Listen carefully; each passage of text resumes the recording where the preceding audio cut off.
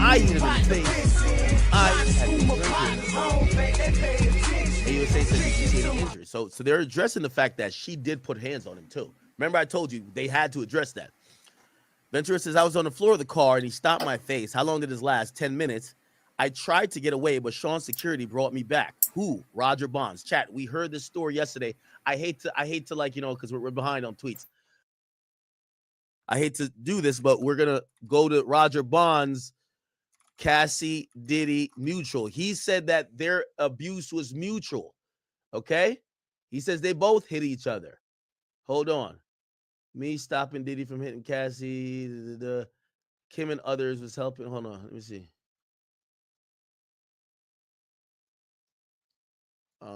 Roger Bonds, Cassie hit him as well. Let me see. I'm trying to play the video for y'all.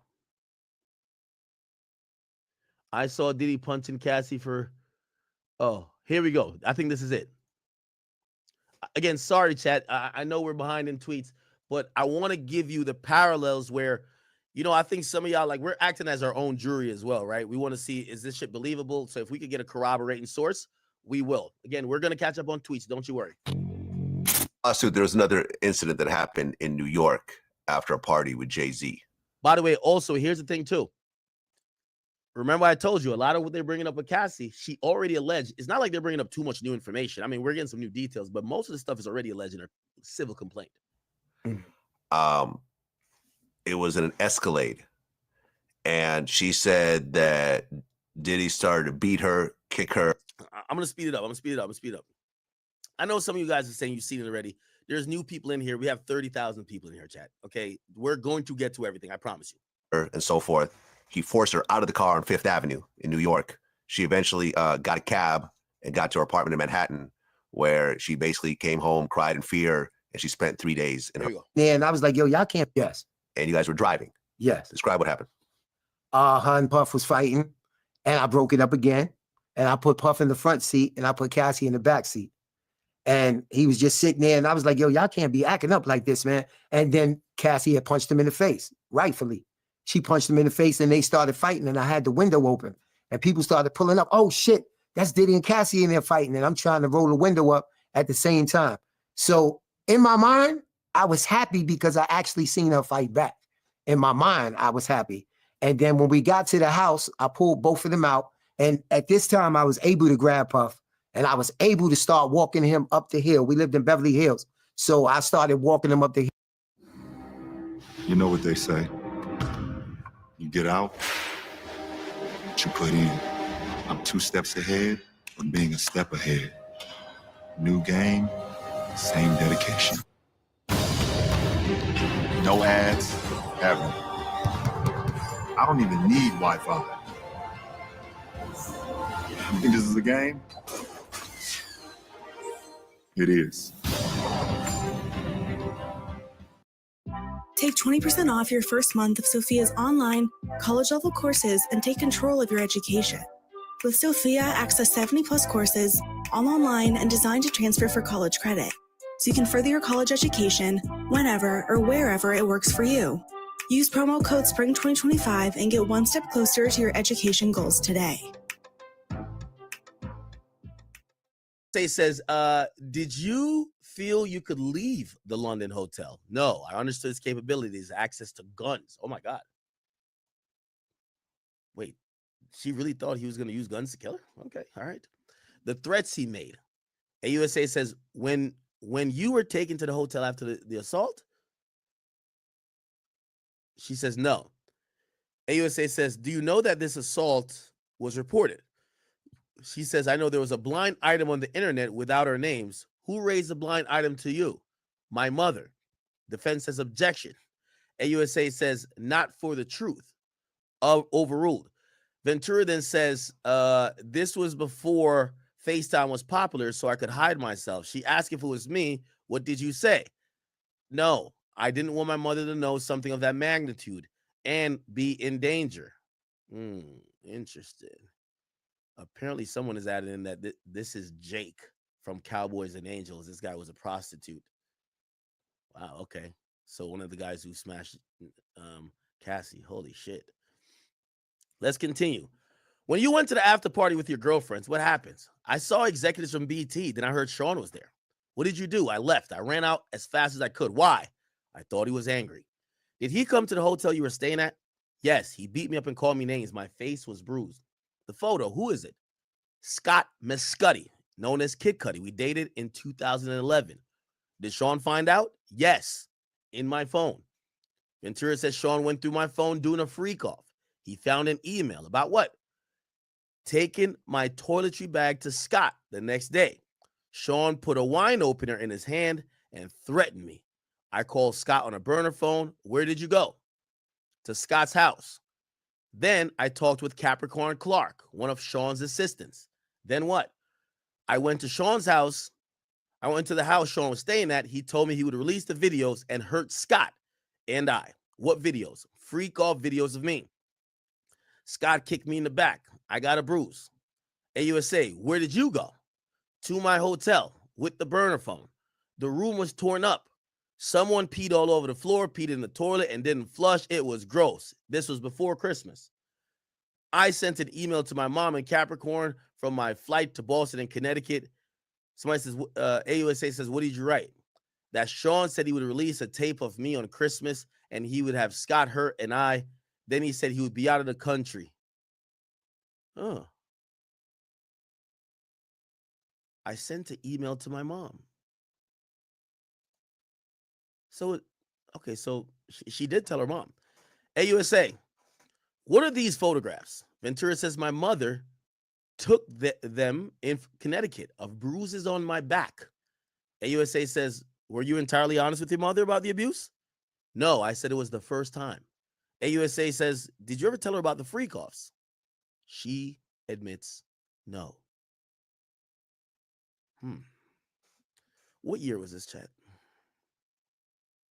What year was this? There's a BET party. This is 2011, it seems.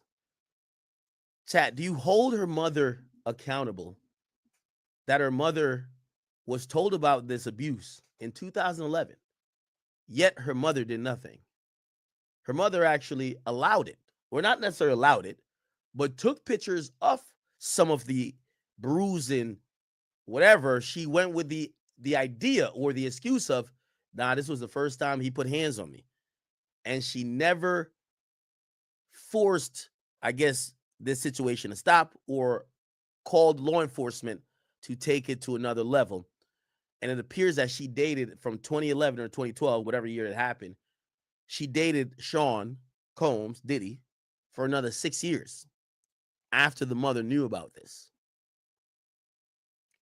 Somebody said, what the fuck could the mom do? Well, you're right. I mean, she's a grown woman. I'm just asking. Well, the reason why I know some of y'all say, what the fuck could the mom do? But aren't we assuming or going under the assumption that Cassie is stuck in this situation in a cycle of abuse where she is like literally helpless? She's like a child.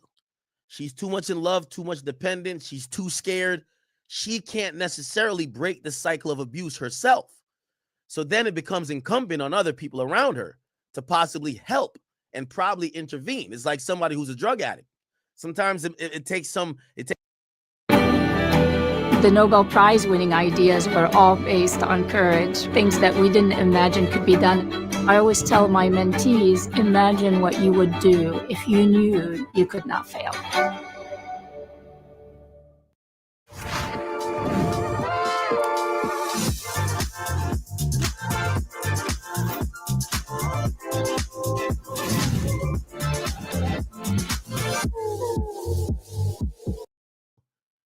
The only thing I could say is that maybe her mother should probably advocate a little bit more for her. How, you get what I'm saying? Not saying it's her mom's fault. Even though I think I did ask you a question if it's her mom's fault, but not saying it's her mom's fault, but do you think her mom could have done more? Because like, think about what she's in court testifying to now. This is traumatic. This is life-changing. This is something that probably has destroyed her memories of what her 20s were. Okay. Let's keep it going. By the way, it appears that Diddy then what? I went to the house Sean was staying at, and he said he was going to release it, blah, blah. Sean kicked me in the back. I got a bruise. Where'd you go? I went back to my hotel with a burner phone. So did Diddy go to the room and tear the room up, peed on the floor, pooped in the toilet? What the hell? Imagine Diddy going to the hotel, peeing on the floor, pooping in the toilet, don't flush it. So I sent in an email to my mom in Capricorn for my flight.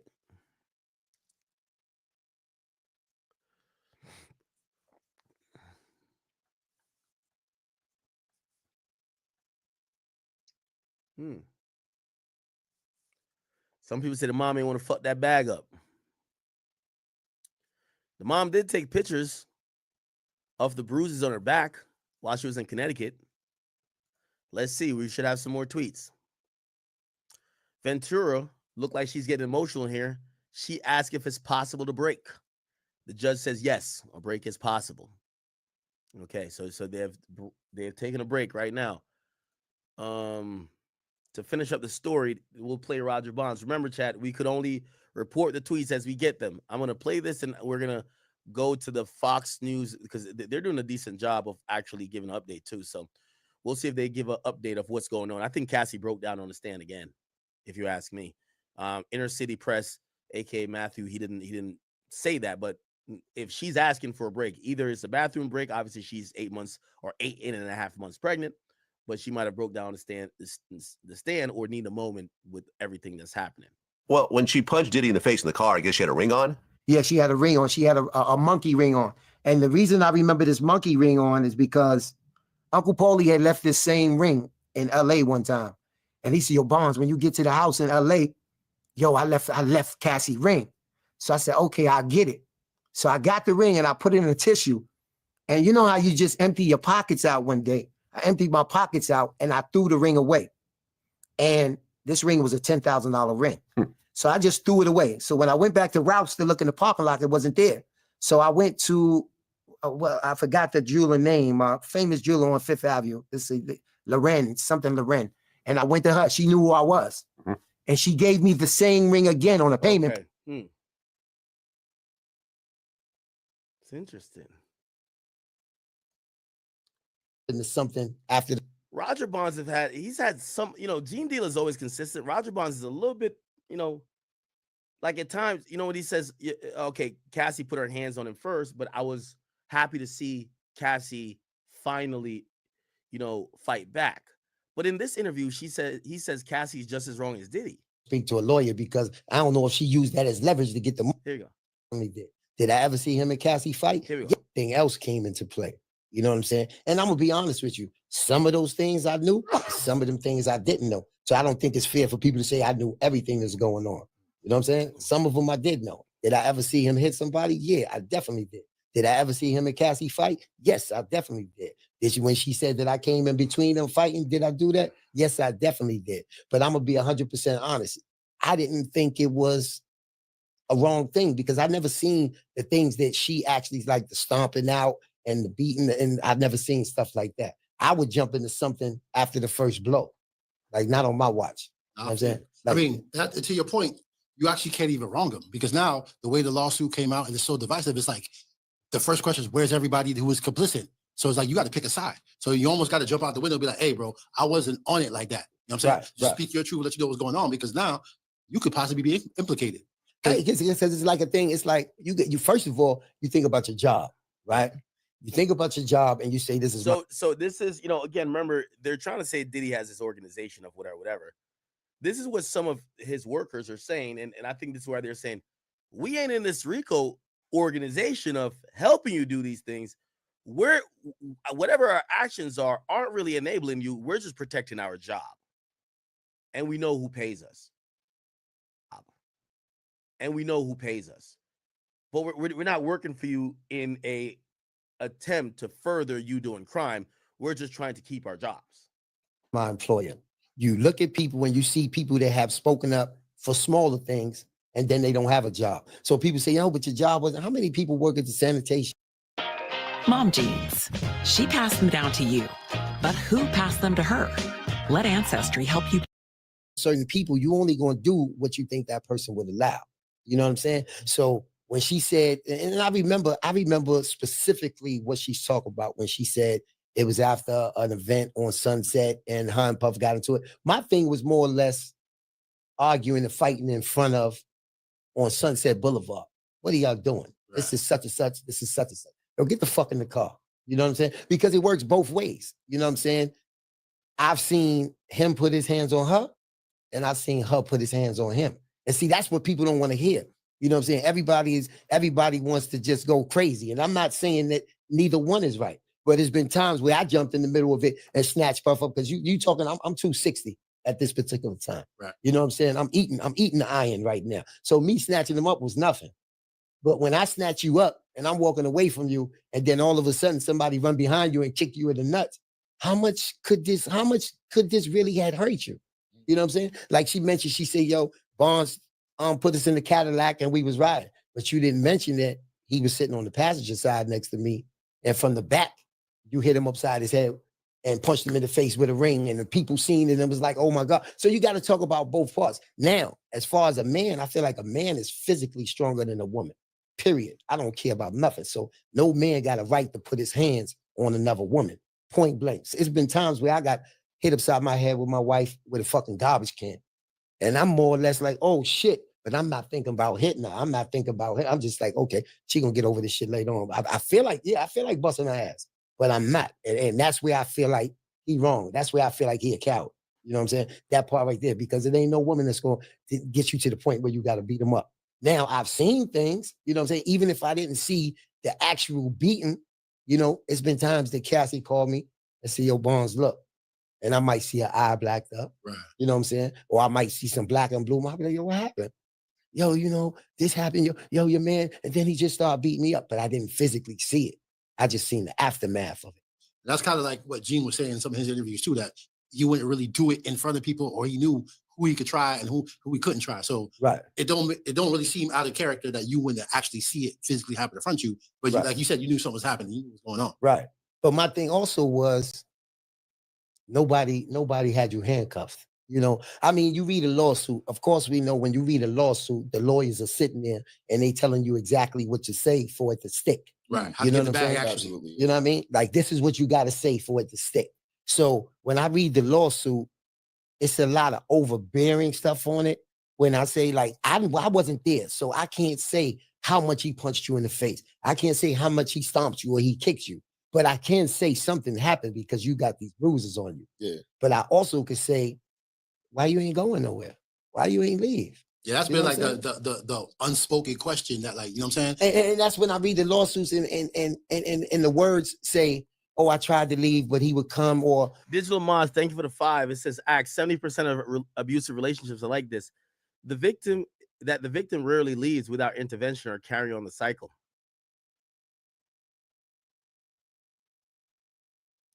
Facts.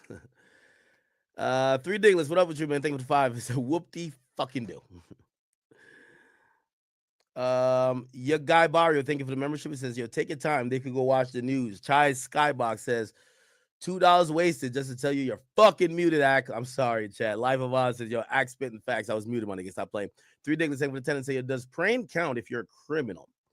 I guess 3 Dingless is saying, yo, you feel like Tory's capping, huh? Dion C, thank you for the 5. Say, yo, Ack, Jane Doe is 50's baby mama. I'm a truck driver too. Ooh, do you think so? Do you think so? So remember, we got 3 people. We got Jane Doe, who supposedly is victim 2. She's not identified as victim 2. She's identified as Jane Doe. Mia is a personal assistant. Cassie is known. I would imagine that Jane Doe might have a public name, because why not want your name to be known? We see so many people like chasing a bag off of being a victim. If your name is said as the government thinking your statements are so valid enough that you think your statements are so valid enough that, remember, Lil Rod is not in this case. There's 100 more people that Tony Busby claim he represent. They're not in this case. Cassie's in this case. Mia's in this case. Supposedly Chef at some point is going to be a witness to this case. We've seen some sex workers, at least one in this case. We've seen a security guard in this case. Jane Doe. Now, granted, like, you know, we have to be very careful because, you know, maybe it's not about a money grab. Maybe it's like, yo, bro, I don't want to have to recount that this nigga had people pissing and shitting on me, and the nigga was inserting all type of shit in my anus and my pussy, and yo, like, shit. I think I've seen some of y'all even say it now. Thank God Cassie's married, but a lot of people are looking at Cassie like, yo, damn, what man would take you after this? So it is embarrassing. So I could see that, but some people are saying maybe Jane Doe is 50 Cent's baby moms, who has a public name. And you remember she was mad when 50 called her LSW, which is a little sex worker.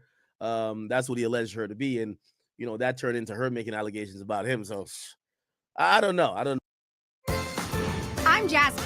I'm Allie. Two Florida friends who love to hit the open road and see where it takes us. Check out our channel and see what we find along the way. On the new episode of Discovery Drives, we're exploring beautiful Winter Park.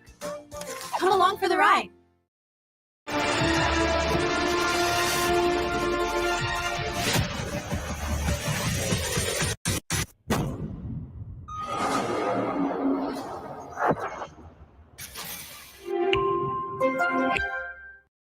Up eventually to see those details about his mom. That's traumatizing, I believe. Okay.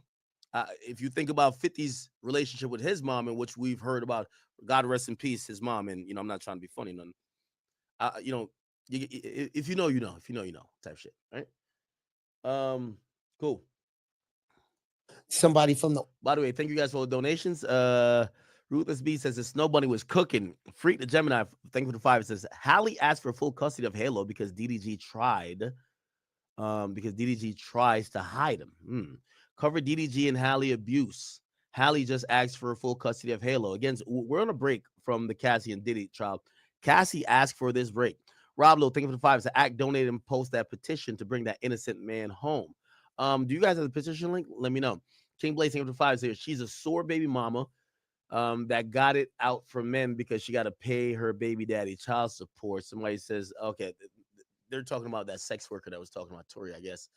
Let me go look at what's going on with DDG, because I just seen something on the Shade Room, and it appears that Halle is now taking it officially to family court, and she has filed for sole and legal physical custody of her son Halo. According to People, Halle Bailey requests sole legal and physical custody of her son Halo and asks the court to prevent ex-DDG from taking him out of LA. In a recent court filing, Halle Bailey accused her ex and father of her son DDG of abuse. She was granted a restraining order. Now it looked like she's seeking sole legal and physical custody of her son. According to documents obtained by People, she's looking to get sole physical custody. She's also asking the judge to order DDG not be allowed visitation with their son, but supervised visits with the professional companies once a week for 6 hours while Halo's in Los Angeles.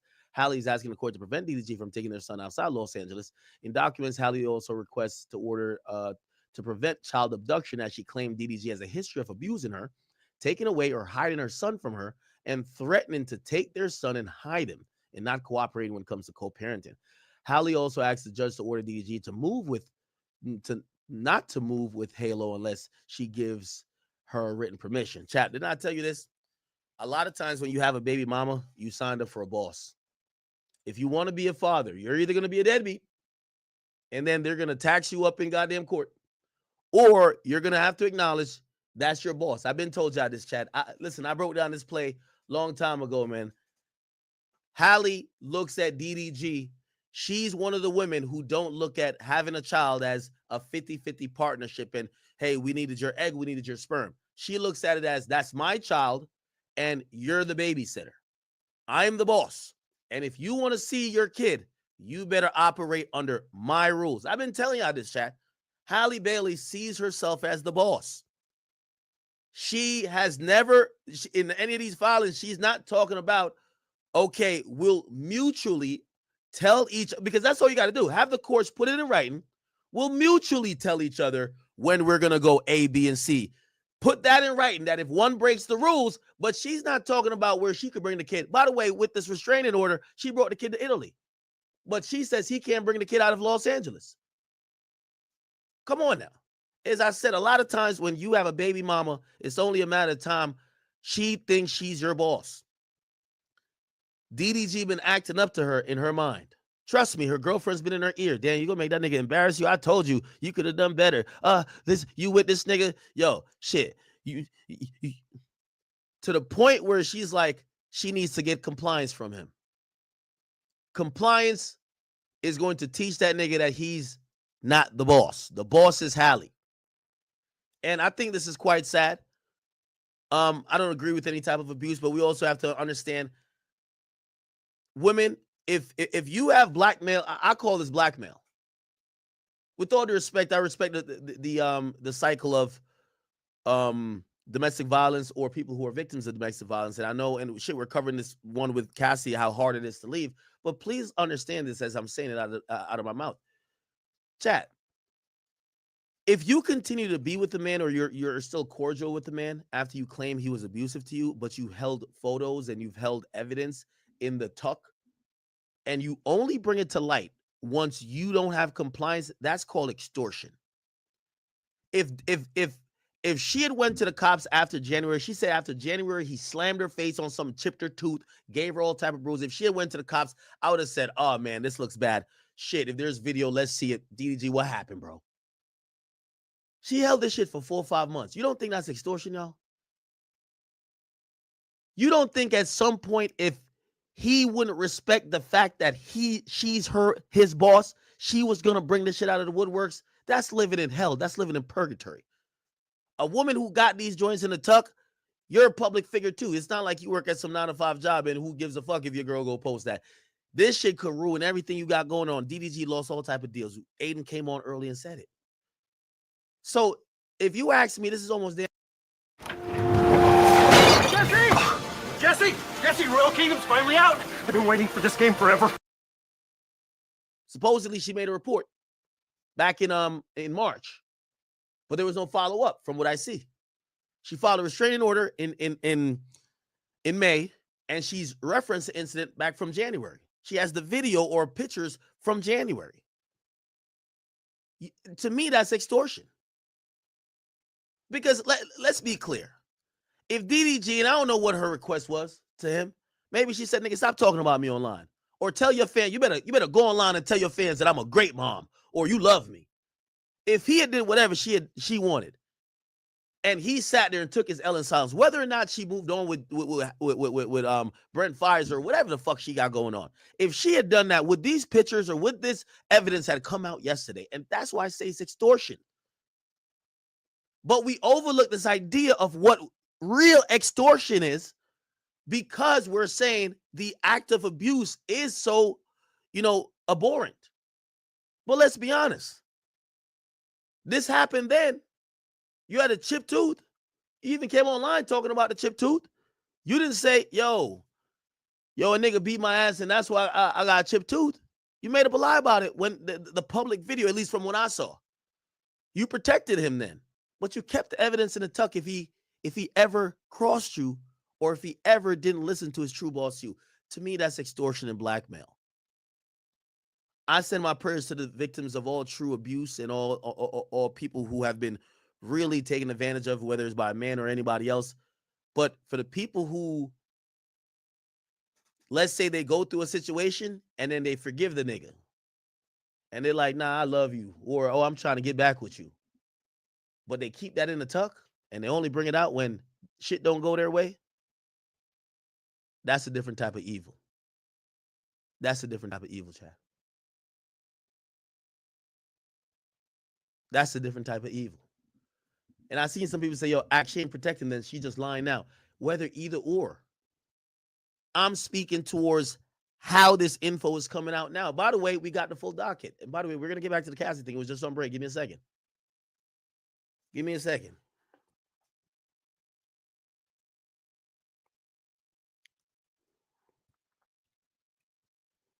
We have to, at some point, start analyzing, could abuse be used as a weapon at some point? Oh, okay. Well, you hit, and by the way, there are people saying she hit him, and she's put hands on him before, and I guess maybe it was mutual. I don't know. You see, a lot of times I keep telling you, I like staying out of dick and pussy business. Anytime, so here's the thing. Supposedly, they've been like, that's what some YouTubers are saying, that there was some violence. They both would, she hit him sometimes. Maybe he would have done some shit. Here's my thing. If they got back together, that's why I always says, anytime, like, for example, Boston Richie girlfriend, like, got emotional one night. They fought. She went to the cops. I ain't saying a woman shouldn't go to the cops. I ain't saying a man shouldn't go to the cops. But if you get back with that nigga afterwards, how much of a victim are you? If you get back with that person, or you didn't go to the cops and get back with him, and you only bring this shit up when this person don't follow your rules because now you think you have an advantage, I think that's called extortion. Sorry. We got the full docket here. And by the way, you could tell she fed this thing to TMZ. Well, it was actually a public filing on the domestic violence. But even then, LA don't have the domestic violence protections. Like, how people have this document?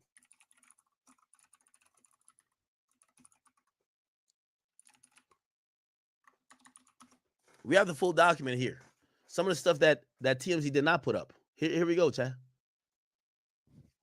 Here we go. It's a long-ass restraining order. She writes a whole bunch of stuff. She says she wrote a statement and a half. By the way, this ain't snitching. This is domestic violence, so we ain't even going to try. This ain't snitching. I'm Halle Bailey. I got personal knowledge of all the facts I state below, and if I was to be called a witness, I could competently testify to put that nigga DDG in jail. That's what she says. Look, I'm reading it. I'm the petitioner, Halle Bailey. Declare I'm the petitioner. I have personal knowledge. I could competently testify to what the fuck I've written here. I submit this declaration in the request for a domestic violence restraining order. Daryl Dwayne Granberry, aka DDG. We're having a romantic relationship from 2022 to 2024. Our son Halo was born in 2023. Through our relationship and continue to date him, he's continued to become physically, verbally, emotionally, and financially. Ooh, you see? That's one thing they start throwing into the mix now, chat, that financial abuse shit. I am seeking orders to protect myself and our son from his ongoing abuse. He's a professional YouTuber, Twitch blogger, and rapper. Whenever he wishes to cause upset, he starts bad-mouthing me to his millions of fans. He claims I'm withholding his son or I'm with other men. As a result, I've received threats and hate on social media. He tries to set up drama for his fans. He goes live, ranting about me, alleges I'm keeping Halo from him. This is false. I've requested a set schedule, which he refuses. I'm a public figure as well, and subject to public scrutiny and hate. As recently as this morning, okay, all right, so let's figure out what happened on the 13th. Daryl was given an interview in Miami on TikTok, talking about our relationship, flipping the script, claiming he's getting hated on by his fans. To be clear, I do not go on social media discussing our relationship or any of our issues related to our son. Only he does that.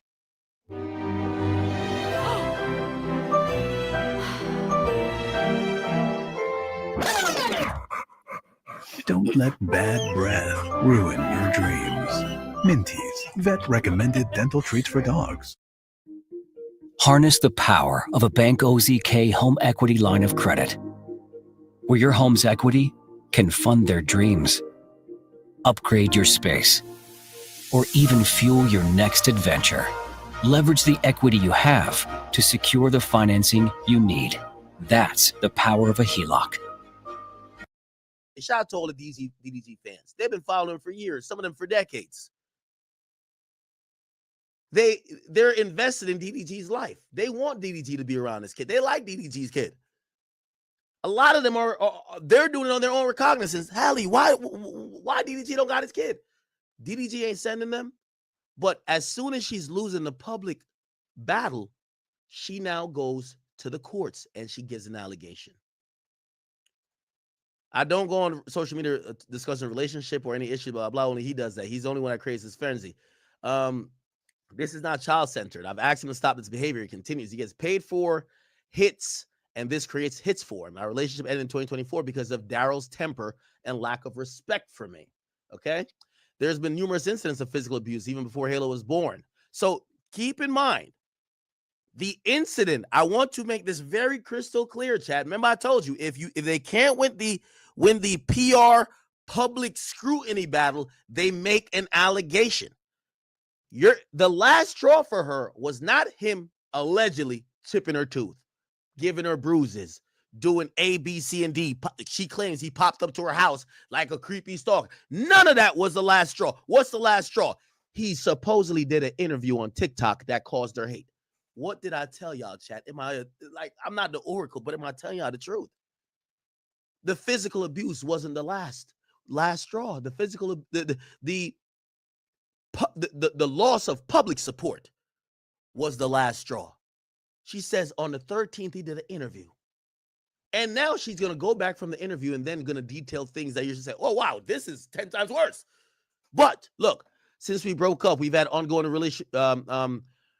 ongoing issues related to his last minute demands to see Halo without any schedule. He will not commit to regular visits or schedule for regular visits. He demands Halo when it's convenient for Daryl only. I never know when I'll get Halo back. I keep telling you, she's the boss. I don't know when I'm going to get him back. You know what that means? I don't know when the babysitter is going to return him to the proper owner or where he will be. Based on my discussions with him and his mother, I'm aware that Daryl leaves Halo with his mother most of the visits, and his mother cares for Halo. I want Daryl's family to be close with Halo, but I believe Daryl should be present instead of leaving the kid with the family for days. Daryl called and said he was coming over to get a kid on January 18th. I let him in the house. I let him in the house and asked him to politely when he would bring Halo back. I repeatedly asked him to set a schedule. He didn't want to talk and refused to tell me when he would bring her back. I'll bring him back. The discussion continued as I walked with him outside. So it looked like she was trying to like, yo, say, when are you bringing him back? The discussion continues. I walked with him outside and put Halo in a car seat. I was buckling the baby in the car seat and physically got into the car to adjust the car seat. I had left my front door open and not fully dressed, and I wasn't even wearing shoes. Daryl kept saying, get out of my car, bitch. Halo was crying. I repeatedly pleaded with him to stop calling me a bitch. I felt nervous that he was going to take Halo with him and was very agitated. I did not feel safe leaving a baby with him in this state. Once again, that's the father of your child. She constantly talks about this man like he was competent enough to nut inside of her, but he's definitely not competent enough to take care of his own child. Once again, this is the reason why you might, if this goes to men and women, you need to have kids with your wife. Because the baby mamas of this world look like they look at you as a babysitter. I didn't feel comfortable with him taking my child. Well, it's not his child too. She doesn't see that way. You could tell. I also wanted to know when he would bring Halo back. He wouldn't tell me. This argument escalated. Next thing I knew, things got physical between us. We fought each other, wrestled, and tussled. One point, he was pulling my hair. He then slammed my face in the steering wheel, causing my teeth to be chipped. I then stopped fighting because I was in a lot of pain. I wanted to get out of the car with Halo, but now I was stuck. Daryl said, since I would not leave the baby in the car, he would take me with them. He drove quickly towards his house. When we arrived at his house, I was crying, told his family what happened. I begged his family who were there to help me figure out a schedule with him. They said, just leave Halo and go. I left hysterically. I had bruises on my arm, chipped tooth. She puts an exhibit. March 3rd. Daryl had Halo in his care. I was trying to pick up Halo at 3 p.m. that day. Instead, at 12 p.m. while I was away from my home, Daryl came to my home, entered my home without permission or knowledge. He does not have a key to my home. I will bring a copy of the Ring camera footage that shows Daryl enter the side door of my home and going upstairs. After he entered my home, he went to my bedroom and sent me a picture of my empty bed. He sent me a threatening text. Now I know what you've been on. LOL. That's a threatening text? Okay. Which I understand to be accusing me of having sex with other men. This left me feeling unsafe and nervous that he would enter my home again when I was there. Halo and I was both sick with RSV at my home. Daryl stopped by to see Halo. I warned about her sickness. I made it clear I did not want Halo to leave my home because he was sick. When I told Daryl that, he became angry with me. He raised his voice and became verbally abusive, hurling bad names at me. He then saw that the Ring camera was... You know what they say. You get out, what you put in. I'm 2 steps ahead, but being a step ahead. New game, same dedication. No ads, ever. I don't even need Wi-Fi. When I realized that my family member was on the phone line, he began enraged. Around the same time, I noticed he also saw the Ring camera was back on, so he smashed the camera. I have this also recorded, and we'll bring the recorded to the hearing. Daryl then grabbed my phone, hung up on the call.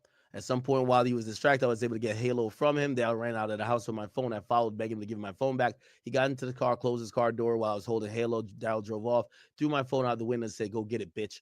As a result, I filed a police report, attaching Exhibit 3, a true copy of the police report. By the way, you could tell. So this is a witness statement. You could tell she was helped.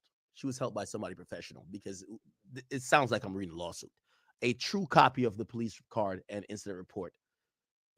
When you see a true copy, like, that's lawyer talk, bro. That's paralegal lawyer talk. Like, that's not a distressed woman talk. Trust me. Okay. Remember, this is supposed to be her statement, because it doesn't say it's prepared. It's a declaration of her. It doesn't say it's prepared by a lawyer. We could go down. Does it say it's prepared by a lawyer? We could go down. Nope. There's no lawyer there. So I'm telling you, she's being helped by someone. You just don't know who. Okay. This lack of scheduling Daryl random demands caused me great distress. I'm a singer and actress, and I often am on set and having to arrange schedule ahead of time. I must be able to work. People began threatening me, and this creates fear. I've attempted to work with Daryl to set up a schedule, but he refuses to talk to me and goes live to blast me to his fans. I was filming in New Jersey last month and arranged for his mother to come and take Halo for a visit with his father, and coordinated a trip. I learned that Daryl had purchased a one-way ticket for his mother to come to New Jersey and take Halo to him. He had demanded I pay the cost of the return ticket and would not book it. I had a lawyer get involved to protect our son, drafting an agreement to ensure our son returning. I was glad to facilitate the visit, but it created tremendous stress for me and disrupted my work while I was dealing with Daryl threats. This court should be aware that Daryl's mother and I discussed further visits after the visit last month, but Daryl chose not to see our son. This is not unusual. Daryl usually goes often weeks and months without contact, then demands to see him that very day. Daryl's mother and I discussed that I would be back in LA with Halo, returning our communication. Then on May 5th, the night of the Met Gala, he started up online again. He went live on his Twitch, voicing that he was unable to see his son, implying that I was keeping Halo from him. He then created a firestorm around freeing Halo from me, seeing various social media messages directed at me.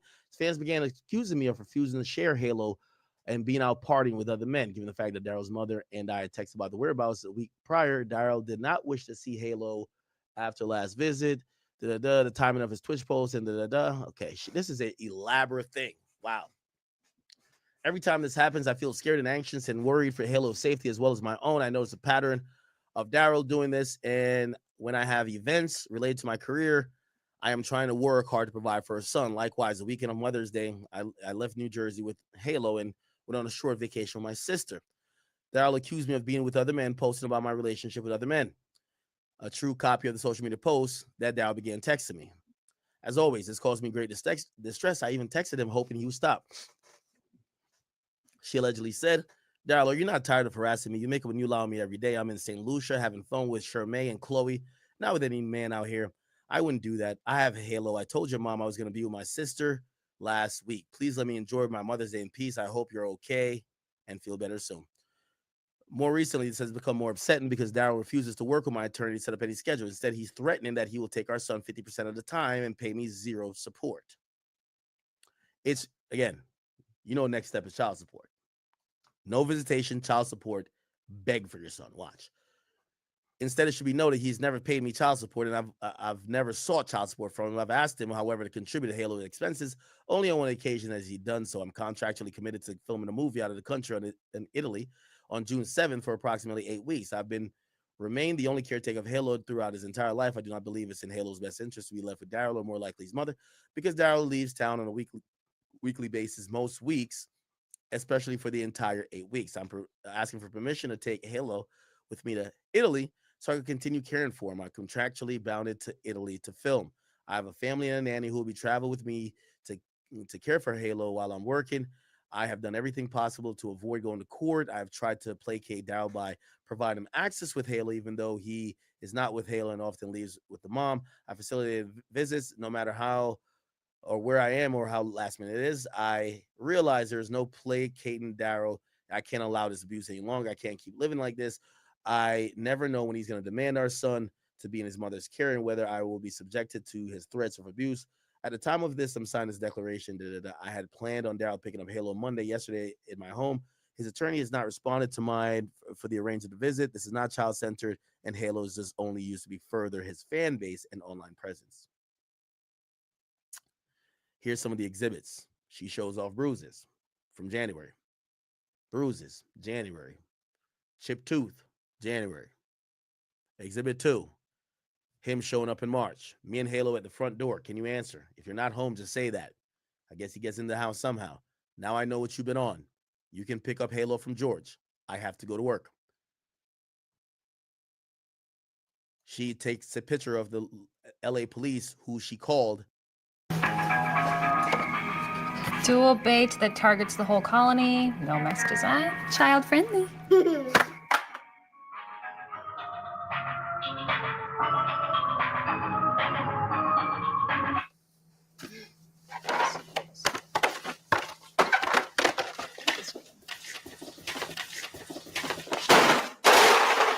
Rescue. Not recommended by 10 out of 10 ants.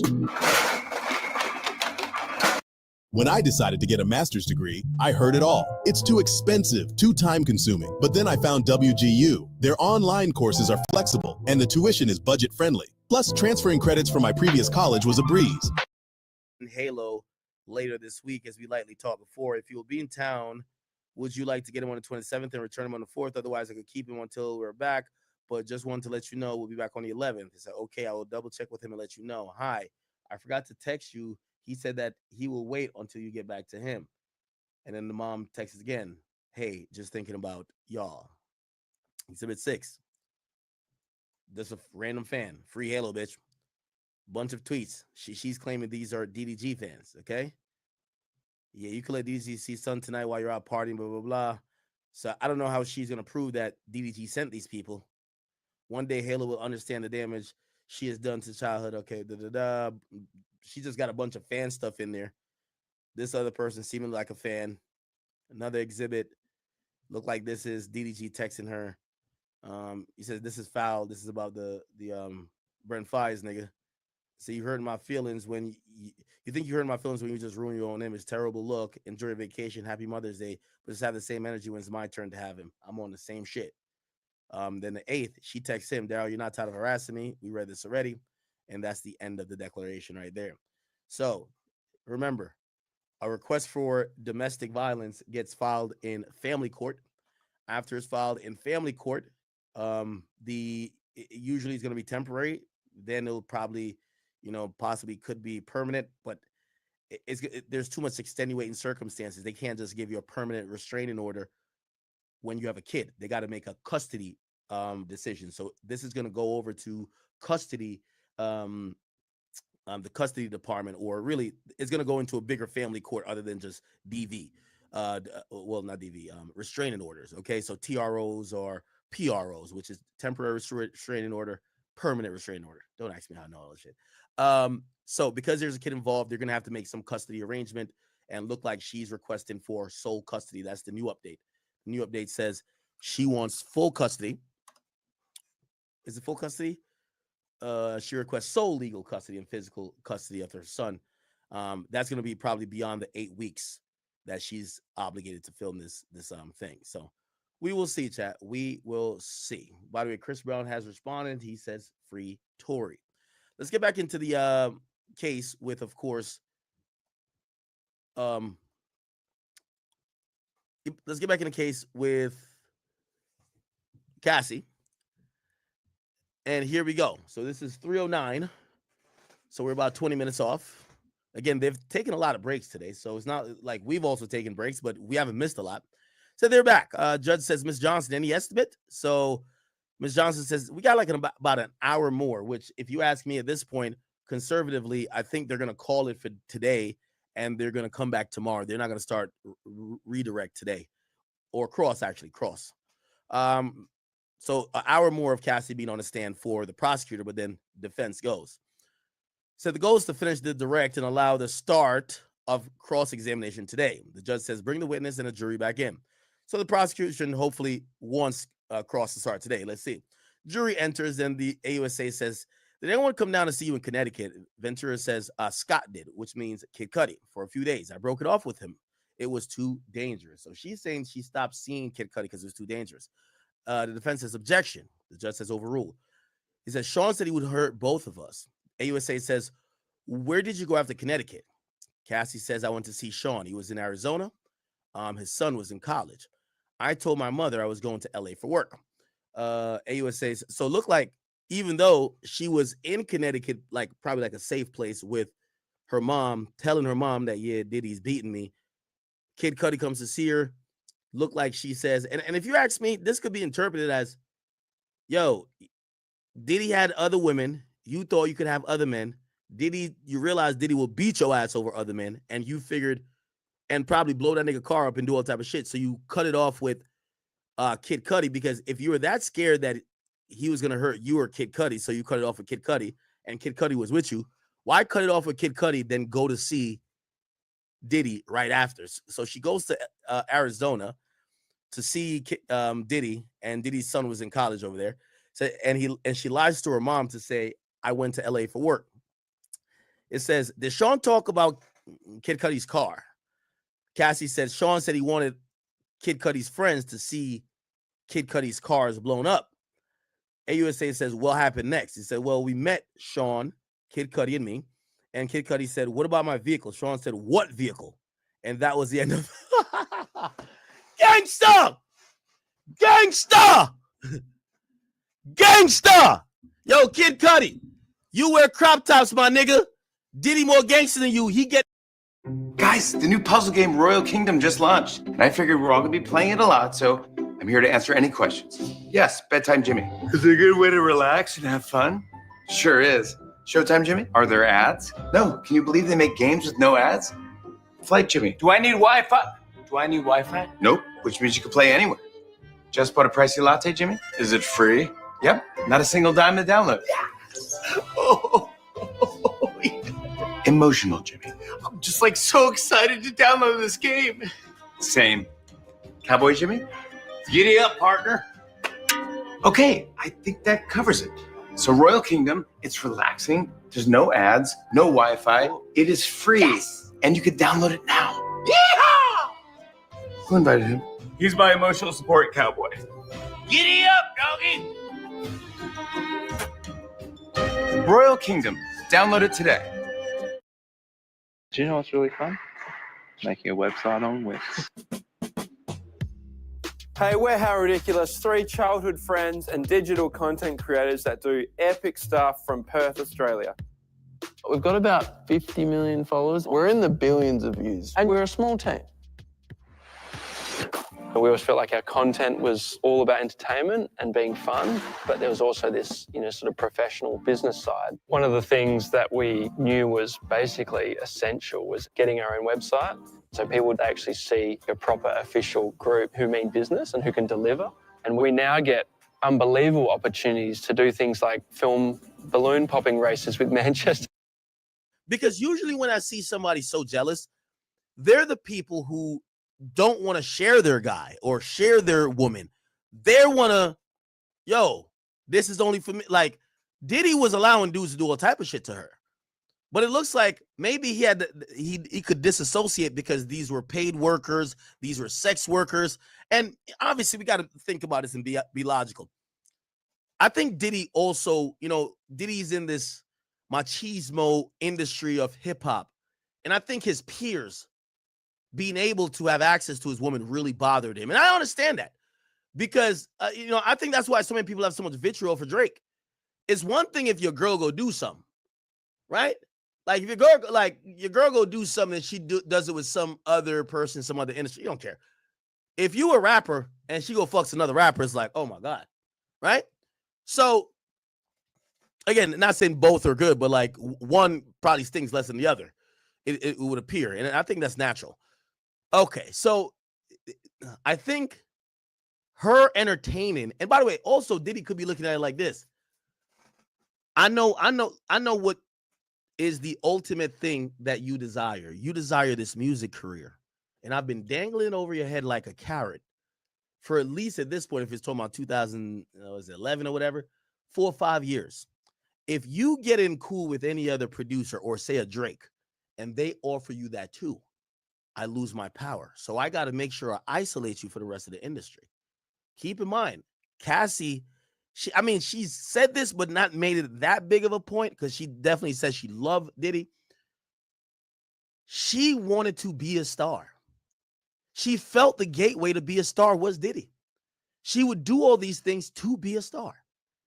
If she met someone else, whether it was Kid Cudi, maybe a BT executive, maybe a record executive, maybe another producer, maybe it was Drake that could possibly open more doors, maybe sign her, maybe stop her from doing busy work and free calls, but actually invest in her career, she might break out of the spell that Diddy had her in.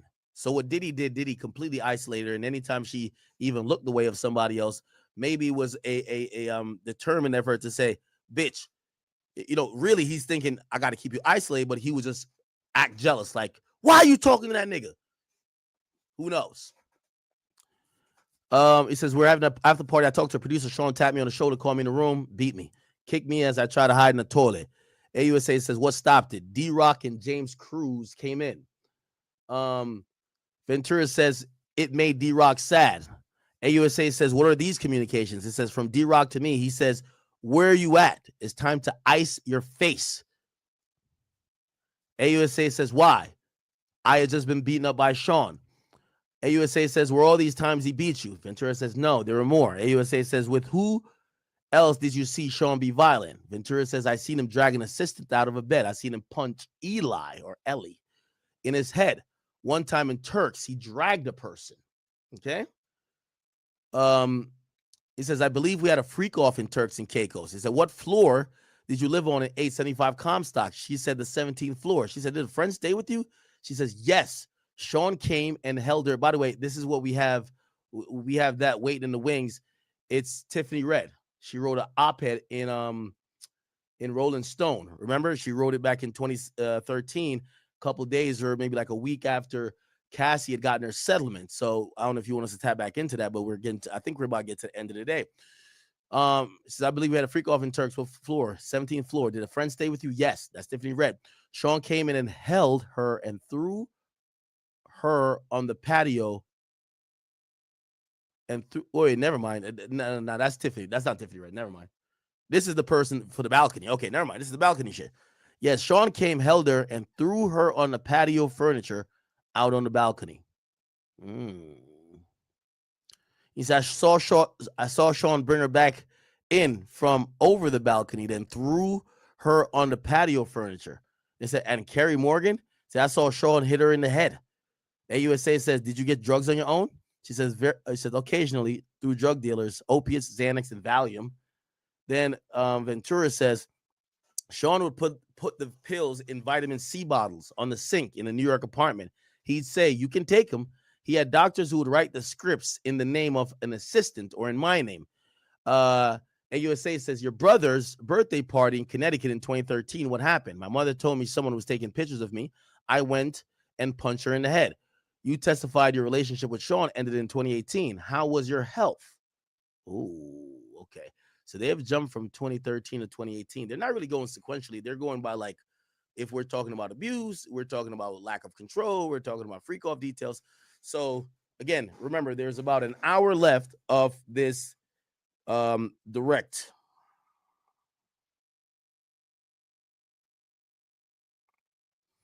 Okay. A lot going on, chat. A lot going on.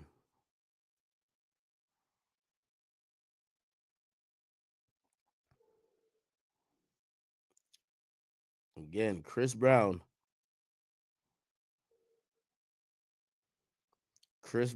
has said free Tory Lanez. Give me 1 second.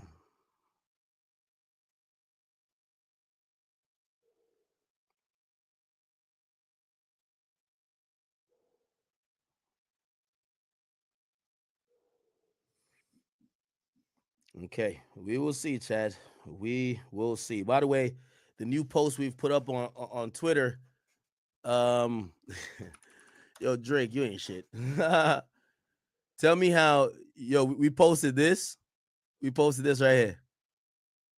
That Drake didn't like this post where Cassie got attacked for going to Drake shit, but he liked the post about Tory shit right here. Well, you can't see the like, but he liked this post. So Drake definitely saw it. Drake just ignored it. He probably don't want to beef with he probably don't want to beef with Diddy. Or it's water under the bridge. Who knows? Okay.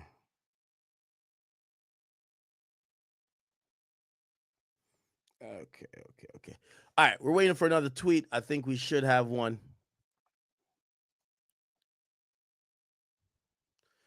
Ventura says, so this is after, so basically the question before was, you testify your relationship ended in 2018. How was your health? She says, well, I was sleepwalking. I had PTSD.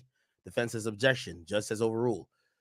AUSA says, what is this? It says, this is a photo of my front door in 2018. AUSA says, publish it to the jury. Why is there a knife there? Ventura says, Sean was coming around a lot, so I had it. Wow. So apparently, she had a knife by her front door, and she had that knife because she thought Diddy might show up, and she needed to have some protection in case she had to stab that nigga. Wow. Interesting, people. Interesting. AUSA says, August 2018, what happened? We were having a close conversation at a restaurant in Malibu. He was trying to convince me to go to Burning Man. Were you seeing anyone? She admits. So she was cheating. She was seeing her now husband, Alex Fine. I think this is where he's going to be asked to step out of the room. Yeah. I think at this point, he's going to be asked to step out of the room, y'all.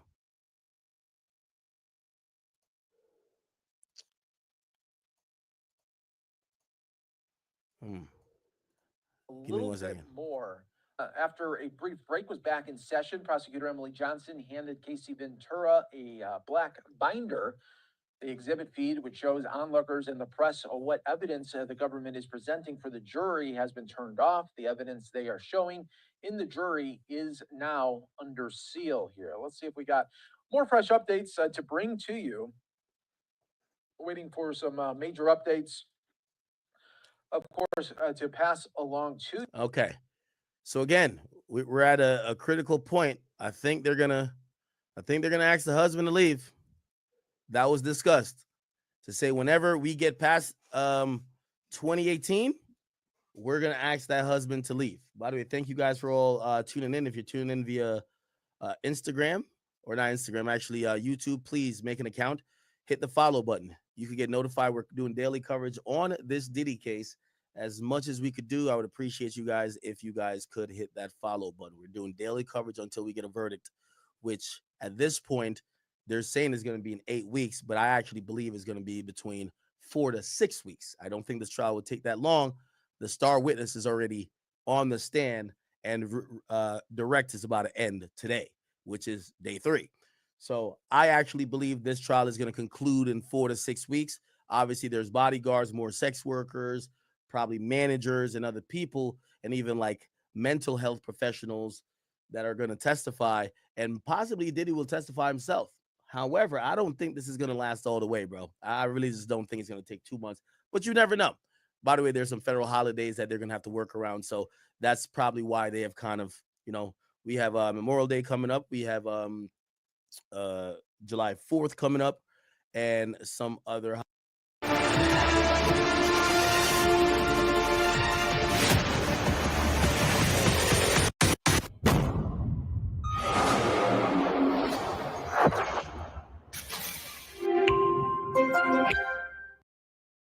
What the best part about using the Stopwatch Pro is that it's so easy to get into. You don't have to worry about any batteries or locks, and the best part is abusive power control situation that in the eyes of the government actually culminate into sex trafficking and a racketeering sex trafficking. We'll see. Let's see if we get an update right here. I think we did. Okay, great. So, wow, now we finally got to the alleged sexual assault. So apparently he says, what happens next? He says, Sean came to my house and raped me. Wow. Okay. Sean came to my house and raped me on my living room floor. His eyes were black. It was like taking something from you. Did you cry? What did Sean do? He continued to finish inside of me. He got up, then left. AUSA says, did you ever have sex with him ever again? She says, yes, I did. Voluntarily that time. We had a good night. I went back to his house. Can you explain why you did that after he raped you? We had been together for 10 years. That's going to be some crazy testimony there that the jury is going to have to weigh. We hear in the Shannon Sharp case that supposedly the woman who claimed she got sexually assaulted in 2 different instances, she didn't say she never had consensual sex with him after the first time ever again. She just said that time I didn't consent. And then she pointed out another time she didn't consent. In all of these times, and also including this, if we juxtapose it to the idea that she starts to cheat with her new guy, Diddy finds out, and Diddy's like, no, you're my bitch. I'm coming over to go get what's mine. She's like, no, I don't want to have sex with you. And Diddy supposedly forces himself on her, fucks her, comes in her, and she was non-consensual in the encounter. Whatever ended up happening, by the way, I know some of y'all were really wondering about the husband. The husband had to know that while Cassie was with or starting to date the husband, right? Because think about this. So remember, you were seeing someone. She admitted she was now seeing her husband. So essentially, she got raped. This is what she's alleging. She got raped by Diddy after she was dating her husband or starting to see him. And then she admitted that she willingly cheated on her husband with Diddy after a good night. So maybe her and her husband wasn't all the way locked in. They were just kind of like fucking around this and third. But, that is going to be a thing for how the jury is going to perceive it. Well, you claim you got raped here, but then you claim you had a good night here. What's the difference? Now, in the case of Shannon Sharpe, there were clear text messages where the woman says, Shannon, I told you no means no. I told you you should have used the condom. I told you I didn't want it in my butt, or whatever she was saying. And then Shannon was like, I'm going to call you. So she made a note on the record to kind of like, yo, this wasn't consensual. It appears that, I'm wondering if Cassie ever texted Diddy after the rape and said, yo, brother, what the fuck did you just do? Yo, because anyway, they eventually get cool enough that they have another night and it's supposedly consensual. Okay. Remember the question says, did you have sex with him ever again after the rape? She says, yes, I did voluntarily. We had a good night. I went back to his house. AUSA says, can you explain why you did that after he raped you? She then says, we had been together for 10 years. Okay. So she is admitting that she pretty much damn near cheated on her current husband with Diddy after she alleges that Diddy raped her. This story is getting wild, people. This story is getting wild. King Blaze, thank you for the 5. Says she's just a sore baby mama that got it out for men. Oh, no, my bad. I read that before. Carry My World says, yo, breaking news, new Tory Lanez evidence. The chick was lying. We actually watched the whole thing in terms of the press conference. The check-in report. What up with you, brother? He says, semen marinated man nipples is crazy. I'm scarred for life, even knowing that information. Captain Hard says she literally complained about her son being on a stream. Dion C says, yo, Jane Doe is 50 baby mom and I'm a truck driver too. Okay, I read that before. Let me get over to the academy. That's where it's really popping at. Shout out to, is this number real? Hopefully we're not getting bodied. We have 27,000 people just on King Academics alone. If you guys are watching, please hit the like button. I think we should easily get 10,000 people to like it, okay?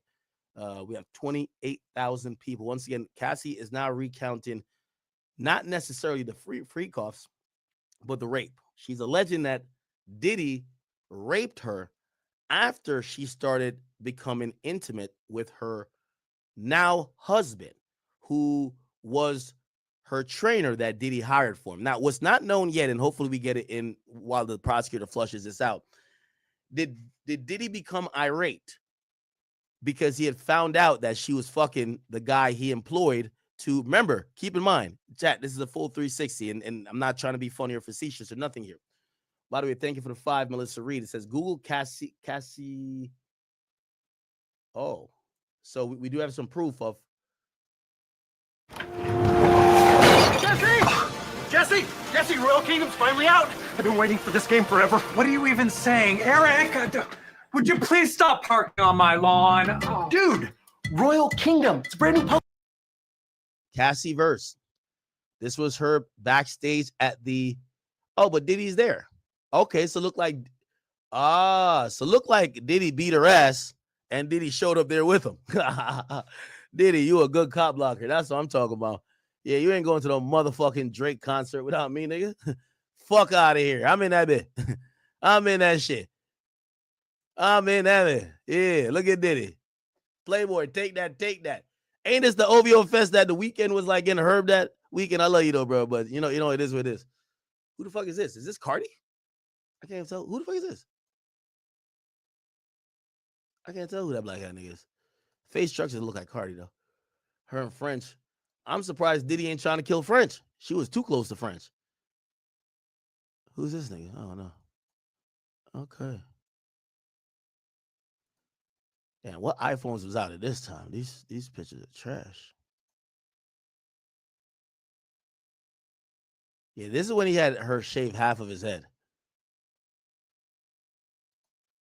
We should have knew Diddy was a little bit sick. Like, this nigga had her shave half of his head, not because he wanted to promote her music, just because he wanted probably some freaky, kinky, sexual shit.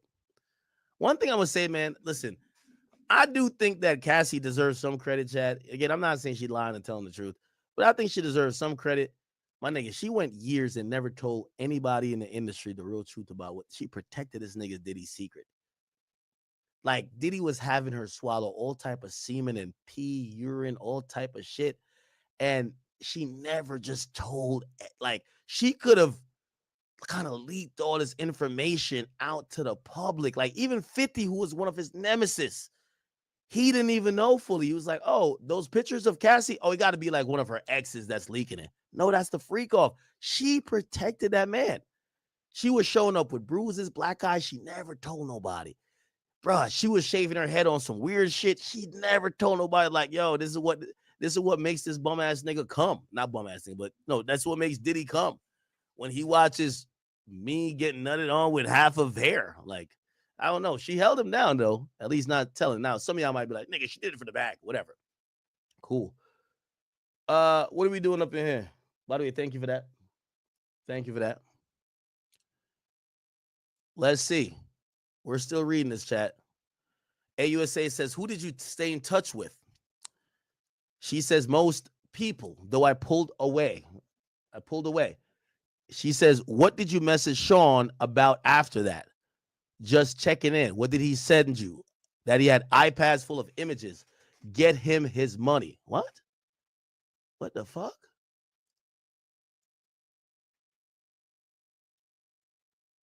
Diddy was telling her, get him his money. Why does this sound like pimping? Like, that's crazy. All right.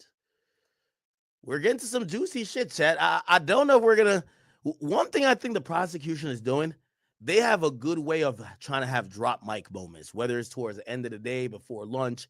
They build up really well, and they almost time when they're going to start dropping some of these details that we're like, oh, shit, what the fuck, right? Okay. So now they're finally at the sexual assaults.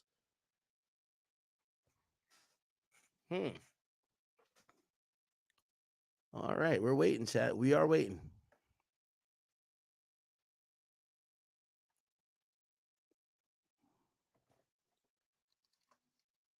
All right.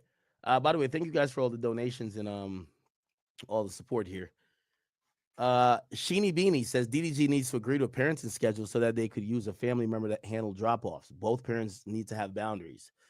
Yeah, well, if that's true, I do think that part is on DDG. He got to agree to some type of, but again, you know, maybe he also has the understanding of he feels like he's being a babysitter to his own kid and he doesn't feel like he has the right amount of rights. I did suggest to him before he should go to the courts, that the courts could properly, even if he got to pay, properly give him the right amount of level of control and custody, and also figure out a way how they determine stuff, because it looks like he was probably pissed off with feeling like he's not the real father of the kid because he can't get the kid when he wants, or like he's on her schedule. So he would just kind of rebel against him and be like, yo, I want my kid today. You get what I'm saying?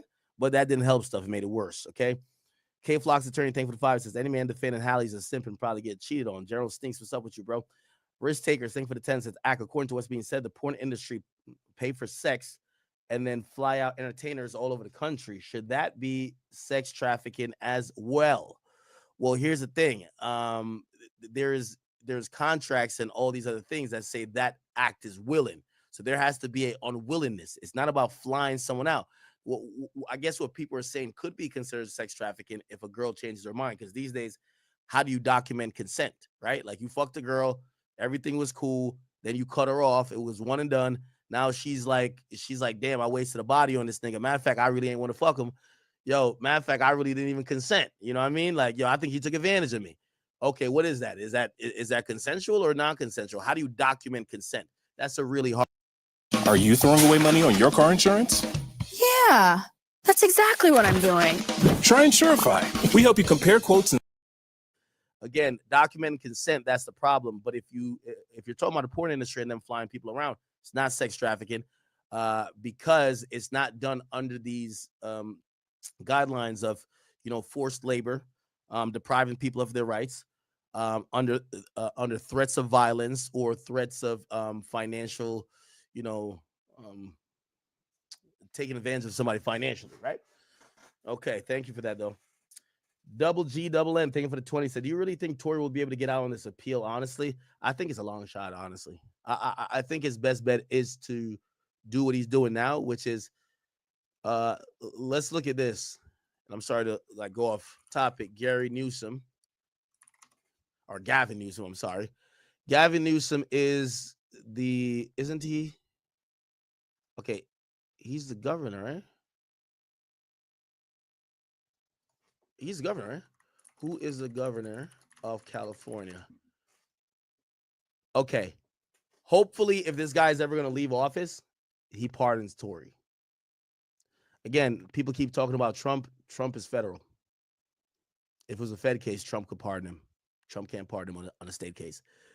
Now, Trump could have some significant interest and influence here, but I don't think there's any incentive for Trump to flex those powers to try to have a sitting governor try to issue a pardon. So it's going to really bank on Newsom. So I think a pardon is going to be one of the things that really work. I think it's long shots for the writ of habeas corpus and even the appeal. But who knows? I could be wrong. We'll see how it plays out after the appellate judge gives their decision on both briefs. All right, let's get back to the CASSIE stuff. Cool. Let's go. All right, bet. So cool. So let's read this again. It says, who did you stay in touch with? This is after the breakup. She says, most people, though I pulled away. AUSA says, what did you message Sean about after that? She says, I was just checking in. AUSA says, what did he send you? Ventura says that he has iPad full of images and get him his money. AUSA says, money back for what? She says, for having to pay my my now husband to be my trainer. Oh, I agree with that. Clap it up to Diddy. I'm sorry. I don't know if he's sex trafficked. I don't know. He's clearly an abuser. Not clapping up for him for that. But yo, if I paid for a trainer to train you yo, chat, y'all realize Alex Fine was supposed to train her for the freak offs. Remember he told her earlier, like yesterday in testimony, she says he wanted me to train for freak offs. So he hired her a trainer for the freak offs, and the trainer just took him from her. So I can't hire no damn trainer, man. Until that chick hit the elliptical, the Peloton, or run around the block. Anyway, I got no problem with that. I hire a nigga. If I hire a mechanic to fix your goddamn car and he done fucks you, I need my money that I paid him to fix your car. He got you now. That's his job to take care of. He should be paying for that. Yeah, now I understand that. What did you write back? Do you want me to tell the truth? It's much deeper than iPads. There was abuse more than freak offs. Oh, wait, what? Is she quoting? She doesn't quoting. She's just talking to the prosecutor, right? Do you want me to tell the truth? It's much deeper than iPads. There was abuse more than freak offs. There was a time I couldn't take the pain. I tried to walk out in traffic. My husband wouldn't let me. I had trauma therapy. Did you write? A book with chapters. My mom helped. What did you want to do with the book? That I wanted Sean to read it. Oh, chat. She's dropping 40 on him. She said she was thinking about contemplating suicide. She's dropping 40 on Diddy. She was thinking about dropping 40 on Diddy, bro. You think this is a text? I don't know if this is a text.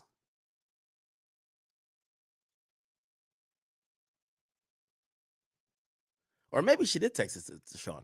You want me to tell the truth? It's deeper than her iPads. There was no, but this doesn't look like she's talking to Sean. More than free coughs. There's a time I couldn't take the pain. I tried to walk out in traffic. My husband wouldn't let me. I had trauma therapy. Did you write? Yeah, I wrote a book with chapters. My mom helped. What did you want to do with the book? I wanted Sean to read it. What pain did Sean put you through? Shame. To carry things that were shameful for him. I took on a lot of responsibility that I should have never have. He brought the concept to me when I was 22. It was expected of me. I felt terrible. How did you get chapters to Sean? Through my attorney. I reached out to KK. I asked her if he read it. She said it was not taken seriously. How much did you ask for the book? 30 million. So we get confirmation. Did you sue? Yes, November 2023.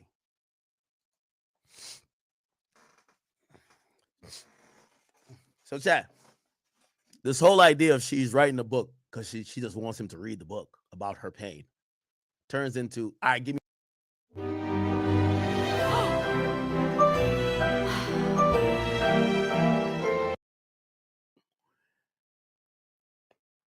Being reasonable. I can't wait till they get out of court and we get like a conversational breakdown of what this moment is like, because I'm reading it and it's confusing. It reads like this, chat. It says, the AUS says, did you write? She says, yes, I wrote a book with chapters. My mom helped. What did you want to do with the book? She said, I wanted that Sean read it. So it sounds like she was almost writing like a letter to Diddy 5 years after, because she's been through so much trauma since 2018 and she didn't know how to deal with it. And she was writing a book and she wanted him to understand how much pain she put him through. But then she said she reached out to KK with her lawyer, which I'm like, I don't know if the lawyer's forwarding the book saying, hey, we just want Sean to read it to understand what he put our client through. And if he understands and if he feels bad, okay, great. Job accomplished. She just wanted him to know that he's an asshole. KK, so look like it's KK's fault. Yo, KK, you know you don't fuck Diddy over, right? You reach out to KK. I asked her if she read it. You're a woman. You dismissed her. If a chick wrote a book of trauma and you dismissed her saying, it ain't gonna be taken serious. Yes, I bet. Now we're gonna hit you with the legal shit. Give us $30 million or we catching you in court. So KK, you're probably fired at this point. Like the personal assistant, you're a woman. You're supposed to understand another woman and the hurt, pain, and trauma. You're supposed to be like, no, listen, nah, Sean does love you. Hold on. Listen, we got to work this out. Come here. I think we should have a meeting. You're supposed to do that. You're not supposed to dismiss her. She started playing hardball immediately. All right, give me $30 million. Y'all ain't do it? I said, did you sue? All right, here we go. What happened with the lawsuit? It's settled for 20. Oh! Bad boy. She got that 20 and she telling on this nigga. Yo, she got 20 M's and she trying to put him in jail for 20 years? Oh, God damn. By the way, she don't give a fuck about that NDA she signed. You could tell. She's letting y'all niggas know, yeah, I got that 20 M's, nigga. Yeah, I asked her 30. That nigga gave me 20, nigga. Oh, nah. Yeah, I need that. I need that for the Twitter real quick. Damn, she ruthless. She ruthless.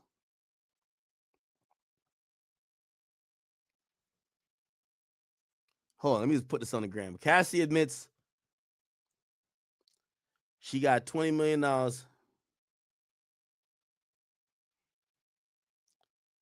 $20 million to not release her book about Diddy, and Diddy settled after she filed her lawsuit for $20 million in just 24 hours. Yeah, Diddy, I ain't gonna lie to you. You should have stalled her out, gang.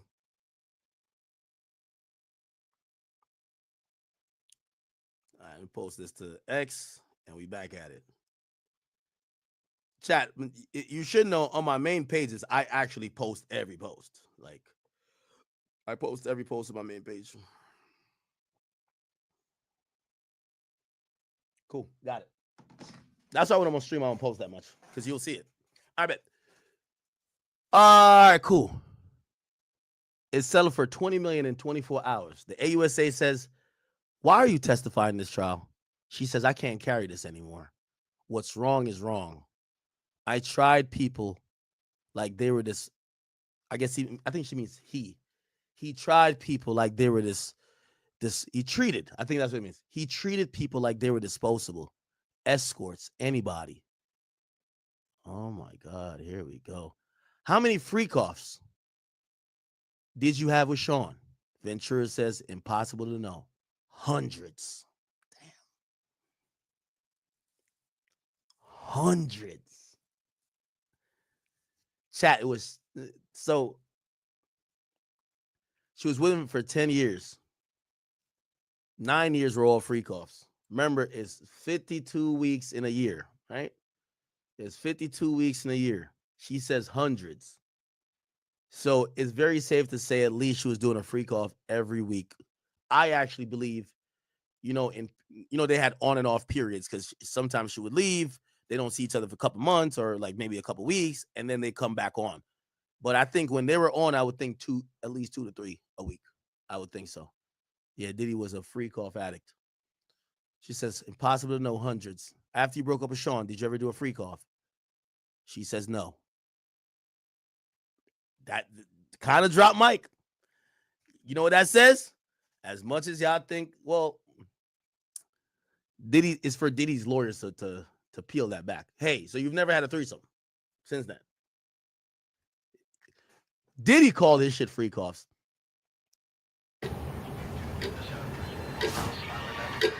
Too much Mac clutter? Creativity can't find space?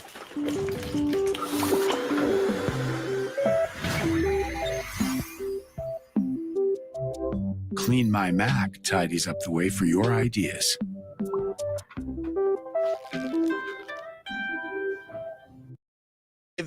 If she told that nigga all the shit she was doing, it's no way that nigga's only fucked her dolo. I know he's like, yo, shorty, tonight we doing a little threesome with this little random bitch from my gym. We gonna get it in today.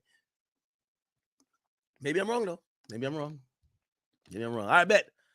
The prosecution rests, at least on direct. So now we're gonna get, and it looks like we're gonna have at least an hour. We're gonna have an hour of redirect. By the way, Levi, Chris, thank you for the $1. Yes, we're gonna have.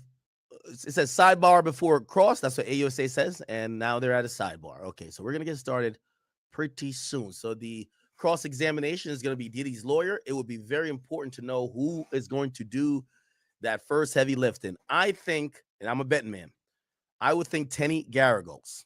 Tenny Garagos, I believe, is the woman that will be able to take some of what she said, that I think she did a great job today of seeming helpless, hopeless, and basically like someone who was being sex trafficked. I think today she did a way better job than yesterday. Tenny has to try to deconstruct some of that and show how she's now playing victim in post. What you mean you wrote a damn book just to show him? Why you couldn't talk to him? Why do you ask for $30 million then? Why do you ask for $30 million 5 years after the act had been over? Granted, she did say she attempted suicide. She did this, she did that. There's some things that you could ask, but I think you got to handle with kid gloves. She's pregnant. She's liable to cry. She's already asked for a break. You don't want her breaking down because you're pressing too hard. You want to handle her with care, and Tenny Garagos might be the woman to do it.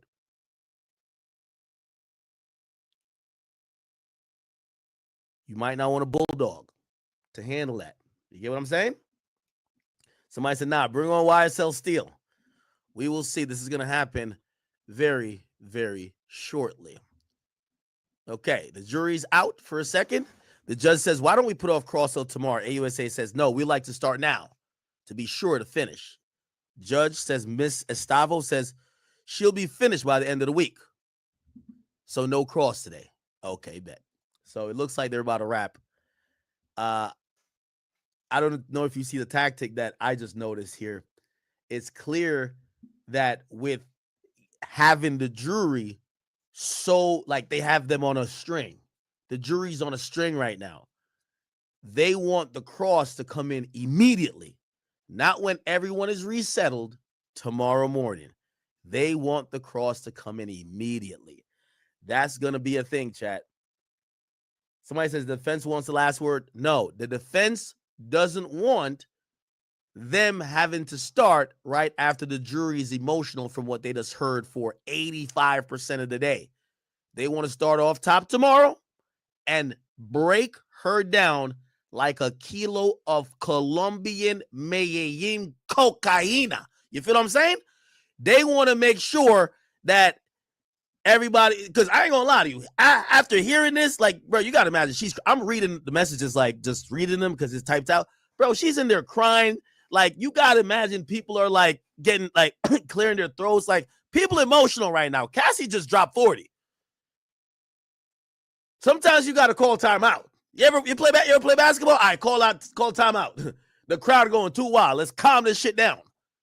So I think the best way to do, start tomorrow. By the way, the mere fact that Estavo answered, maybe she's the person.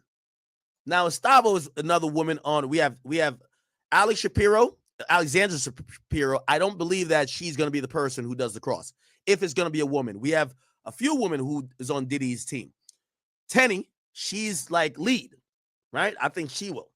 I'm fucking up her name. Estavo. I'm just call it Estavo. She's on the team as well. We're gonna see if we see YSL Steel. I think the judges are gonna agree, put it to tomorrow, and they're gonna do some motions to continue the carve outs of what is needed, whether attorneys could consult her. They got to make some rules because now is the real case.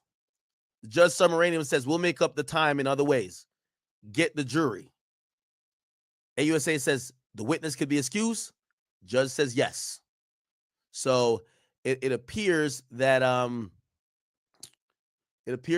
Cassandra Ventura has been excused from the witness box, and it appears that in 2 days, 2 full days, her testimony, which is the direct by AUSA Emily Johnson. This is the woman who has been questioning her, if you're wondering who.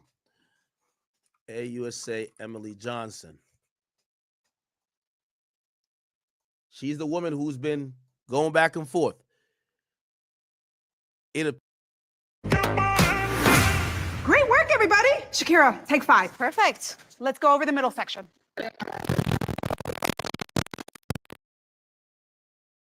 Hey, what are you playing? Switch. Royal Kingdom.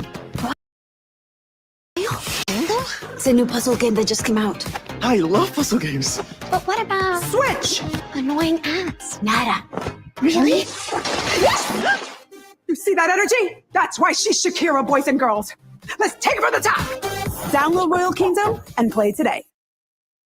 Every day, thousands of people sit down at their dining tables, relax in comfort on their sofas and sectionals, or fall asleep in their comfy bedroom sets on a new mattress from JR Furniture. For over 50 years, JR Furniture has provided the Seattle and Portland areas the best selection of quality dining sets, bedroom furniture, living room furniture, and mattresses at the best prices in the region.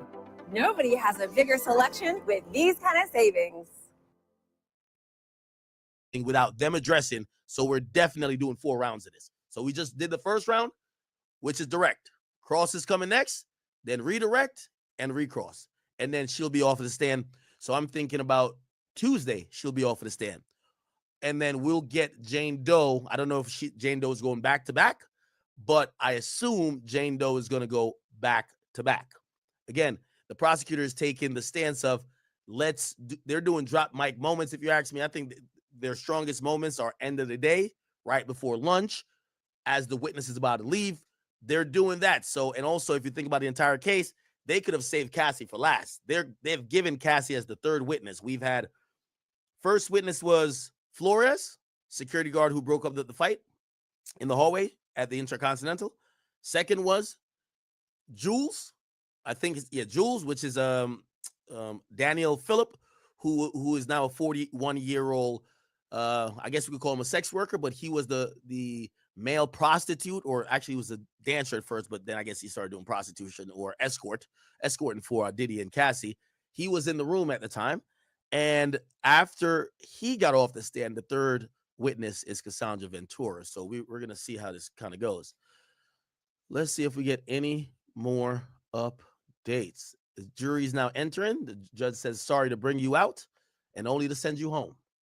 Don't read anything about the case. Have a great evening. All rise. The jury's now exiting. This is Miss Comey and Maureen Comey, which is the AUSA, by the way, daughter of former FBI director James Comey, says, here's what the defense sent us about Rule 412.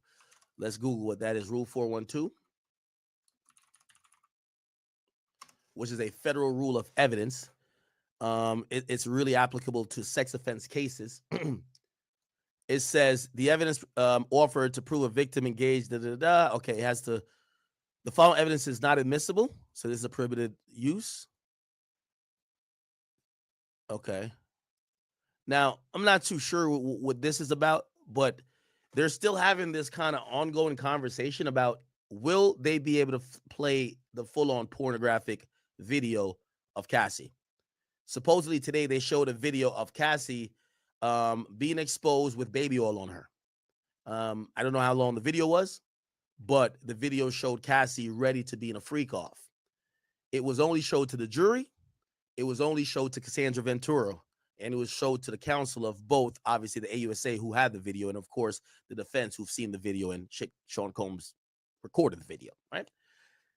Chat, the drop bombshell moment that happened today that you guys should be aware of is Cassandra Ventura has admitted that she wrote a book. She claimed it was to catalog her trauma. She said that after she broke up with him, she carried a lot of pain. And she said to carry that pain was to carry around a lot of things that were shameful to him. And she carried that. And she carried that even after she broke up with him. She took on a lot of responsibility for that. And she said she never should have. She claims the concept was brought to her when she was 22 about having a freak off. She met him at 21. Only a year later, she claimed 6 months to a year, he introduced her to the freak offs. She said it was expected of her. She felt terrible. She wrote many chapters, and she said she wrote it and tried to get it to Sean Combs. Now she was married to, like, when did she marry? Let's look at that. When did Cassie marry Alex Fine? She married him a year later. So it looked like she gets married, but she wanted Sean Combs to read what the fuck she was got going on. This is according to her. She reaches out to her attorney. Her attorney reaches out and looks like KK, Christina Karam, who's Diddy's chief of staff. After Cassie reached out personally to her, she had asked KK, did he read it? She said that book was not taken seriously. Afterwards, Miss Ventura asked them, you either give me $30 million or this motherfucking book is coming out. They declined or did not respond. The AUSA then asked, did you sue? She says yes, in November 2023. What happened with the lawsuit? He gave.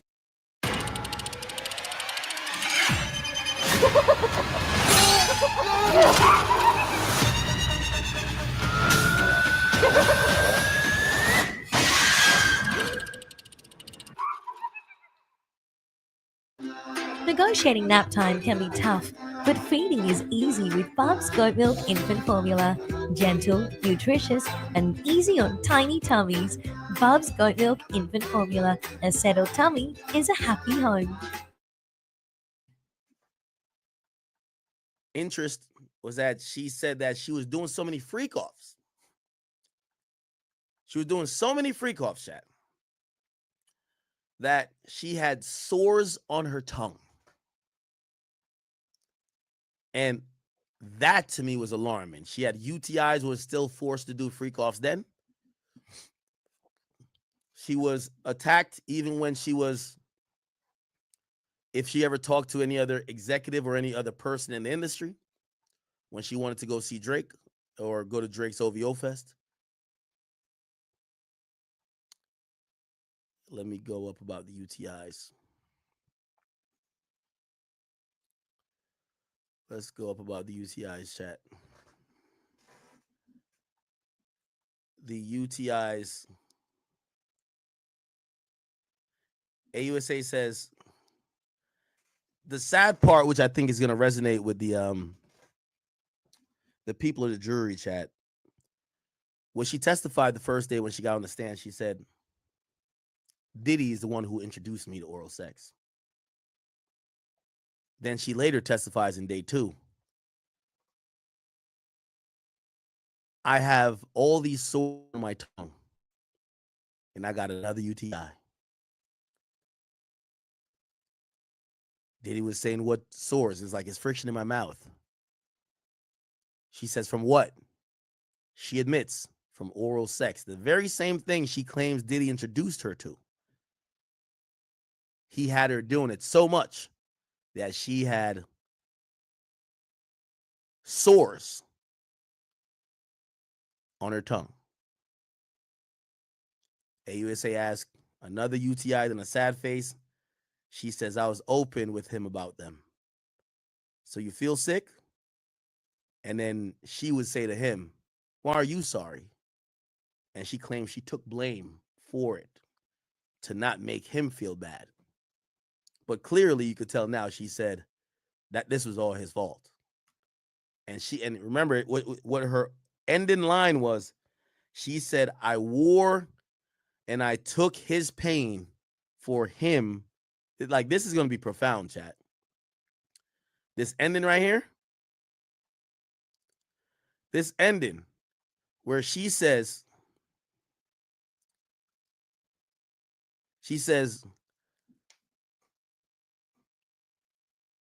there was a time I couldn't take the pain. I tried to walk out in traffic. My husband wouldn't let me. I had trauma therapy. They said, did you write? That's when she started talking about it. She says,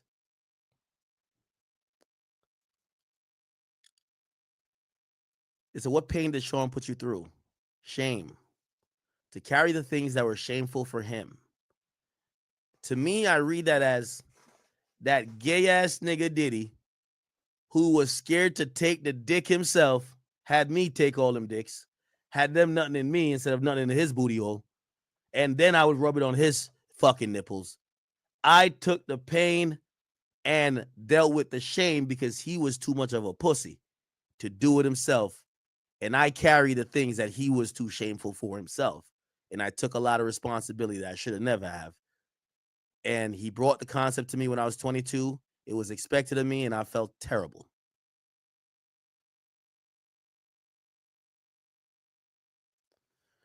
Crazy. Okay, they're getting out of court now. In Los Angeles, the same incident in which Combs was seen on security footage chasing her down and beating her in the hallway. Every other time, she said, she ended back in the room where the freak-off was happening. Again, we are taking you to some of the biggest updates here as Cassie Ventura back on the stand right now as the trial continues. Day 3 of the Diddy trial. All right, that got to be old because everybody's out. Or they're letting out court right now. Let's see. Maybe they have a live feed. We're now starting to see. Yeah, okay, they cut the live here. Okay. Yeah. Really fucking interesting, chat. But first, Cassie Ventura is back on the witness that night. All right. Rena Roy, Bernardo Villalona, thank you in front of this jury. And she says that the one time she did try to leave, things turned violent. And she's referring to that 2016 video that jurors have seen multiple times at this point from a Los Angeles hotel where you see Combs kicking and dragging her. She says moments before that, Combs had given her a black eye during a freak off, so she grabbed her things to leave. And that is when that video started recording. She says that was his reaction. So the jury is continuing today to hear more disturbing allegations from Ventura. Diane. Bernarda, Cassie told the jury that these were humiliating sessions. She called them disgusting.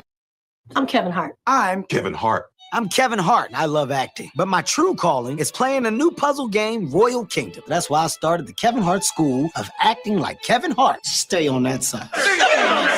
So more people can actually take my roles, and I can play more Royal Kingdom. There's no ads. There's no ads. And you don't need Wi-Fi. And you don't need Wi-Fi. No, that's what I'm telling you. They made a lot of progress to get me my Royal Kingdom time. And I think they're ready. My name is Kevin Hart.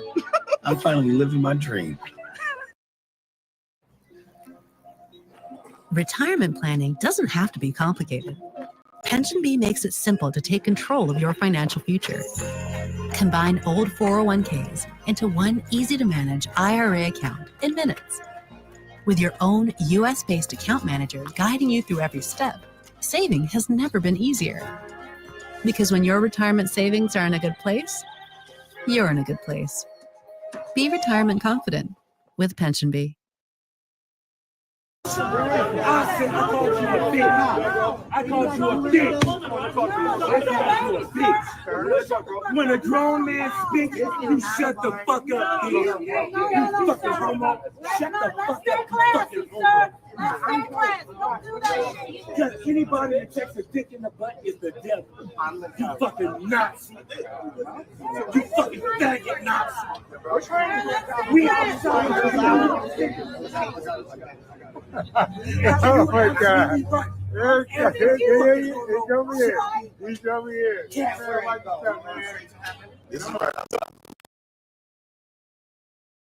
I'm building it here on Earth. Chat. Look at my boy Diddy, man. Man, it's been one of them motherfucking nights. Real. I should have took some pictures before. Nice. So it's the end of the night and it was motherfucker.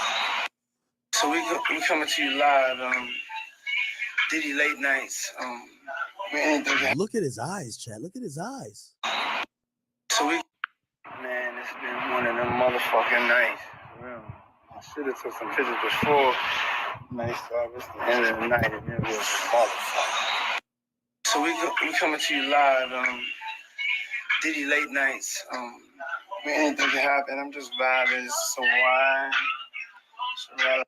You gotta keep the hair.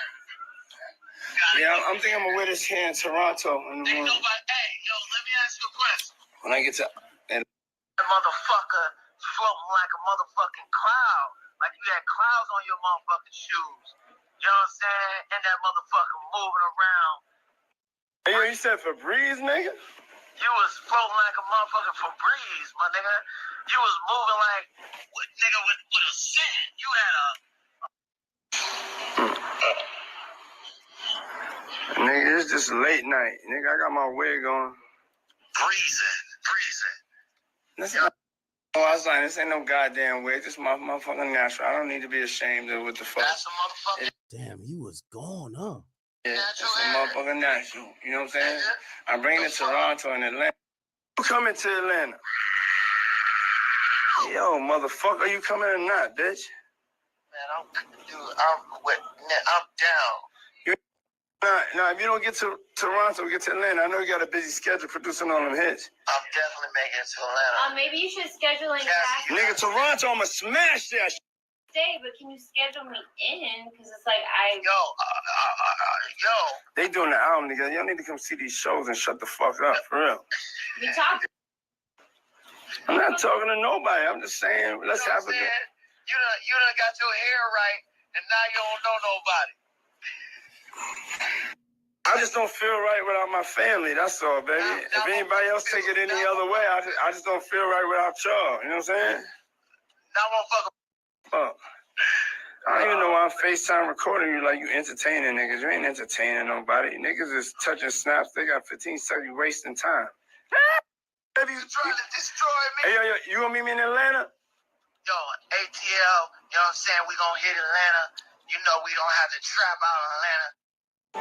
So Atlanta, we coming, get my fucking way. Yeah, Atlanta, I'm bringing something special. Hey yo, Toronto, Cash, what up? XO, on the T-Dot. What's up, Six God? Drake, what up, baby? Yeah, we coming, baby. Yeah, Cash. Toronto always show love, you know what I'm saying? You guys understand these big suites. I came in from the biggest suite ever. I remember I came out there, I was the biggest suite in Toronto. They got me some shit, pool up top. Everybody's there, little X, you know what I'm saying? Drake was even in that mode. So, we going to Toronto, and we just going to Cash. That's it. These guys over. Told you, blind. Fucking you ain't no protection. Sometimes getting the vibe and get lost, man. 20 years of hits, take you to the soundtrack of your life. Pick up the phone, baby.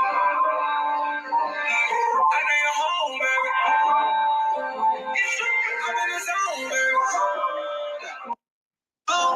Hitting the block, on me. Throwing that rollie on you. I definitely think this is one of the rooms that the free call was happening in. I like the way you be free. Atlanta, we coming. I'm alive. Hey, yo, we on our way to Toronto. Love, smile, let's get ready. You've got questions? We've got answers. Deep automotive knowledge. Just one part that makes O'Reilly stand apart. O'Reilly Auto Parts. Are you throwing away money on your car insurance? Yeah, that's exactly what I'm doing. Try Insurify. We help you compare quotes and save half on your car insurance. I like it when things are convenient and save me lots of money. Go to Insurify.com and save up to $1,000 a year on your car insurance.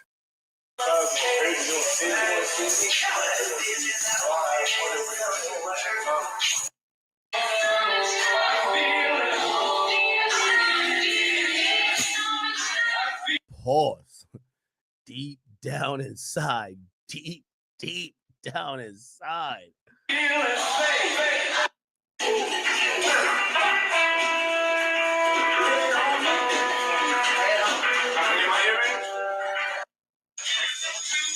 gonna get your jewels.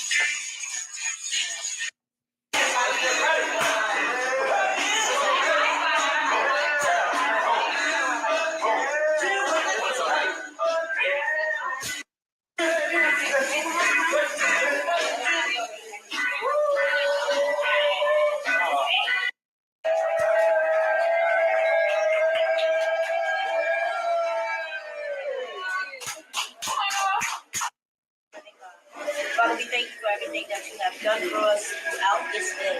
God, we're here at this moment in time because you brought us here to do exactly what you give. Son of the living God, that we would decrease, that you might increase, God. We want to say that we thank you, we love you, and we thank you for putting this together, God. Thank you, God. Thank you. For putting. Thank you. Amen.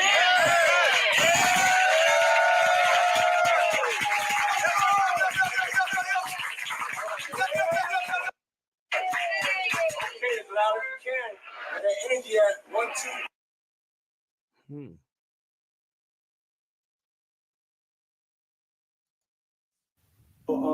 What's up? We're in the spa portion of the plane, and we're having a spa day, and we're bonding. Yes. And so here in Philly, we're treating ourselves. You must treat yourself. You must treat yourself.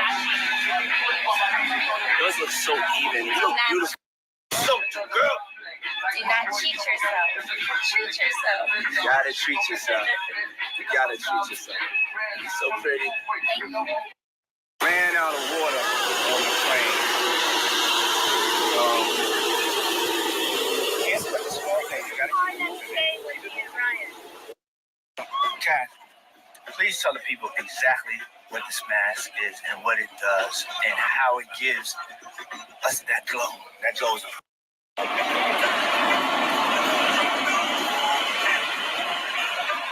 want to tell the people?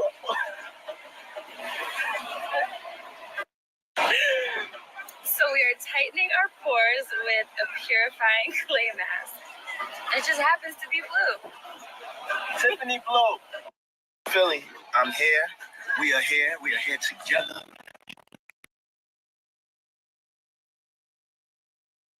Have the greatest night of my lives. I'm sorry.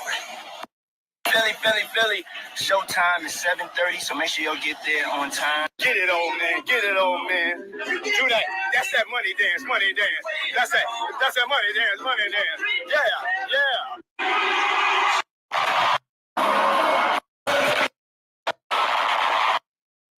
Yeah, this is like videos from his own Snapchat back in the day.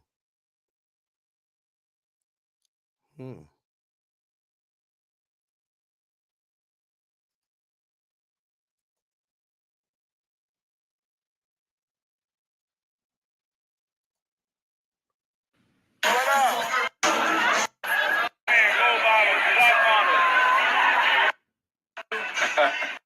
gotta stand there. That's the order. All right, look, brother. Look. You see my eyes? Look, I need a fucking chicken sandwich. I need 3 Big Macs. Extra spicy. Chicken sorry. I want to give all glory to God this morning, and I want to say God bless all of you that are out there. My glass is crooked. All right, my glasses are straight now, but God bless everyone. To have a beautiful, blessed day. Try to stay positive. A lot of negative energy out there. Spring break.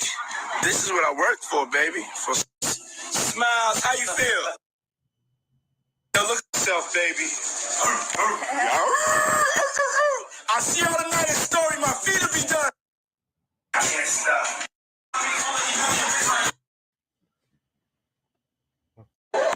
Hey, the positive vibrations, baby. Hey. Yeah, this was some shit, man. Not gonna cap with you. It's on your skin, and Ventura said oil. Oh, here we go.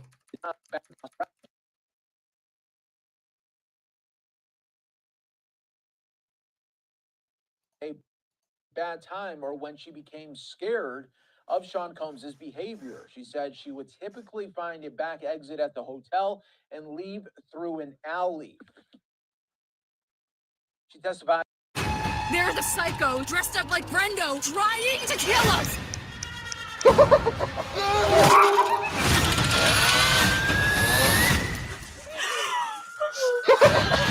Rated R, now playing, only in theaters. In our family, there was a passion for glassmaking that's passed down through the generations. On Ancestry, I was able to actually put together our family tree. Each person is a glassworker. We stood on some pretty broad shoulders to get to where we're at today. Now being shown pictures from these videos that have been taken by her device. Again, we are continuing to update you in real time of day 3 of the Diddy trial. It's great to be with you. I am your host, Mike Page, as wow, it's just been a wild day already. We are on a lunch break again, from day 3 of the Diddy trial. We're watching this guy and yesterday. This has been another 3 hours of Diddy's ex-girlfriend, Cassie Ventura, on the stand, recounting the horrors that she endured for nearly 11 years as his on and off girlfriend between 2007 and 2018. Now, I'm going to break this down for you with respect to the good and the bad from the perspective of the state looking to get a conviction, because right now they're the ones who are center stage. So let's look at it from their perspective. If you are the state, you are pleased that you got this morning certain testimony which really helps secure the notion that that a lot of what her motivation was, Cassie's motivation, was to perform in these degrading sexual acts that they refer to as freak-offs, was motivated by things other than love and other than her free choice. And the monstrosity of Diddy was on full display this morning in ways that seem to exceed what we saw yesterday. There's description of an exchange. They actually had an exhibit of an exchange of a text message between Diddy and Cassie, where he's saying that that he does not want her to use ketamine anymore during his freak-offs, because he was bothered by the fact that ketamine. it would make her too dissociative. She said she wanted ketamine. She liked using ketamine because it would help her. It would help her not be there in the moment, and she could basically suffer through without experiencing it. And that seemed to bother Diddy, that he said that part of a good freak off is that you remember it, meaning that, let's make sure that these scars I'm giving you here are going to last forever. He didn't say those words. I'm paraphrasing what the perspective he seems to have been taken with respect to, I want to make sure that you're going to remember this. We also, and very important for the state and very beneficial for them, is we started hearing more direct testimony today about threats of blackmail that he would mention when he got angry, that he would, and he wanted to scare her, that he would bring up that there are vids out there which he would release and embarrass her and ruin her career if she didn't do what he wanted. This is critical for the defense in two separate ways. Number one is it helps undercut any claim that we anticipate from the defense that these were free choices that Cassie was making. And furthermore, it helps support the racketeering claim. And now we can see evidence of the crime of blackmail, that he's basically saying perform or else. That is a potential felony. And if the jury accepts her claims that she was being blackmailed, you can see how this can really help the state secure a conviction. Further monstrosity was on display in the form of a picture of injuries that she sustained as a result of some of his physical violence. And specifically, I'm referring to an incident that she said where she was thrown down on a bed frame and got a gash by her left eye. In the picture, you can see she has this brutal golf ball sized injury which swelled up by her eye there and looked horrible. And she was supposed to be going to an event that night or shortly thereafter. She has a cover with her hair. She said that Diddy sent her to a plastic surgeon to try and fix the injury that he had allegedly caused her. Damn. During that incident, it also beneficial to the state is that it was witnessed by two other people, one being her friend Mia, another Deontay, and that they actually jumped.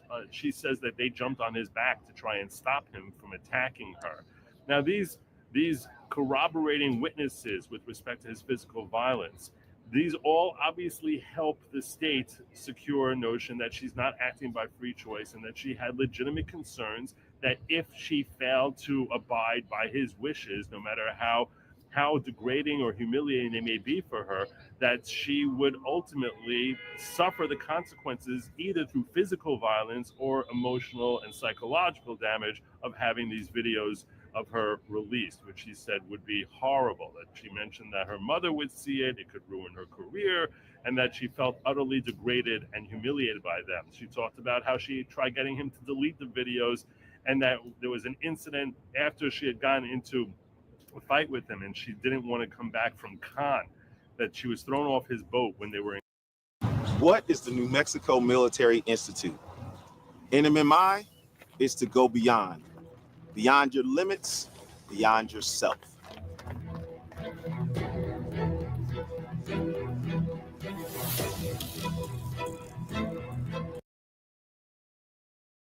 And express his displeasure with her because he was still angry at her. They flew back from Cannes the next day, and she changed seats to move away from him, and he followed after her, getting the guy sitting next to her to move so that he could sit next to her. And then he opened his laptop up and showed her on the plane there video that he had on his laptop of a freak-off, which he said was humiliating and degrading. So all of this is good to help establish for the jury that this was an improper exercise of control and coercion by Diddy, which helps to support both the sex trafficking claims and the RICO charges that the state has brought. That's the good side of the perspective from the state from what happened this morning. The bad side, I would say, is when you're in the room there, you can feel the pacing is so sluggish. that I personally, as a litigator, am very frustrated with the work of this particular prosecutor. Some prosecutors, like I said, Maureen Comey happens to have unique talents on direct. Ms. Johnson, who's conducting this direct testimony, is very frustrating because she will jump from 2013 to 2016, back to 2011, then to 2017. She's sharing text message exchanges and talking about different incidents, and doesn't seem to be any sort of direction. We're not working chronologically here. I don't know if she's covering by topic, and it feels as if there's no end. Like there's no end. I don't know. Maybe she's trying to make us feel the bleakness of her situation and make us feel bleak about our current situation, that we don't know when this is going to end. We have no idea. This can go on forever. We still have not heard anything about an alleged rape, which happened in 2018. I have no reason to assume we're going to be finished with direct testimony this afternoon. I don't know. It could be that she has 2 more questions. It could be she has 2,000 more questions. And as an alternate juror, so to speak, and I don't mean, obviously, I'm not a literal alternate juror, but I'm saying we sitting in the viewing room watching this whole proceeding going on are kind of like a jury. It's hard to imagine they feel very differently than we do. And there's a real frustration with the pacing, the repetitiveness. I cannot tell you how many times she asked the question, and who did you want to have sex with? Sean. And over and over, every time she talks about some freak off and how she didn't want to be doing it, and who did you want to be having sex with? Sean. Every time. And it's just, it just feels very repetitive. And it feels as if there's no direction, and we don't know when this is going to end. And it's very, very frustrating as a litigator. And the other problem that I'm having is that in certain ways, she doesn't seem that well prepped. She really doesn't. This is your star witness. She's one of the 2 people who you bring in this 8-week trial who were allegedly sexually trafficked. You would think that the prep that she would have with this witness would be like, crystal clear. When I ask you, what is the danger of him being angry? I want to hear violence. I want to hear blackmail. I don't want to hear you say things would be bad. It's really, these are things you can walk her through, assuming that, she laces it in here and there. But I can't tell you how many times she'd be like, what would happen if he would get violent? Same question every time. And we never know what the answer is going to be. See, he get angry. And what happens when he's angry? That's bad. Well, what's bad? Well, what do you mean when you say that would be bad? Well, it's never good in a relationship when you're in a relationship with someone and they're angry. No, give us the violence. You talked about the violence all the time. If the violence is a motivating factor, we need you to say that right then and there. And frankly, this is not on Cassie. It's not on Cassie or her testimony. This is a matter of what I personally feel was poor prep work by this attorney. It's poor prep work in having this witness ready and understanding what you're really asking from her in order to help actually establish your elements. You sort of say, look, if this is what the answer, that I need you to give me that, and not just be vague about what makes it bad. Because that's all that's doing is helping the defense and putting them to sleep because you don't have a direction, and because we have no idea if we're going to be sitting through another 2 hours of direct or another 2 days of direct. You sound frustrated. We're not working through time, so I don't know. I do know that there's a massive incident that happened in 2018, allegedly, that I'm expecting we're going to hear about it. I assume that's going to take at least an hour. But I don't know how many other incidents we're going to hear about. So just wrapping up here from this morning, I feel as if there was progress made, definitely if you're looking from the perspective of the state, and helping to get us closer towards understanding why he deserves to be convicted and that he was committing crimes. And this is not just your typical boyfriend or even an abusive boyfriend or even an abusive violent boyfriend, but abusive violent boyfriend who was using his abuse and violence to try and push her into having no decision here. I definitely see how it was noticeable how he worked in that direction. But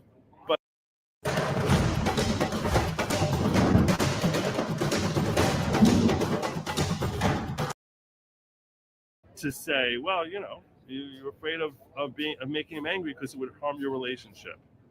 And as a litigator, I feel personally frustrated by that.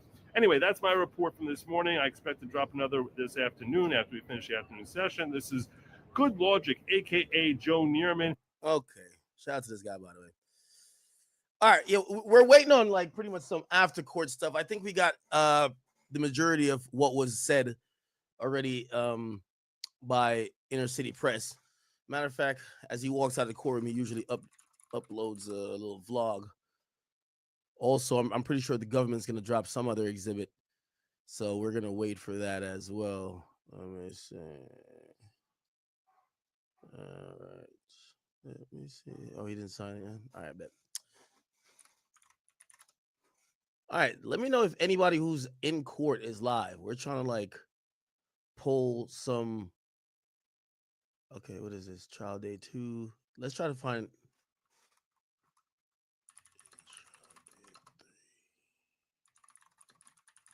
By the way, so apparently Cassie enters the courtroom from like a different entrance than everybody else has been entering through. All the witnesses actually do.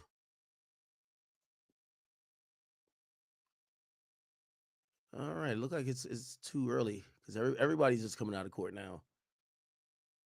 Where could we find this at?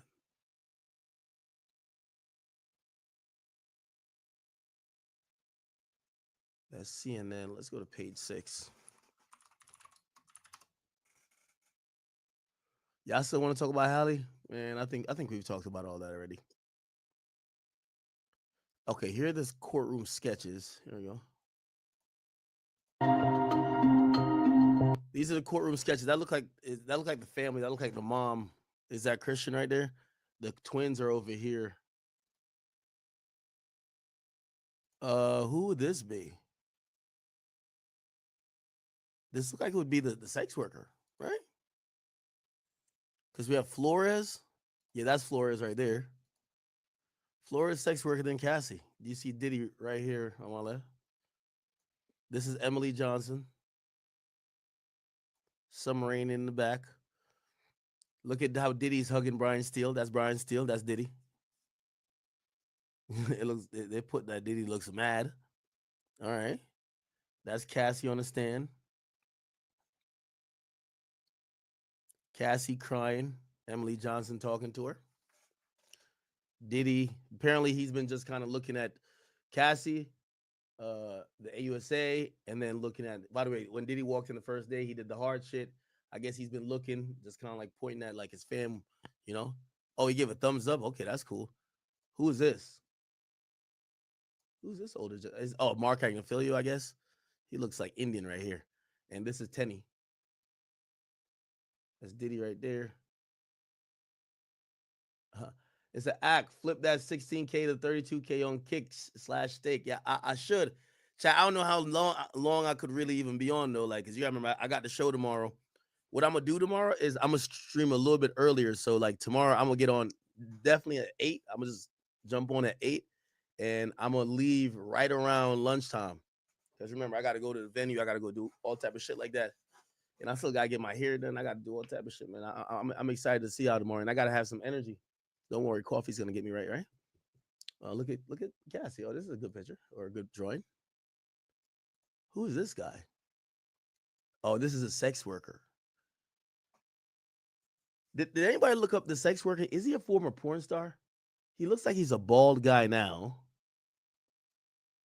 Remember Diddy was all about like get these guys with like the jumbo dicks.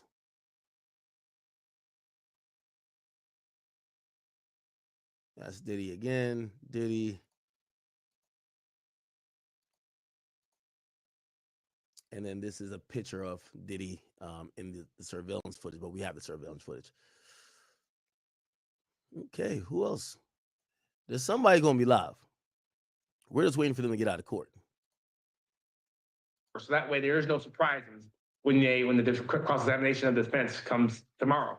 All right, and everyone, of course, will be highly looking at this cross here. And how do you think the defense team is going to approach maybe the first couple of hours with this cross-examination tomorrow?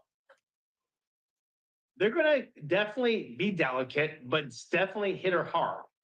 She's the alleged victim, so you don't want to go too hard at her because you don't want to seem like you're beating her up.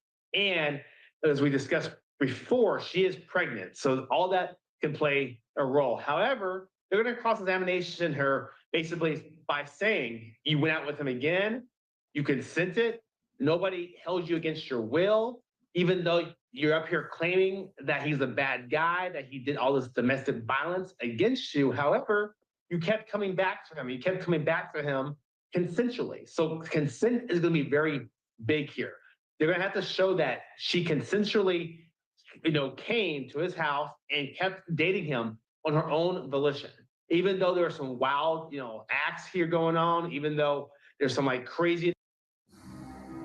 You know what they say. You get out, what you put in.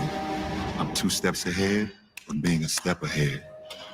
New game, same dedication. No ads, ever. I don't even need Wi-Fi. You think this is a game? It is. And they can ask her, right?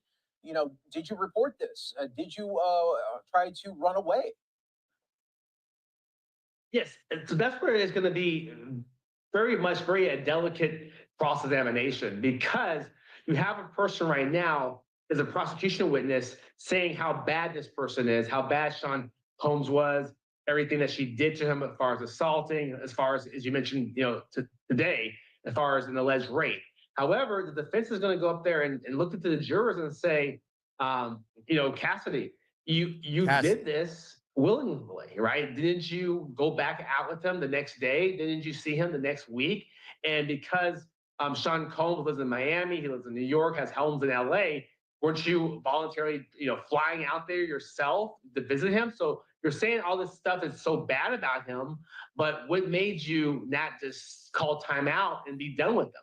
Why do you keep coming back and coming back? And that's where the prosecution is going to have to show how a victim thinks after, in a sexual assault. So it's going to be very interesting to see how the jurors' responses will be, because definitely the defense attorney is definitely going to go after her in a delicate way, because you have to, because this is their main witness, and you have to show that she's inconsistent and that she might even be lying about some of these things. And when we talk about the delicacy to really kind of maybe tiptoe at times through these accusations, could they go, maybe the defense, could they maybe go a little bit harder, not on the person of Cassie or maybe the allegations of Cassie, but maybe can they go after her dwindling career and maybe talk about a timeline of where it seemed like, a lot of people would say in the music industry that she was a one-hit wonder, but she kept on saying during her testimony that she felt if she did out Diddy, that he would ruin her career. Apparently 50 just posted something. 50 never taking his foot off her neck, right? Of Diddy's neck, right? He's like, friends till the end. Jay, you still there? We blew up Kid Cudi card to show him who's the boss.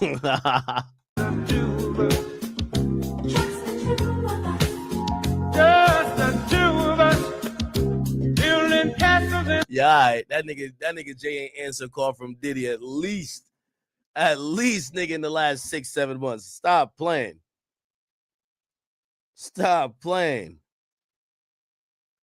Yo, we got to go check on Kid Cudi.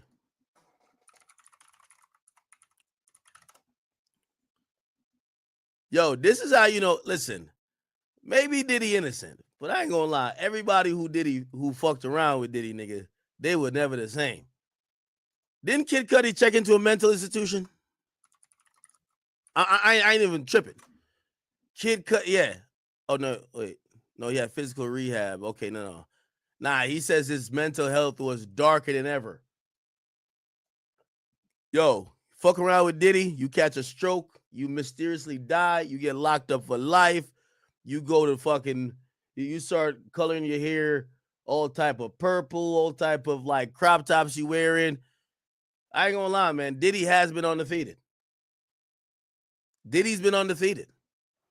I gotta post that.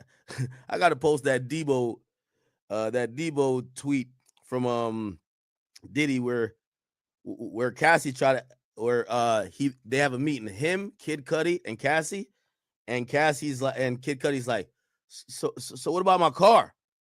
What car, nigga? Nah, this is hilarious. Hold on, I gotta post that. Nah, this is too funny. Hold on, I gotta find this. Where is it at?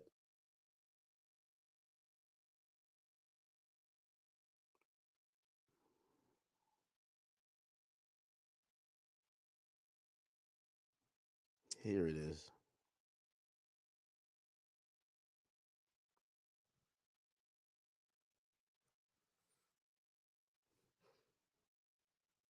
Debo Diddy, man.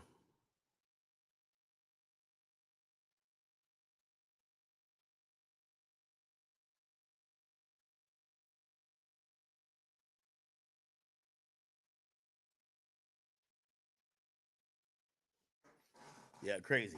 All right, somebody got to get out of court, man. Long crimes, we waiting on y'all, bro.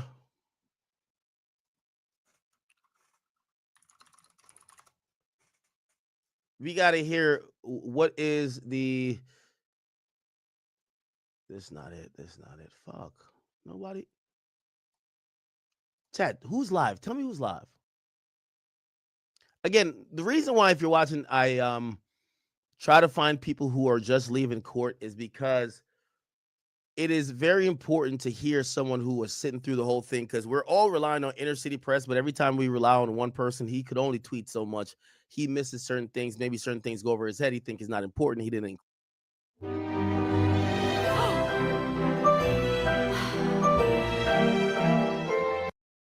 One source. Let me see. Let's go to live videos real quick. Yeah, we're still waiting. Okay, that's them leaving after the first day.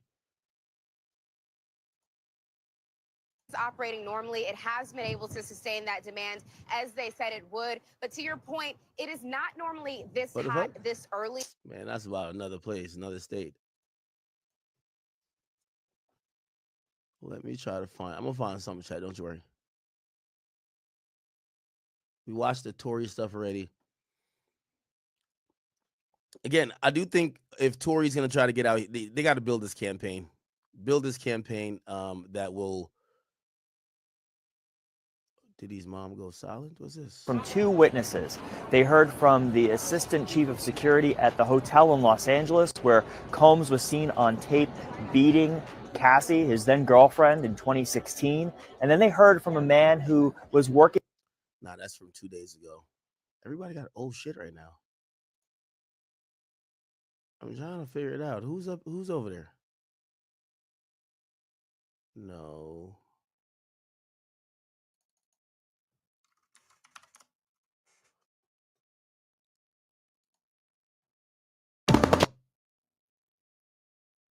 By the way, this is Kim K in Paris. Oh, this is day 2 with the, watch this.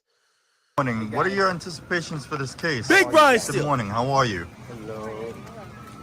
Hello. Good morning. Good morning. Great to see you guys. How are you feeling this morning?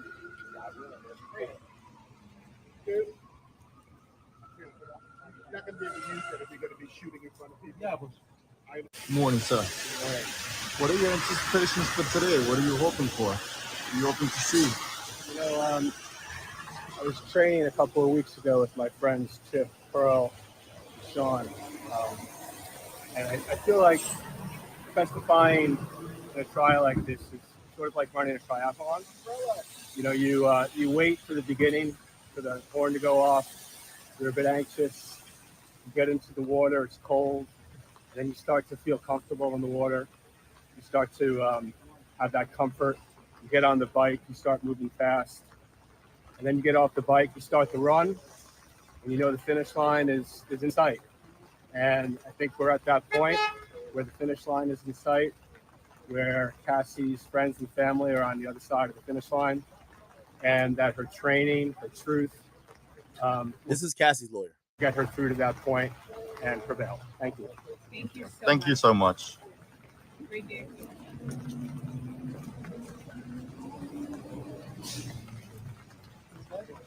How are you?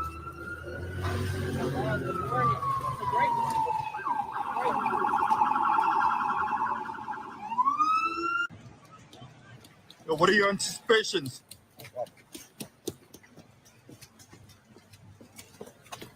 Fuck you. Nah, this nigga's tight.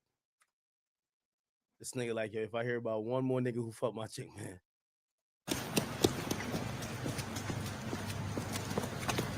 Fuck you.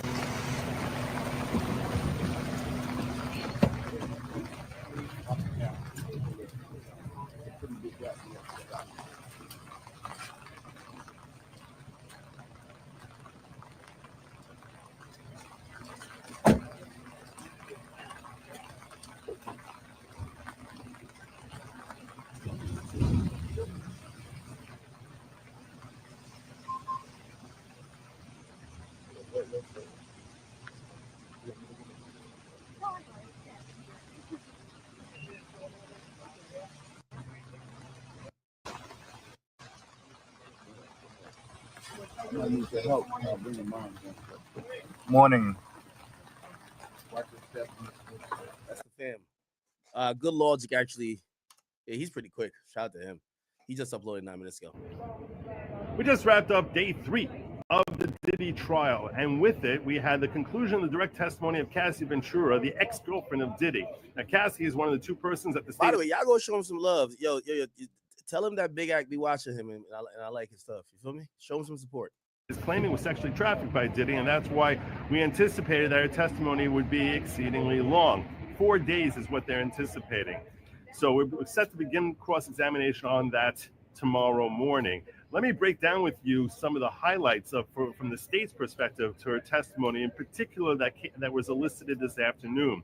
In certain ways, some of the most damning evidence of the trial so far came out this afternoon.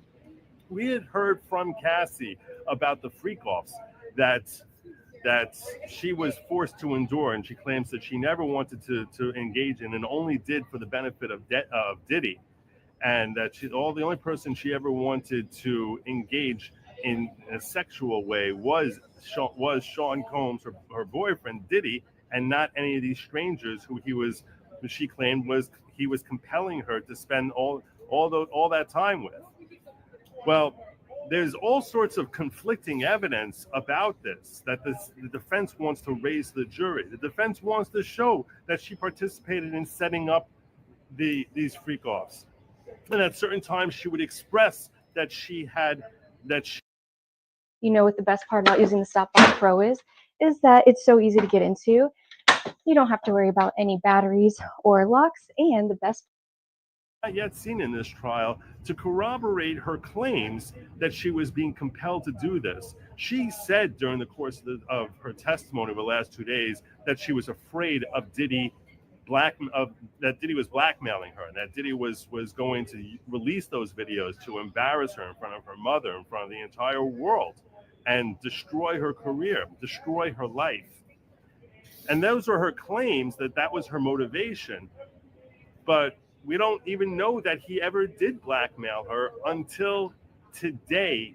We had no evidence of that. We've seen evidence of the violence. Everyone saw the video in Intercontinental, so we know there was at least one occasion of violence, which she said happened all the time, that she was continually acting under this threat of being physically assaulted. And that may be true, it may not be true. It sort of comes down to a he said, she said, unless you have corroborating evidence in the form of other witnesses. Well, this morning we got a picture of a black eye that she alleges she received when Diddy threw her down onto a bed frame, and that there were 2 witnesses to that. In addition, we have this afternoon the really new bombshell relates to an incident that happened late in 2011. Now, late in 2011, she says that she got a burner phone, and when she got Andre617, thank you from Boston. He says, "Ak, you're the best, bro." He said, "Chat, we're the best too." Appreciate you, brother. Tanya's Vicente, thank you for the 2. It says, "Diddy's karma is coming back for all this shit." Shrug. Pure FX, thank you for the 5. It says, "Oh snap, Kelsey Bodyguard just came out and said Tory Lanez didn't do it." Chat, I don't want to get too much into that. I won't be honest with you. I don't know if that evidence is that strong as we think. I think it's a good press conference. I think this is a good way to drum up some public support. Let's be honest. Unless he has a recording of Kelsey talking, admitting, if that's it, oh yeah, we're getting Tory out. It becomes hearsay. So this guy is going to is the bodyguard, but it becomes hearsay. I heard Kelsey say that doesn't beat an eyewitness. That doesn't beat a victim. So if we were going to do the trial again, I don't even know if that guy makes an impact. So, again, I think a lot of people, me included, I do think that, I think the story that came out today is more likely to what the story is. I kind of heard that. Kelsey tried to shoot her, Tory tried to stop her, gun went off a couple more times, bounced off the ground, blah, blah, blah, blah. I heard what was said today. Here's my thing. And I don't know. I'm still confused why this came out so late. This feels like trying to challenge a technical foul after the game is over. I still kind of feel that way, because if we go back to breaking down the Tory Lanez situation, and I know, I kind of feel bad even saying the stuff I'm saying, because I do think they need people like me to like keep the public upbeat about like, nah, Tory finna get out. There's 3 ways for him to get out. There's a couple other ways, but that's like, it's like a 1%. It's the 2 appeals, which this new information hasn't been in the appeal.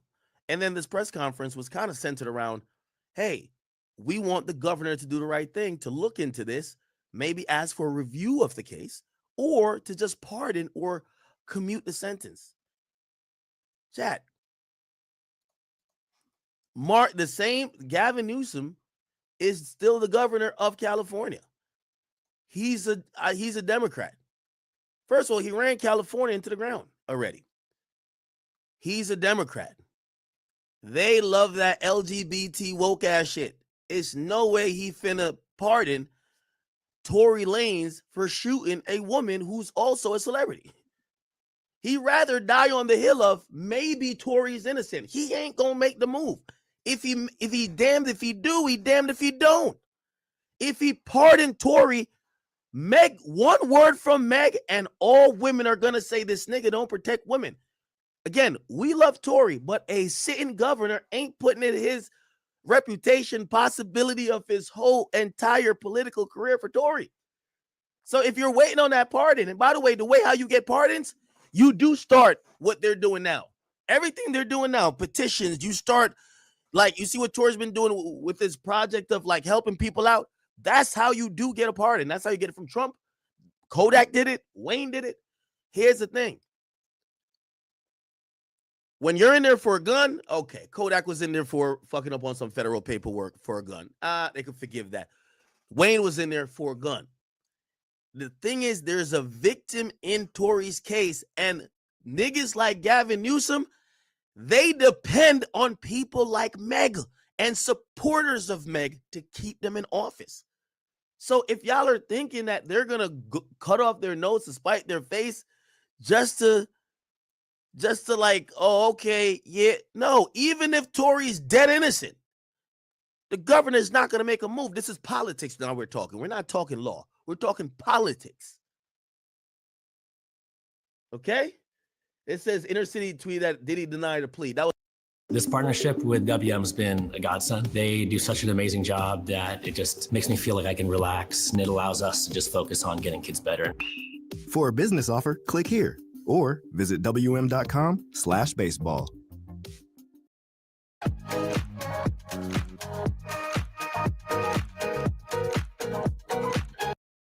Take a month or 2 more to hear an answer. Could it work? It could. It could. I say 20 to 30%. This new evidence is not in the appeal. It's not in the appeal. I think they should find a way to put it in. Relying on the governor, I don't think so. Now, what I do think this does, on a PR level, I think the support for Tory is at an all-time high. And perhaps that could petition. I still don't think the governor does anything, but it could petition someone because it's getting louder and louder. And especially after he just got stabbed, it's getting louder and louder to say, y'all gonna let an innocent man or a potentially innocent man die in prison? Really? Y'all not gonna cross your T's, dot your I's? What I think is gonna happen, and by the way, it happened already, where the Attorney General of California had to respond to the habeas corpus. The Attorney General works for Gavin Newsom. I don't know if y'all know that. Attorney General respond to Tory Lanez. Look, California Attorney General responded to Tory Lanez claiming that the gun used in the shooting is missing. They said they refuted his claims, claiming the gun is still in custody. Lanez claims of, the prosecutors are failing to produce the evidence. They said, it's false, right? And I think some of the stuff they said, hey, listen, it's not an appealable thing where when you could have used your own testing in the initial case, like, for example, the inconclusive thing, Tory went with the state's testing. So the state tested it and they said inconclusive. Tory's lawyers are now testing it and now say, whoa, there's actually it's not inconclusive. He's actually, his DNA is not found on it. Tory didn't test it when the state tested it. Tory just used an expert to analyze the state's test. These are things that the government is trying to argue that's not appealable. You had your opportunity. You didn't do it. That's negligent on whether you or your attorney's part. You didn't test this stuff initially. Now you want to test it. You went on without testing. Now you're saying our testing is bullshit. You didn't want to bring the driver in because he showed up the last day and it would have went past Christmas. Now you want to bring him in.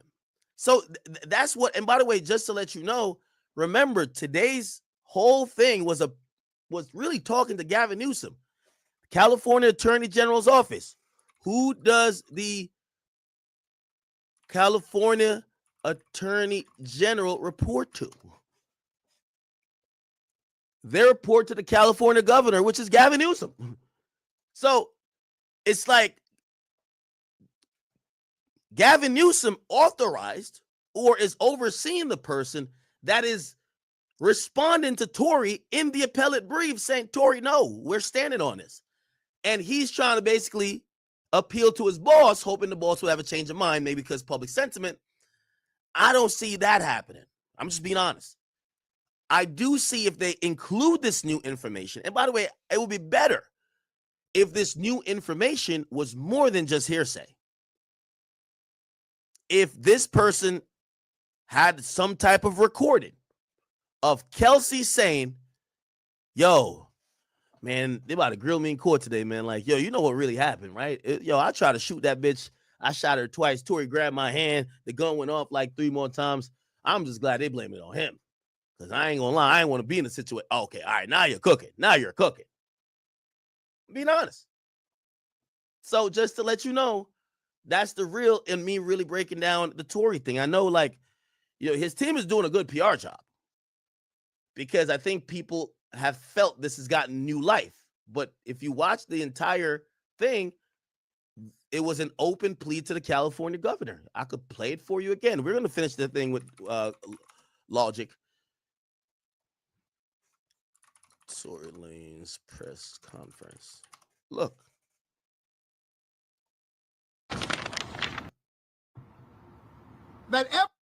That's the father. We want to see the first two guys. His father spoke really well, though. His father spoke really well. This was the guy. Not long ago, Unite the People was approached by a gentleman named Bradley James. Mr. James informed us he was working as the bodyguard and driver for Ms. Kelsey Harris during Mr. Peterson's trial. As such, he was in close proximity and he had privy to conversations she was having with her husband and others.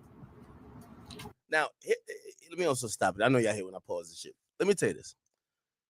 The easiest way for Tory to get out, and I'm talking straight, chat. I'm really talking straight. There's some people that I'm a scientist, and I support more students taking the ACT college admission test because the SAT doesn't even have a science section. Are you kidding me? Science is one of the top majors at the Ivy League. Learn more about the ACT today at ACT.org. Are you throwing away money on your car insurance? Yeah, that's exactly what I'm doing. Try Insurify. We help you compare quotes and save half on your car insurance. I like it when things are convenient and save me lots of money. Go to Insurify.com and save up to $1,000 a year on your car insurance. That's why she was tripping up on the stand. They felt the prosecutors knew this. They were like, "Oh, you trying to take up for Tory after we gave you immunity? I bet we're gonna ask you questions that if you ever change a statement, you're going to jail." She not finna go to jail for Tory. She ain't finna go to jail. I think the play all along was for her to motherfucking get immunity and eventually go up there and be like, "I'm gonna be honest with you, I shot that bitch." But the state knew, like, you gave her immunity. If she does that, your case is so fucked and you look stupid. So what they did was they asked her so much shit that if she ever changes her statement, and that has to be used in court, and now she has to re-swear to this new thing or submit an affidavit, instant perjury. Instant perjury. You get what I'm saying? It's instant perjury. Why y'all spamming about Young Miami? But I think the play was Kelsey cooperate with the state, act like she about to sink Tory, come to trial with immunity. She probably say, "Yeah, I did touch a gun. I don't want you to charge me." All right, yo, we need your testimony. All right, give me full immunity. She gets full immunity, and she was going to go on the stand. I shot that bitch. Tory walks free. But after she done seen the prosecutors peep the play and put so much, they turned her whole testimony into, "You're going to jail for perjury if you ever do it." She ain't going to do, like, what perjury carries. Let's look. Perjury, California. Penalty. Carries up to 4 years in state prison. She not about to face that. Like, you crazy as hell? Like, she don't fucking Tory like that now. She got a whole different man and a kid. Like, she good. You get what I'm saying? And you know, if you embarrass a state like that, nigga, they don't care if it's your first time, you don't got no, nigga, they're going for 4 years. They're going to go about all the state resources. They're trying to get the 4 years. Even if they don't give you 4, it's cut and dry. They're going to give you at least 2. So I think that's the reason why. And because think about this. Chat, I'm just making obvious sense here. The whole time during the trial, Tory was pointing the elbow. He ain't never say it directly, but he was pointing the elbow as, "Hey, I don't know who did the shooting, but it wasn't me." Bro, there's only 4 people in the car. The driver DNA ain't found on shit. They're not looking for the driver. Meg was fighting with Kelsey, and Tory was arguing with all 2 of them, both of them. It was kind of like, yo, why y'all ain't check Kelsey? She could have been the shooter. This is why I thought it was a play, honestly. Bro, at no point during this whole thing, if I'm Kelsey, I would have been blasted Tory. Yo, fuck nigga, stop. Yo, fuck nigga, stop insinuating I shot that bitch, bro. The only way you don't do that is if you really shot the bitch. And I ain't even call Shorty, I know, because I'm talking about her in a victim sense. I don't want to call her the B word, but that's the only way you don't. Like, why do you think Kelsey ain't pop out and violate Tory? Like, yo, fuck nigga, man, stay in jail, nigga. Stop saying I shot him, nigga. Take your responsibility. You shot her, nigga. Stop it. You shot her. Nigga, Tory's team is clearly now saying Kelsey, nigga, they said they got even somebody from Kelsey's team saying Kelsey did it. Why Kelsey not, yo, if it was anybody else, they'd be up on the gram going crazy on Tory. Nigga, fuck, nigga, what are you talking about, nigga? Sit up in jail and keep getting stabbed. Nigga, what the fuck are you talking about? Nigga, I ain't do shit. Why you trying to blame it on me? It's either Kelsey really shot the girl or Kelsey part of some type of play where she knows she got immunity and she just gonna play the background saying, well, y'all could blame it on me. I just can't say it myself. Y'all could blame it on me. I just can't say it myself type shit. Because if I say it myself, it's perjury. So y'all could say my security heard me, right? Because right now, if I was her, I'd be up on the gram saying, nigga, fuck that security nigga. That nigga's a bitch. That nigga ain't hear nothing. That nigga lying on me. Tory must be paying him. I ain't shoot nobody. Leave me alone. I'm having my life. Why Kelsey don't say nothing? Kelsey's been too quiet. Like, it's only 2 reasons why. Nigga, I've asked her, yo, Kelsey, I want to talk to you about it. Or I want to talk. What you mean you don't want to talk about this? So it's either you're cool with Tory rotting in jail, or maybe like your hands are tired a little bit, or you really fucking did it. I really don't know. The Kelsey shit is like confusing to me.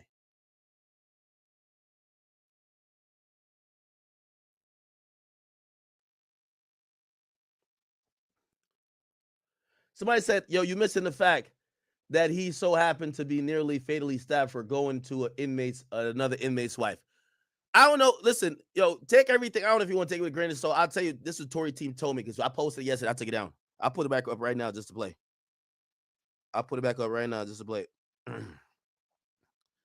They said the shit was false. They said Tory hasn't had visitation in dumb long. So how the hell could Tory? Looking for your next rental? No matter what kind of rental you're looking for rent.com. I'll put it up for 1 second and then I'm gonna take it better.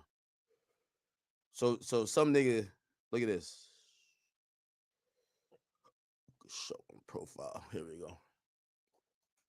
This is the shit real quick. So this is what somebody was saying. By the way, this is the nigga who stabbed Tory. This guy right here. Okay? Now, this guy was trying to break it down.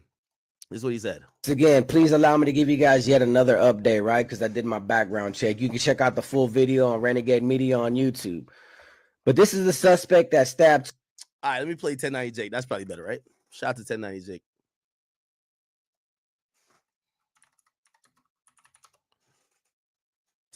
Let's see what's cracking. Man, what's up, everybody? It's 1090 Jake. I'm rocking with y'all, and y'all rocking with me. And for this video, we're going to be speaking on Tory Lanez getting stabbed inside a prison and the man who did it. May 12th, 2025, located north of Los Angeles lies the California Correctional Institution in Tehachapi, California. In 2021, the prison closed its minimum custody facility, meaning its 2,600 inmates were level 3 or level 4. These are the most dangerous levels in California State Prison, where race, gangs, and strict politics are enforced with deadly consequence. The only step above this would be the maximum security inmates housed within the security housing unit, otherwise known as the SHU. A disciplinary confinement reserved for the prison's most violent, whose only escape from a cell is a human dog cage. It was 7:20 in the morning when 32-year-old Daystar Peterson, who's more commonly known as the rapper Tory Lanez, was violently attacked. TMZ would originally report multiple sources, including a corrections officer, claimed Tory was on the prison yard. But an updated report from a representative of the California Department of Corrections would clarify Tory was attacked within a housing unit. Prison staff rushed into the unit administering first aid while quickly determining Tory suffered life-threatening injuries, forcing them to call 911. Video would emerge of who's believed to be Tory Lanez landing in a life flight helicopter at Kern Medical Center in Bakersfield, California, an hour-long drive from the prison. With that distance, a helicopter was the only form of transportation able to move him fast enough to save his life. A message to Tory Lanez's Instagram account would state he'd been stabbed 14 times, 7 wounds to his back, 4 to his torso, 2 to the back of his head, and 1 to the left side of his face. Both of his lungs collapsed, and he had to be placed on a breathing apparatus. Luckily, Tory was breathing on his own, and despite the pain, was talking normally, in good spirits, and deeply thankful to God that he is pulling through. He also wanted to thank everyone for their continued prayers and support. Based on his wounds, it can be assumed Tory was attacked from behind, as the majority of his wounds struck his back and behind his head. Initially, no word was released as to who did it, leaving room for speculation. Because this took place in California, the only time someone is stabbed and it doesn't result in a race riot is if they are stabbed by their own race. but that isn't the case here. Compton rapper Spider Loc would post a conversation with a current inmate at Tehachapi. The man would claim Tory was on a tier full of Mexicans when a Mexican stabbed Tory. He'd confirmed Tory had to be airlifted from the prison, and the prison was placed on lockdown. He'd also confirmed, as soon as the lockdown is lifted, the blacks will be seeking revenge on the Mexicans. What's Gucci? What's cracking? What it do, Five? We played this yesterday. House gang dropouts, snitches, sex offenders, and anyone else whose life is threatened by being in general population. But California has also recently implemented 50-50 yards, half general population, half SNY, to integrate the two prison societies. This goes against strict prison gang politics, mainly for the Mexicans and whites who are allegedly forced to attack any rival or SNY inmate to essentially remove themselves from the yard until they are placed back in general population amongst the quote-unquote honorable convicts. While general population is deadly, it's controlled chaos, and SNY yards can be just as dangerous, if not worse, as the gang politics that keep things in line go out the window and violence becomes rampant. It's unclear if Tory was in fact SNY, as that comes with its own bad reputation within prison, but it's likely Tory was placed on a 50-50. Must have been 4 inches away from the girl's face before it went off. Okay, so this guy killed a young girl. We just want to know what did Tory do? The Santino's case is filed. Wayne's lucky enough to survive. He survived this. General population, even though it's so strict.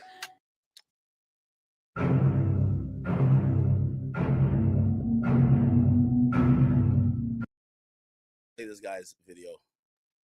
Please allow me to give you guys yet another update, right? Because I did my background check. You can check out the full video on Renegade Media on YouTube. But this is the suspect that stabbed Tory Lanez, right? In Tehachapi State Prison. And I already explained why he stabbed Tory Lanez, for disrespecting his wife at visit, saying a couple, derogatory words on the tier about his wife. Okay, so the reason what Tory's team told me, they said that's not the reason, and also it's not the reason, that's fake, because Tory hasn't had visits for 6 months. So Tory couldn't have been in the visiting area or room for 6 months. So Tory would have never seen or been around his wife. Tory would know nothing about his wife. Okay, so that's the argument that I got. They said Tory didn't disrespect this guy's wife because Tory doesn't have visitation. This guy is saying Tory disrespected this guy's wife at visitation. And the man took initiative to defend his wife and stab another inmate. That's why I said it's not really going to be a racial war. And if it does happen, so be it. That's in prison. But I always said it was personal. But let me tell you guys why he's in prison. He's in there for murder, right? He also has an in-house stabbing as well. And he got caught with a bunch of weapons. And he's been known to stab a couple of other inmates. He caught additional time on top of his life sentence. He was 20 years old living in Lancaster, right? And he was on parole when he started dating a 13-year-old girl named Evelyn. And Evelyn ran away from home from Palmdale. Yeah, so, bro, basically this guy's a piece of shit.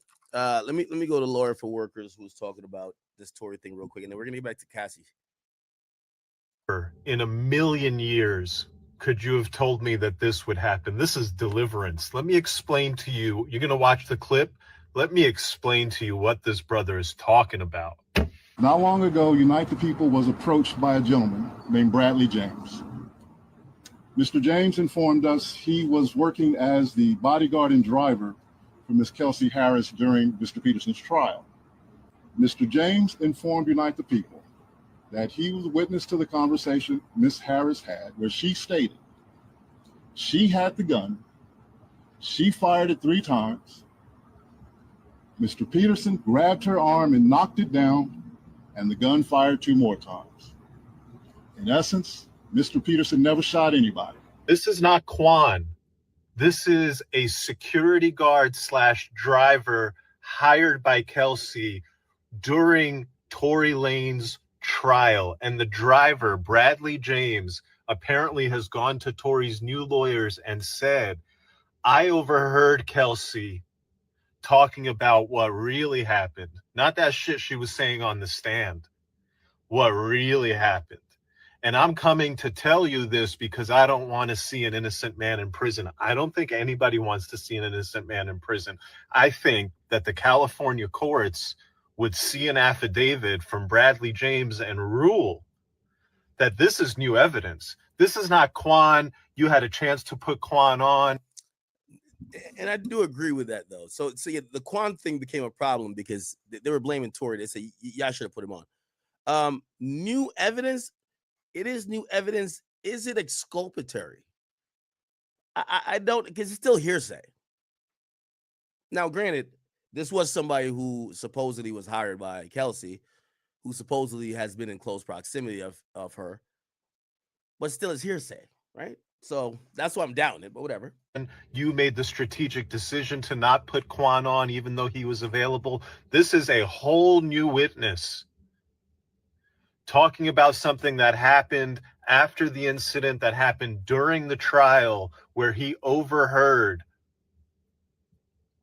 Kelsey essentially admit to committing the crime. You got to reopen that case. You got to, if you're a prosecutor, you better go talk to Mr. James and decide whether or not, based on his testimony, you want to try Kelsey. If you're a prosecutor and you haven't spoken to Bradley James. Well, she has immunity.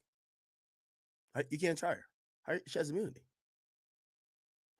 So I guess you could try to bring her up on perjury charges, but then the only proof at this point, because Kelsey hasn't admitted it herself, the only proof of this is, again, I'm going to keep saying it, hearsay. This is all hearsay. I heard her say, literal hearsay. Within the next 24 hours, you should be ashamed of yourself. Never in a million. Okay. All right. Let me get back to logic real quick.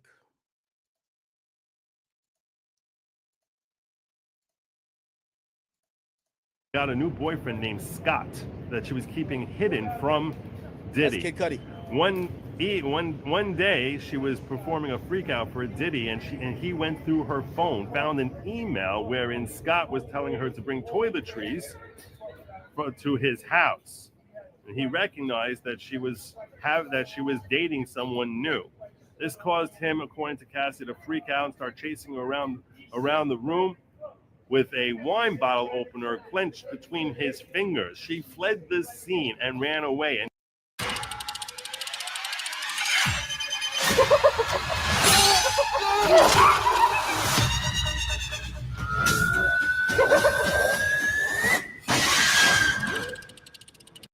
release sexually explicit videos from those freak offs to the world. They do one on Christmas and one shortly before or after.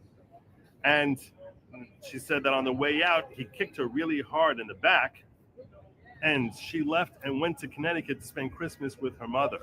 She sent an email to her mother on December 23rd, 2011, wherein she said that she talked about how she was being threatened that Diddy is going to be releasing sexually explicit videos. This is the first time that her mother learned anything about the activity she was engaged in, and she had no idea. They might bring her mom on the stand.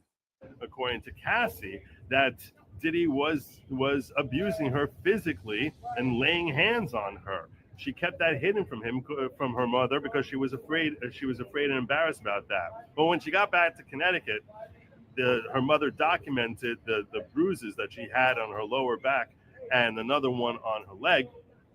And now we have corroborating evidence going back to 2011 that she was feeling threatened, that she was feeling blackmailed, that she was feeling, if I disobey this guy, he's going to harm me. And if you step into the mindset of a juror, when I'm watching this, I think to myself, how likely is it that he might carry this out? And when you see that he has no hesitation about harming her physically, it leads you to conclude that why would he have any hesitation about harming her psychologically and emotionally by actually carrying out those blackmail threats? So even if one didn't think that the violence was enough to keep her in check and to strip her of her freedom of choice, that hanging over her head, that blackmail hanging over her head, certainly you would think from the state's perspective is compelling evidence that she was acting without free will. And that's what this trial ultimately is all about.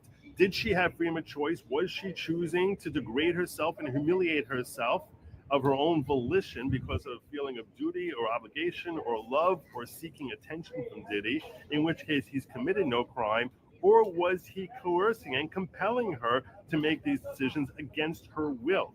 That's a critical element to sex trafficking that the state may struggle with. And I think that that email, at the very least, helps corroborate that this was certainly a significant part of the equation of what life was like for Cassandra Ventura going all the way back to 2011. She stayed in this relationship till 2018 and engaged in countless freak-offs after 2011. So certainly with respect to those activities that she engaged in during that time, you would think that the state feels pretty good that they made out a compelling case. I'm not weighing in with my perspective on this, and she certainly hasn't faced any cross-examination now. But giving the jury tangible evidence in the form of an email that at least corroborates that she was feeling threatened and blackmailed going back to 2011 is certainly a significant step in the right direction for the state to land themselves a conviction on that particular sex trafficking charge. So that's what we had this afternoon. I'm going to break this down in far greater detail. We got Lisa Everett. Shout out to Lisa. The Southern District of New York.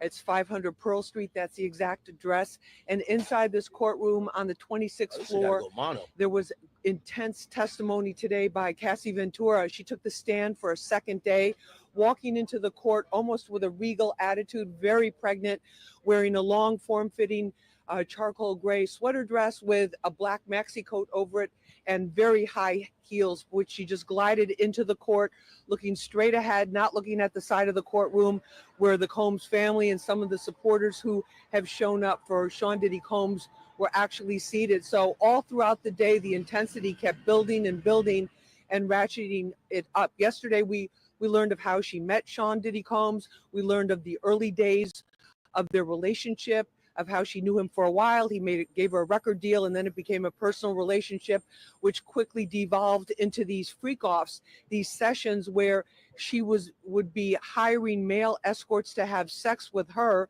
while Sean Diddy Combs allegedly watched from another part of the room or the hotel suite that they happened to be at. So yesterday, it was basically a young naive. She was talking about when she was 19, when she was 20 years old, 21, a young naive woman meeting the superstar who was at the height of his power, at the height of his fame, and that how she just became involved in these freak-offs, not so much because she wanted to herself, but because she wanted to please him. She wanted to make him happy. And then gradually, but very steadily and very, at a rapid pace, she found out that if she did not participate in these freak-offs, he would get angry with her. And then she said there were beatings, allegedly, and that he would also punish her by taking her electronics away. So today we basically pick up in the middle of their relationship. She's describing it, how he's becoming more controlling. They showed evidence in court, photographs of Cassie with bruises on various parts of her body, a big gash over her eye where she says she was shoved into the headboard of a bed at one of the hotels after one of these freak-offs, and that also the emotional toll that these freak-offs were taking on her. As a gut, people trust me. But when it comes to knowing if you're overpaying on car insurance, that's above my pay grade. I have a one-on-one relationship with Sean Diddy Combs, and she said she was starting to feel that all he wanted her for was these freak-offs, which he would verbally assure her that was not the case. But she said they were happening at the rate of about one a week, sometimes lasting from 1 to as many as 4 days. They were drug fueled. She was taking ecstasy. They were taking cocaine. They were taking mushrooms. And then to come down on it, what she revealed today was that she developed an opiate addiction. She was taking opioids in order to calm herself down, and also to numb herself. And she said that's what was happening. She just had to numb herself from the entire experience. And in her words, she used the word disassociate from what was happening because it was just so painful. She also testified that over the years of her relationship with Sean Diddy Combs, she developed there were hundreds of freak offs. She developed ongoing UTIs, urinary tract infections, which even though they were being treated and even though very painful, she had to continue doing these freak offs.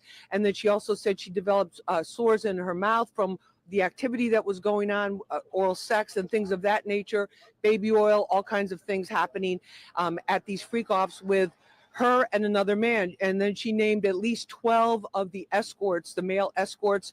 Their pictures were shown in open court. And then when it came time to talk about some of the intimidation that she felt, she said that Diddy, when she would hesitate about participating in the freak offs or tell him, I can't do this anymore, she says he allegedly threatened to expose her with videos. He had taken videos of these freak offs and shame her publicly with the videos of those freak offs. So today what happened was the judge ruled that the images, the still images from these freak offs could be shown to the jury, which they were, and very graphically, so graphic they must have been that one of the jurors basically put her hand to her chest and was like almost like gasping when she took a look at them. They were not shown to the open court. They took great precautions with the video screens to make sure that people could not be seeing them from any surveillance cameras in the courtroom or anybody in the overflow courtroom. That was completely blocked and that they were completely private. Then Cassie went on to testify about how the relationship, she was getting to the point where she needed to end it. She wanted to end it, and that one of the big bombshell pieces of testimony that came out of today was she said that 2018 she met Combs for what was supposed to be a nice dinner to basically end things amicably, which is what she thought was going to happen. They had a lovely dinner, she said, and then they went back to her house, which was not too unusual. And then as soon as they were back in the house, she said that Combs forced her to have sex, that she was sexually assaulted by him at that particular point. So she also talked about the emotional abuse and trauma that she went through. She said that this created, she felt degraded, which she had mentioned also yesterday, but that this was taking a serious emotional toll on her.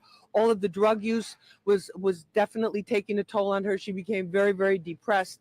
And then after this alleged sexual assault, she says in 2023, when she was with her current husband, Alex Fine, who was originally Diddy's personal trainer and at one point her personal trainer, they had already had 2 kids at this point. She's pregnant now with her 3rd child. That she said to her husband, Alex, she said, I just can't do this anymore.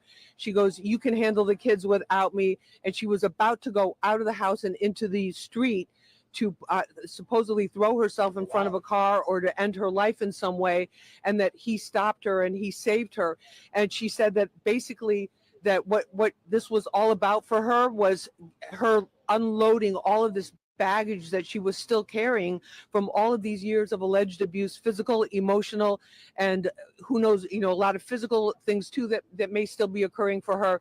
And it was very traumatic. She broke down crying, talking about the sexual assault.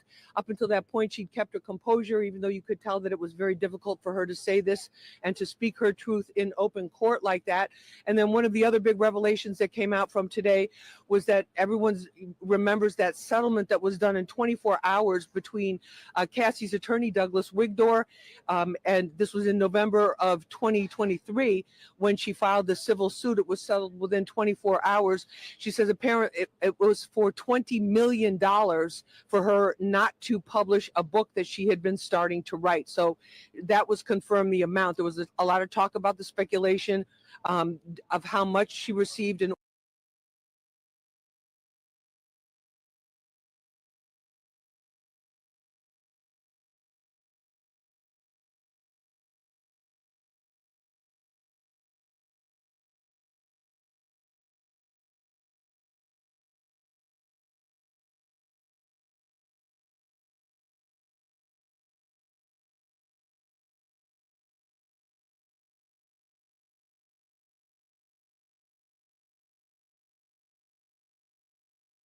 In order to, in order to settle that suit, the amount was $20 million. So that's the latest here from the federal courthouse. I'm Lisa Evers. Please follow us, Fox 5 NY. She does such a good job. Good job, Lisa Evers. She breaks down not only what's in court, people's demeanor, what the jurors are doing. Apparently Cassie's husband, Alex Fine, was staring at Diddy and his family as Cassie spoke on what she had to do during the free coughs. I guess he wants a fade. You think he want a fade, Chad? Kid Cudi ain't want no fucking problems. I don't know if Alex Fine want a fade.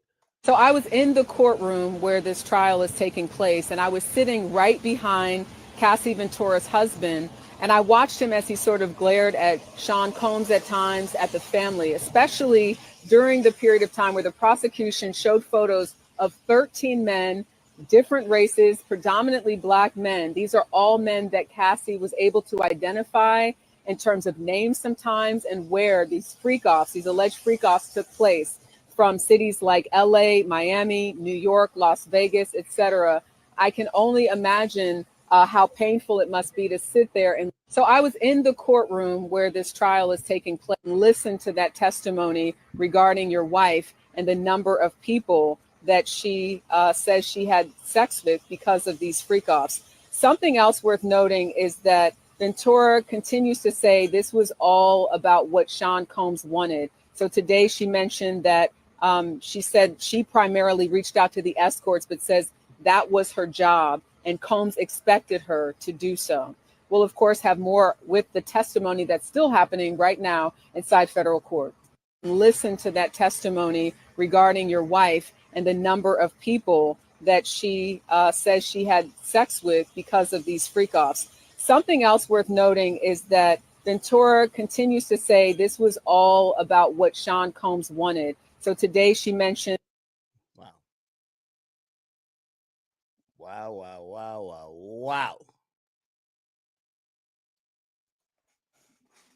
By the way, don't know if you guys heard the news.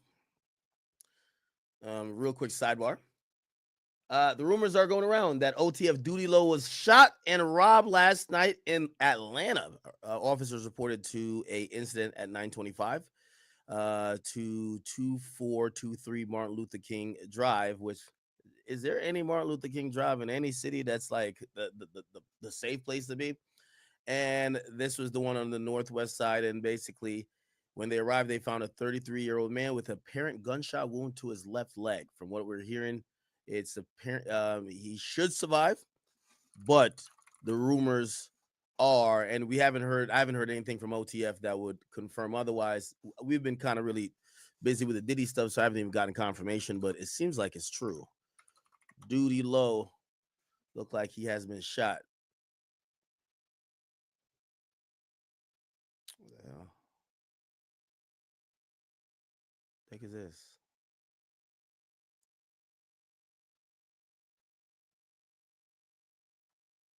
Okay, people wishing him a speedy recovery.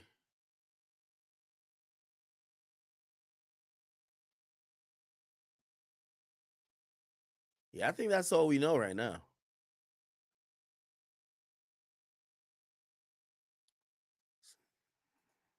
No! Oh, I see why the Young Boy fans are trolling him. Young Boy fans are trolling him because I guess he was trolling them when Quando got shot at. Okay. Whoa, look at this.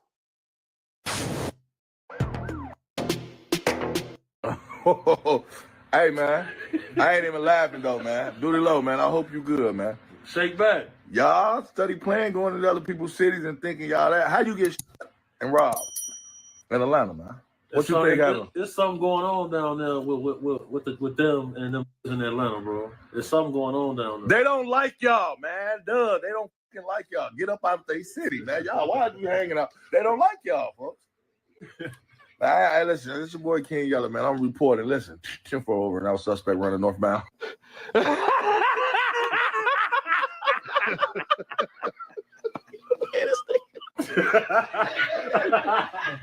Yo, man, big winner. Oh, they done got over Duty Low. Oh, man, goddamn, man. They got shot. The shot. Diddy Low shot him. Damn. That's Atlanta for you. I didn't know they were beefing with Diddy Low like this. Yeah, they put that swipe on They him. freaky shooters. On them. They be having like. I think what it is that Atlanta, I know people are trying to give it to like the Atlanta niggas. I haven't seen Atlanta niggas beef with like Chicago niggas. There's a lot of Chicago niggas that move down there. I think what it is like Atlanta is like the spot where you move out of your town and your ops move too. So y'all just beef in another city. That's it. So all you like y'all still beefing. Y'all just don't got to deal with Chicago police. So usually I'm thinking if something happened to a rapper who moved to Atlanta, it's not because they got into beef with an Atlanta nigga. It's because they had some beef from Chicago and apparently their op moved there too. You know, like again, if you don't want to see your op, I mean, I usually say you move like 3 blocks away that they'll never find you. But some of your ops, they might have enough money to go out of state and they go to the same destination. They're all going to Atlanta. After Atlanta, they're all going to Houston. Okay. They could go to Miami, but a lot of them can't afford it. So if you don't want to see your ops ever again, I got some great places, nice real estate. They will never find you. I got a place up in Idaho you could go, Montana. I ain't gonna lie, y'all got to pick smaller cities, Milwaukee, San Antonio. Your ops will never be there. You feel what I'm saying? Like y'all just all got to stop going to Atlanta. Atlanta is the first place. Let me tell you this. Every scammer in New York go to Atlanta. Every killer on the run go to Atlanta. Every nigga that got a bag on his head go to Atlanta. So you know what happens when you see the other nigga that got a bag on his head and y'all realize y'all are ops, y'all got to kill each other. That's how it goes. Yeah, Atlanta is a place where everybody escape their problems from they spot and go to Atlanta. Now, Atlanta niggas, I see Atlanta niggas be beefing with Atlanta niggas. I don't see Atlanta niggas beefing with out of town niggas. I'm gonna just be honest with you. I got a nice spot for y'all in North Dakota. If y'all want to pop to it, Cleveland, I could tell y'all, listen, don't go to Memphis either. Oh, that's another thing too. Memphis is not safe for out of town people. I think Memphis has told y'all won't get the Atlanta treatment there. Fuck around, find out.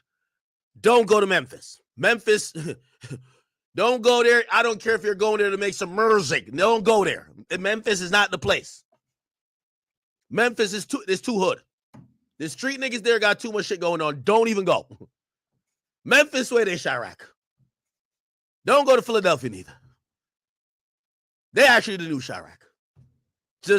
I got some nice places. How about y'all pop out to Raleigh? Maybe North Carolina, some shit. Like I got some places in North Carolina for y'all. Charlotte, I think that's cool. I still don't even know about Charlotte because sometimes Charlotte be in some shit. But y'all got to stop going to Atlanta. No more Atlanta. Atlanta's done. If you got beef, don't go to Atlanta. Like motherfuckers like wigs with mustaches. Transformer shooters. That's crazy. Why is this so stupid?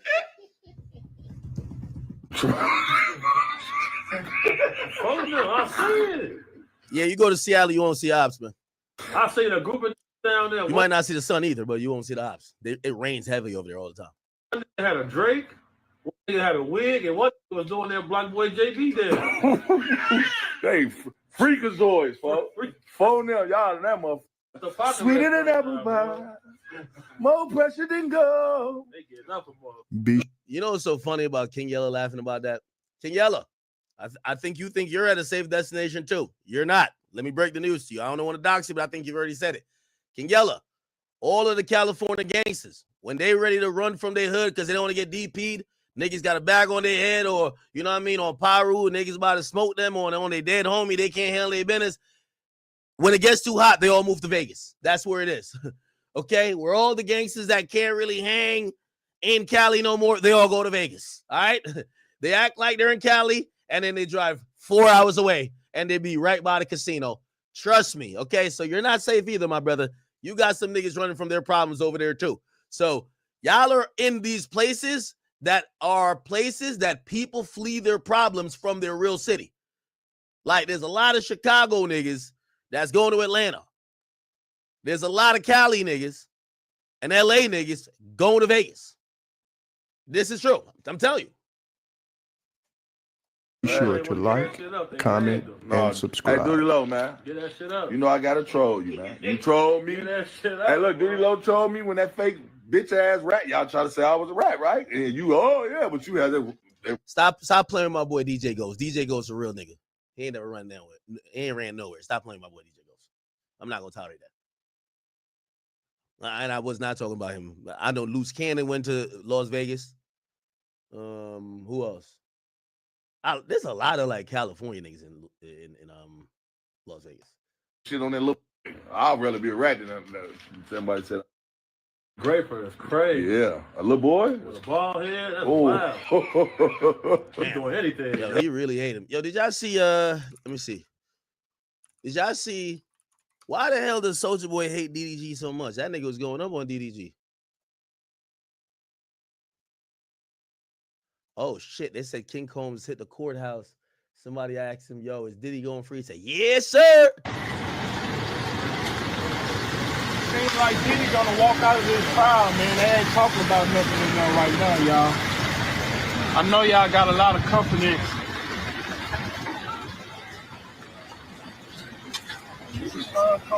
Make a hole. Yeah, make a hole, guys.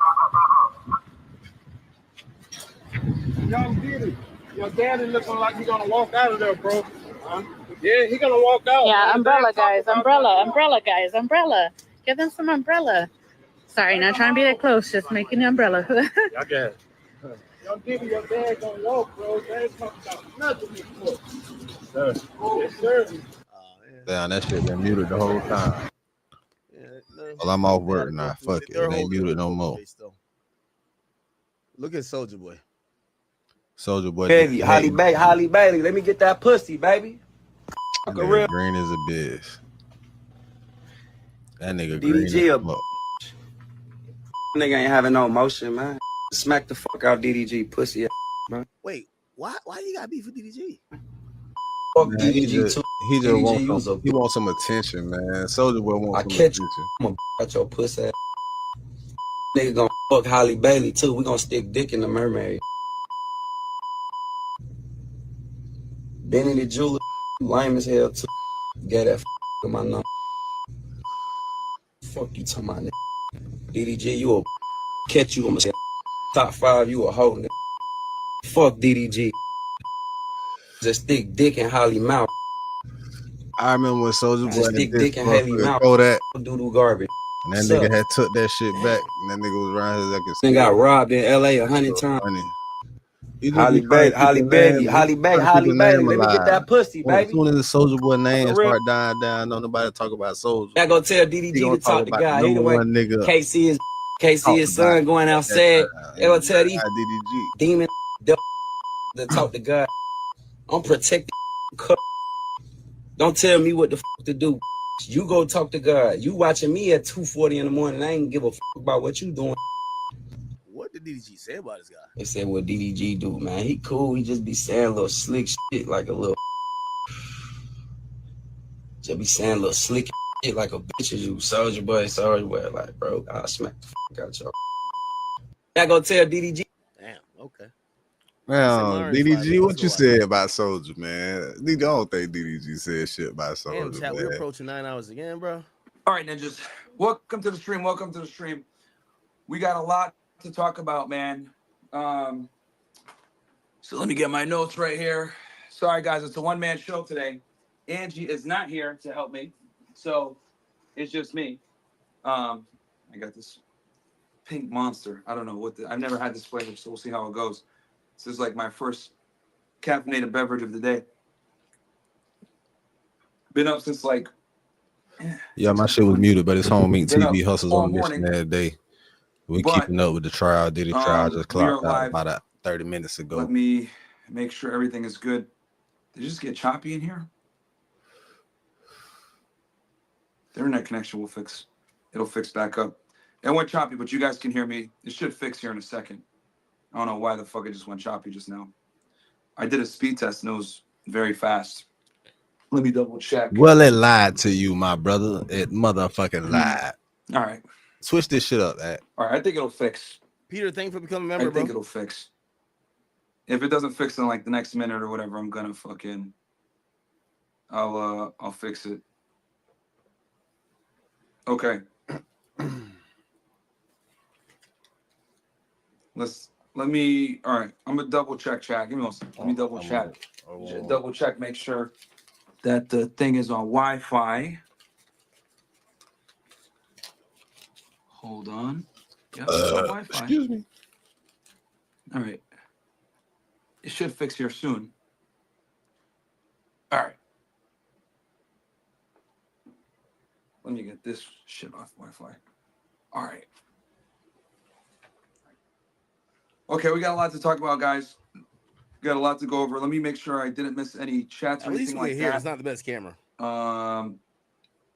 Welcome to the stream, guys. Camera Welcome to the stream. fucked Happy up. to have you guys here.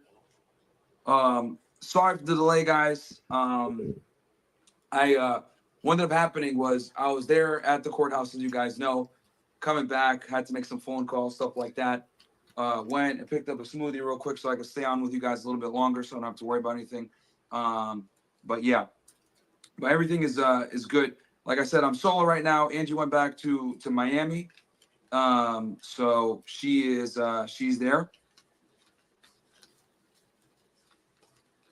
I don't know why the fuck this shit is choppy with the internet. It's choppy with the thing. Let me double check on Rumble, see how it looks. It's choppy on Rumble too? What the fuck? Come on, Myron. Let's get to it, bro. Shit is pissing me off, bro.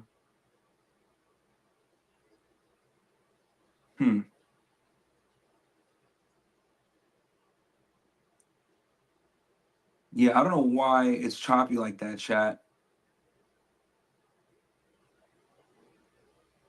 I know the audio is fine, but I don't know why the connection is choppy like that. Let me try to, I'm gonna hit Bills real quick. Shout out to Bills. I thought y'all said he was, he's not ready yet. We're just a few days into the federal trial of music.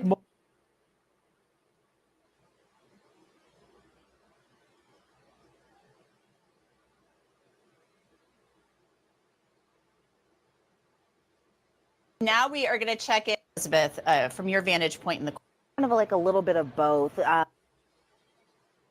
Of music mogul. She did not enjoy it. Oh yeah, here's bedroom. My man Bradford right here. It's just that I don't want to lose anything, and I can lose it all. An interesting note from Flores' email that we noticed was that he said that there would be extra patrols at the hotel until Sean Diddy Combs checked out, meaning Diddy stayed at this hotel, continued to stay at the hotel, even after this incident in the hallway caught on surveillance video with Cassie. But this isn't the only evidence entered into the record. Documentation shows a list of evidence collected in the months leading up to trial. For example, on the day of the Homeland Security raids, Combs was at the Miami Opa-locka airport getting ready to leave on a pre-planned trip. At that time, agents seized a cell phone from Combs' person, 2 cell phones from Christina Corum's person. Remember, she's considered Combs' right-hand woman, and she's even been compared to Ghislaine Maxwell, Jeffrey Epstein's infamous madam. 1 cell phone from Corum's suitcase, which was used by Combs. The government had experts comb through these electronics. Excerpts of those extractions are listed out by evidence number. When agents were searching Combs' home in Los Angeles and Miami, they found even more cell phones. In LA, 2 cell phones from desk drawers and offices, a cell phone from a bedside table in the master bedroom, and in Miami, 3 different cell phones stored inside black Balenciaga boots in the master bedroom and its closets. Then, when Combs was arrested at the Park Hyatt Hotel in New York City, more cell phones were seized from Combs and Corum. The documents also list extractions done on the phones of people connected to Combs. Another evidence list shows that financial records were requested from multiple financial institutions, including American Express, JP Morgan Chase, and Citibank, as well as PayPal, Venmo, and Zelle. The government exhibits also include lots of information about Combs' travel, with records from just about every airline you can think of: Alaska Airlines, JetBlue, Delta, Southwest, even Spirit. So how do these records help bolster the prosecution's case that Combs was part of a larger criminal enterprise. Join us now to talk more about these new pieces of evidence and what we've heard from what's happening in the courtroom thus far is criminal defense attorney Bradford Cohen. Always great to have you on Law and Crime. Thanks for being here. From the documents that have been released today, we have also the video. It seems like a longer video of that incident that happened in the hotel in California. What could prosecutors be trying to prove by releasing these new pieces of evidence? So, you know, when we say new, it's probably new in terms of introducing them, but the defense already knows about them. I don't think this is something that's like a bombshell or a smoking gun.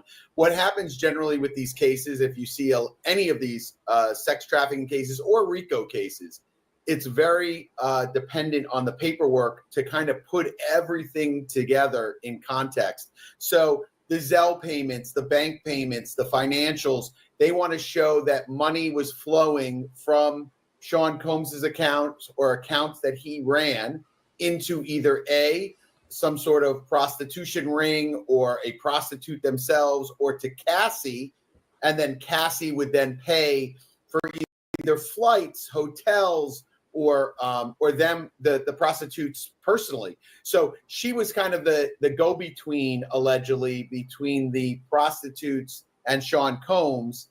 And they have to show this in order to say, hey, jury, she's not a co-defendant. She was someone who was getting these things from Sean Combs and then passing them on to the prostitutes. So you're looking at phone records, you're looking at flight records, you're looking at texts and financials and things of that nature that would bring it all together and kind of bolster the testimony of CASSIE. Because if you look at her testimony, people are going to be like, hey, you were with him for 7 years. You know, you knew what was going on. You kind of were involved in all this. You were paying these prostitutes. You were booking their flights. You were booking their hotels. You kind of, it looks like you enjoyed what was going on. And the prosecution wants to say she did not enjoy it. You know, this was part of her job. And she was, you know, forced to do it or coerced to do it. That's where they're coming from. And the defense obviously is going to say the same thing that I'm saying, that I think that it makes her look like a co-defendant. Well, and also, if you're the defense, could you look at this and say he's Sean Combs, he's a business mogul? Of course, he's going to have like all these cell phones, frequent flyer accounts, and you can just dismiss the numbers as what it was business? The key here, the many cell phones and things of that nature, it's going to depend on what's on those cell phones, right? So if he had 7 cell phones and it's all business discussions and things of that nature, it's not that big of a deal.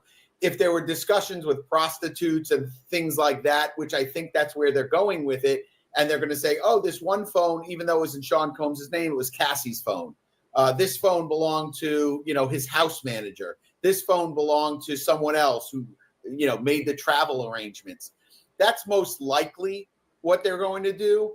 And again, it all comes back to how are they going to prove that this is a sex trafficking, quote unquote, ring, as opposed to a John that, you know, booked prostitutes and had assistants that booked prostitutes and had willing participants in the prostitution that were getting paid or some other reward for it. Like that first guy that took the stand, who is a male prostitute, who says, hey, listen, I never got paid.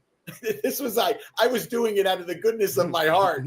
I don't know what that brought to the case, aside from him saying that he witnessed some violence against Cassie, but he was essentially saying, Cassie paid me. Cassie booked this. Cassie looked like she was enjoying it. Cassie gave me directions on how to properly urinate on someone, which, you know, that's weird to me. That, you know, I don't know. You know? I mean, it's been, let's just go to Cassie's testimony, because she's going to be cross-examined. The testimony that she gave when she was speaking, you know, being questioned by prosecutors, is incredibly compelling, very graphic. It's hard to describe. But if you're the defense and you're trying to say that this was part of her, you know, she was part of this, how do you go about not kind of alienating jurors who may be seeing a pregnant woman on the stand giving this incredibly emotional testimony and get what you want out of someone who's a very key witness in this case? Yeah, it's very difficult. And that's probably why they brought they have women on their team, and they brought in a young lady from Atlanta. They have Temi Garagos, who I know did the opening statement. My guess is one of them are going to do the cross-examination. We think alike, brother. Of Cassie. You know, certain lawyers have certain attributes that are good for certain witnesses. I am a scorched earth, broadsword. I show no mercy. It's very difficult for me to pull back at a moment in time. I'm Mike Tyson in his prime. I'm not Mike Tyson fighting Jake Paul. So I don't pull punches. I don't kind of think about like, oh man, this one question is going to alienate the jury, which probably is my weakness, right? And that's why you want someone on your team that is beneficial and can cross someone without turning the jury off. And generally, that's a female on female job. If you looked at the Johnny Depp trial, the reason why that was so very successful was because of the way the lead attorney in that case did his Marauders lineup. And the Marauders lineup for that case was exactly the way that it should have gone. They had a female cross-examining a female, and that really was the key to that case. The winning combination was that. So I anticipate that the cross-examination is going to be either Temi or the from my guess.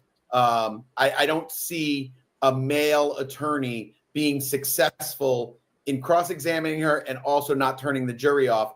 Although, you know, I look at this case, I would chomp at the bit to cross-examine Cassie. I would light her up like a Christmas tree. And it's not just because of what I've heard on the street, what I know from like listening and reading and things of that nature, but just the controversy and in the testimony between what she says now and how long she was there and why she was there. And I'm sure the prosecutor has already kind of gone over this with her and pre-tried their case. But it's very difficult to answer those questions, why you would stay with someone for 7 years. And I've said this before. The first time someone does something or urinates on you or asks you to do something weird, that's weird, right? The first time you're like, okay. The 50th time, you know, there's something to that. There's something more there. And a psychiatrist or psychologist that's going to say, well, she was coerced because she was, you know, mentally abused and all these things. I don't know if that works with this jury. Not the way that I've seen this jury come together in terms of a deli clerk and a massage therapist. I don't know if that argument's going to work. For as emotional as it seemed, I mean, cameras aren't in the courtroom, of course, and we only know what we're being told about how things went in the courtroom yesterday. As far as her testimony, how big of a problem is that for the defense thus far? How did it go? If you were defending Sean Combs, how would you say from what you've heard the direct went? So I always look at cases like basketball games, and I always say, you could be down 10 points and then all of a sudden go on a run of 20. It's so early in this case to really determine, where it's going. Her testimony alone, I think it was expected, right? We've known kind of her story forever. She filed a complaint. She did all these things, made statements. Her lawyer made statements. People made statements. It's not something that came out that was so unusual. I mean, the details, the certain, body fluids and things like that. Obviously, we didn't know everything. To me, it went as expected. I mean, you knew she was going to take the stand. You knew she was pregnant. You knew she was going to testify the way that she's testifying, that she's a victim and not a co-defendant.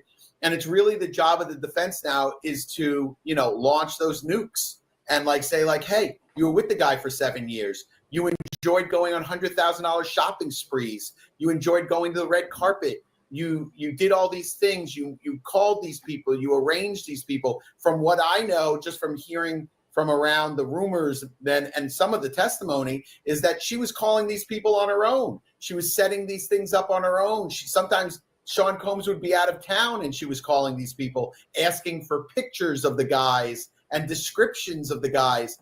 And really the defense has to go the route that, you're sitting there today, not as a co-defendant, but as a victim, simply because you're cooperating with the government. But she didn't complain the day she left in 2018. No one heard anything about all these things. She never said that she did these things unwillingly and it was disgusting. And Sean Combs is a gross guy. You heard about it after she was married for several years to a trainer that probably couldn't provide her the same type of lifestyle she was used to in living with Sean Combs. And then she sues him for $50 million. That's the defense. That's where they need to go with it. Is it, a two-edged sword? Could you turn the jury off? Sure. There's a way to do it that doesn't turn the jury off. It's probably not my way because, like I said, I'm like John Wick when I cross-examine somebody. I leave no body. There's nothing left when I cross-examine someone. So, I think it needs a lighter touch, but to prove the same points that I just discussed.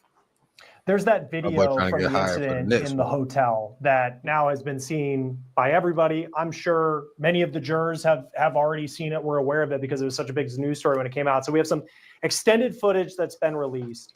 But what role will that video? Sean Combs is not on trial for domestic violence. Like the defense is kind of pointed that out. But what does this play? Is this a problem for the defense, that video being included?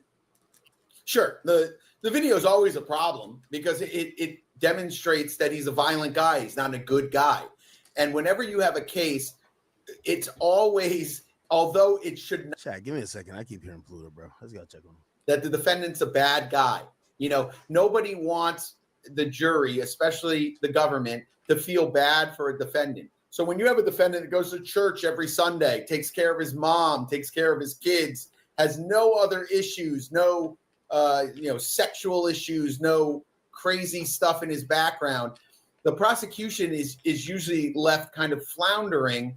And those are usually your white collar crime cases and things of that nature, but they find something, right? Oh, he was a good guy, but look, he spent money on Ferraris and Lambos. He went to $1,000 dinner. They do anything they can to dirty up a defendant. In this case, it's not that hard to dirty up Sean Combs because, for all, from everyone that's viewing this, he's not a good guy.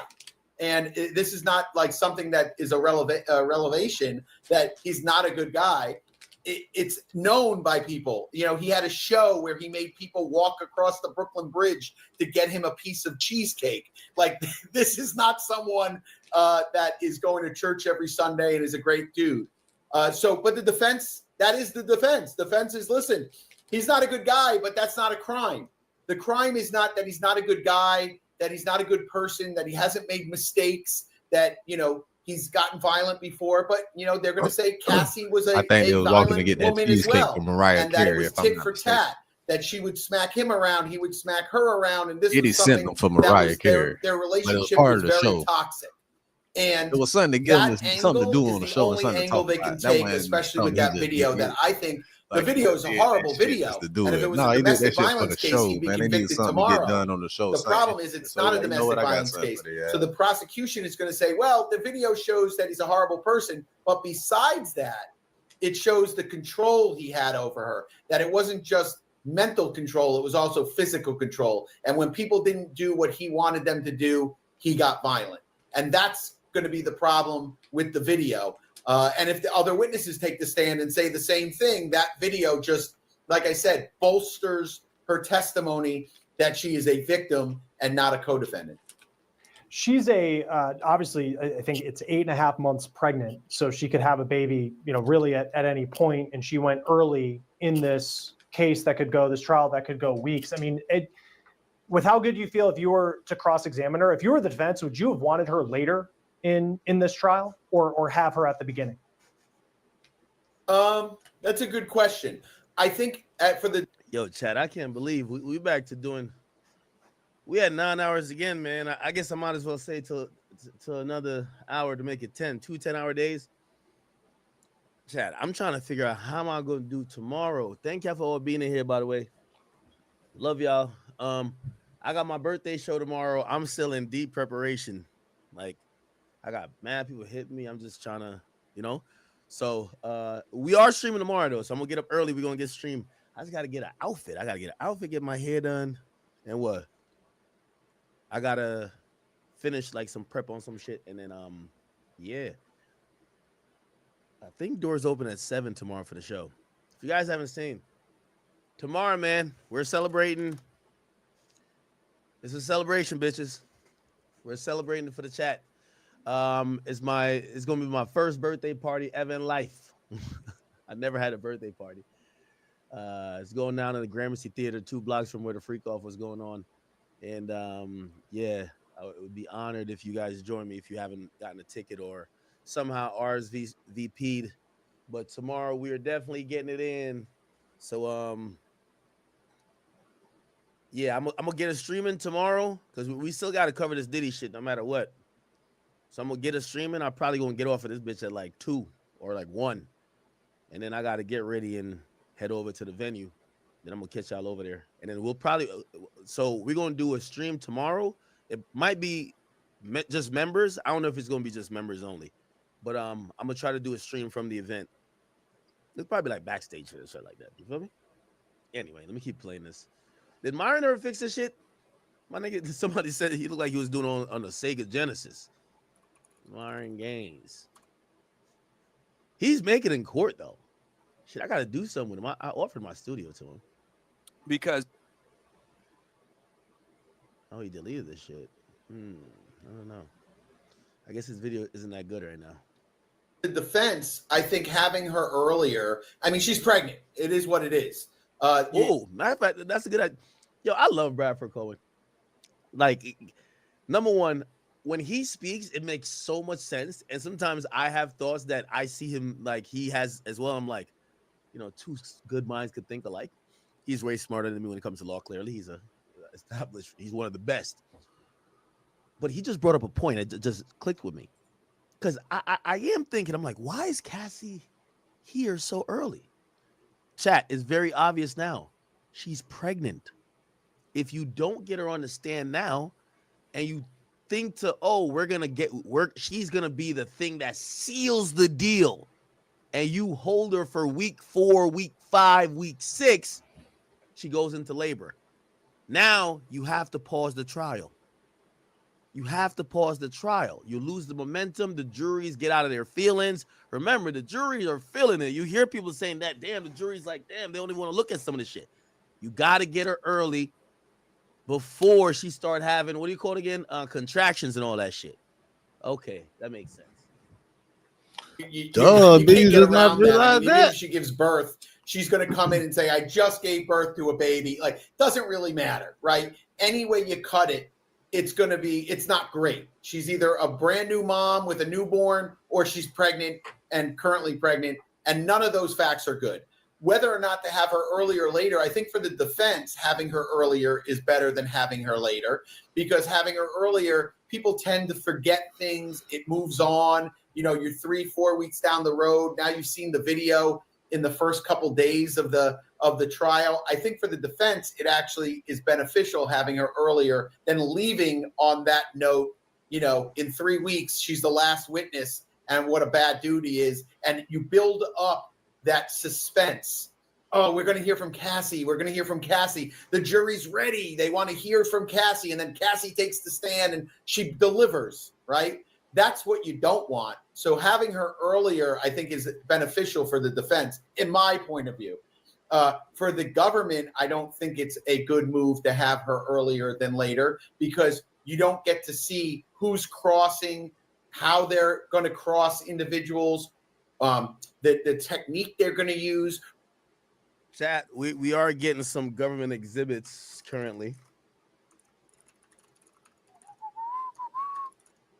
So remember Flores, who's the security guy who came and broke up that video that we all saw? We now have an exhibit. Wait. The exhibit came earlier in the day. I'm gonna just go to media and I should be able to find it right here. So this is the exhibit from, so the lawyer, not the lawyer. Let me just do, the security guard wrote an email after he broke up the fight with Cassie, the one that we watched the whole 15-minute video from today. By the way, that's another important update. We watched a whole 15-minute video from what happened, right? So the guy wrote an email, right? You can see from LA Security, to, I guess these are people that work at the hotel or whatever the case is. It said pics today from the 6th floor. So they were on the 6th floor. He says, today, March 5th, 2016, approximately 11:14 a.m., I received a call from Instant Services, Wanda, stating that she just called a distress call from the 6th floor. Looked at the camera to familiar myself with the situation. Up on the floor, I saw before I took off immediately. There was a black male only wearing a towel walking back and forth. I arrived at the scene. Noticed that the black male was rapper Sean P. Oh, I can't say Sean P. Diddy Combs. I observed Mr. Combs sitting down on the far left chair, 6th floor, and a female who was closer in the hallway, later identified as CASSIE by Mr. Combs. By the way, the prosecutor later told us that Diddy used to call her CC, meaning Cassie Combs. By the way, that's a dope way to kind of mentally trick a chick. You ain't never gonna marry her, but you just call her Combs. I gotta start calling chicks something Allen. Yeah, that kind of works. Or is that Diddy-esque? Or is that some player shit? You just give her your last name, like, nah. Nah, that's some lame ass shit. Don't even do that. Anyway, chat, I see I in the chat too. Yo, Celtics finna just catch the L tonight. I would have put some money on it. Give a miss in your stage name. And just lose the Knicks. Your street name. I think Tatum is out. Okay, anyway.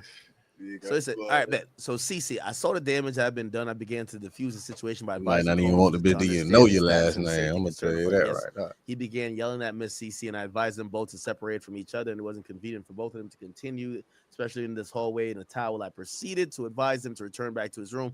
Mr. Combs began to offer me a bribe. He says, "You take care of this. I got you. Let's go to my room." Pause. I then responded with, "Sir, I know who you are." What makes Zaxby's giant chicken finger quesadilla so giant? Crispy fingers, sauce, and melty cheese. Worker took the money. Yo, his coworker took the money and still not testifying against Diddy. That nigga dipped. Peace out, nigga. That nigga. Supposedly Diddy gave somebody $50,000 or $100,000, and they were supposed to delete it. They dipped. Okay. I forgot. I think they got this footage from Diddy's shit though. I don't know. I declined the money and told Mr. Combs that all we needed for him to stay in his room until checkout, which is today. I left the scene at 11:25 a.m. I took the elevator down. When I saw Miss CC, I advised her that I did not want him to see her, so I walked her over to the valet office until, let me see, walked her until her ride got there. I asked her who needs some information for her to stand by, and I walked over to the office and advised him of the situation that I need present. We then walked over to Miss CC, and she was unable to locate. We went up to the 6th floor, took pictures of the guest lobby. They want to introduce himself and let him know that the hotel rooms would advise him that damages would be charged to his room. When Mr. Combs came out, he started yelling in his tower, but whatever. And I stopped him before he did. Advised that we were not there to make it bigger than it already was. He saw whatever holding his phone, and he automatically assumed that he was being recorded. So he grabbed his hand, then he grabbed his hand and told him to back off and took his hand away. And then he was told no one was recording him, that safety and privacy is important to the hotel.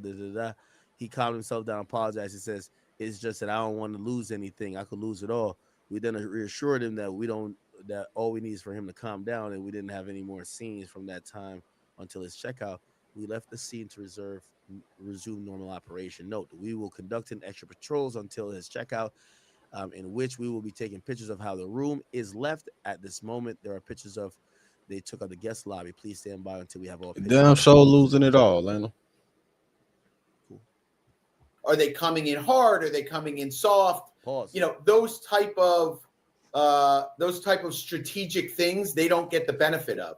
So her taking the stand early, I think, is beneficial for the defense, not as beneficial for the government.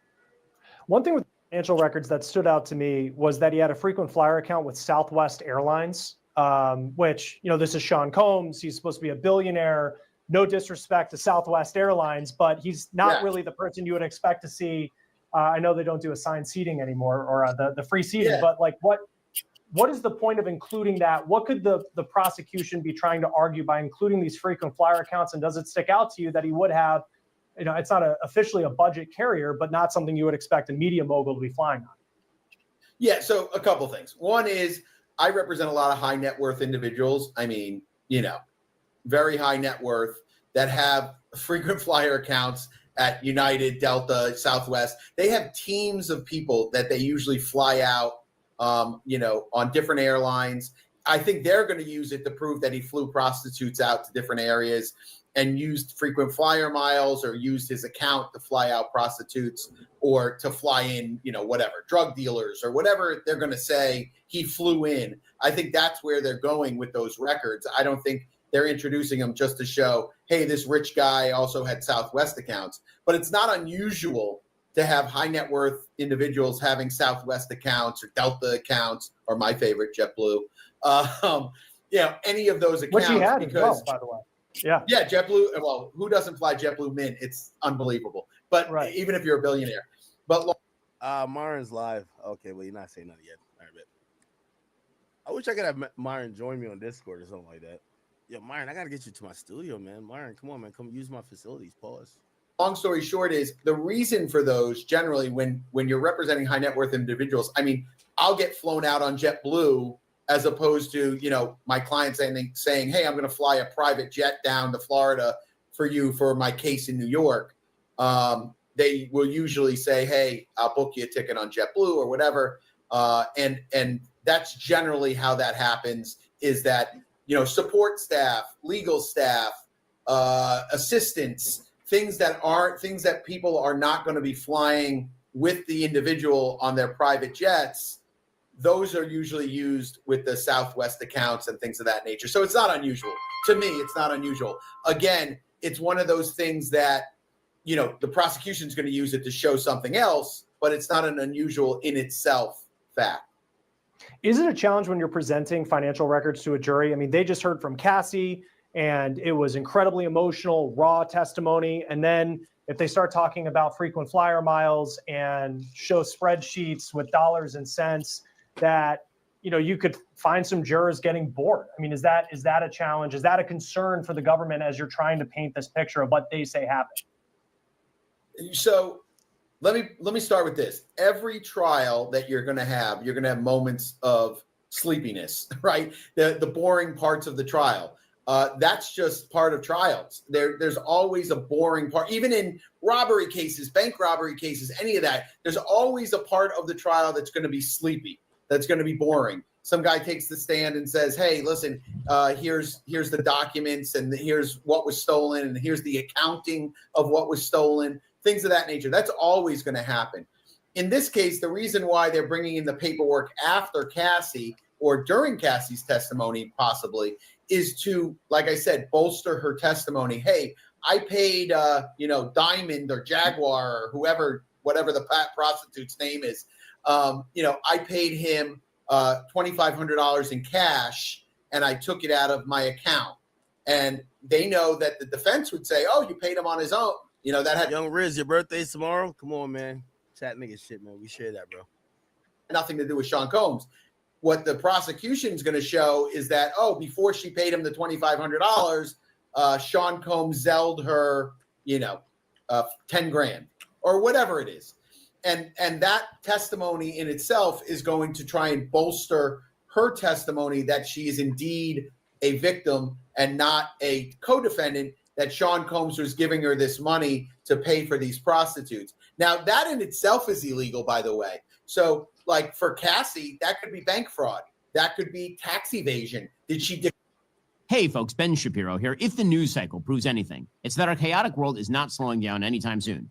Every single day brings a new headline, and probably becoming a co-defendant are things that the defense are probably going to expose. And then just lastly for you, Bradford, I mean, what's the biggest challenge that the defense is going to face over the course of the next several weeks? I think the biggest challenge is, the having a jury look at the facts of the case and not get stuck in the quicksand of like, boy, this is weird. Like the weird sexual activities, the other things that are going on. I think that's going to be the biggest hurdle. We haven't heard a lot about these RICO charges, about, the murders for hire, all these other things that they made those accusations about. I'd like to see what comes of that. We haven't heard a lot about it. I don't know a lot about it. So I think that's going to be kind of interesting. But as of right now, I think the biggest hurdle is the conviction or possible conviction on the prostitution charge, which I think is the least of their worries because of the maximums that carries. I think if they knock out the sex trafficking and then, mitigate the RICO, I think that they're doing a phenomenal job if they can get that done. And I think it's a definite possibility to get that done based on what I've seen and what I've heard and what I've read. All right, criminal defense attorney. Okay, let's get to Myron real quick. Damn, what the fuck Myron doing, boy?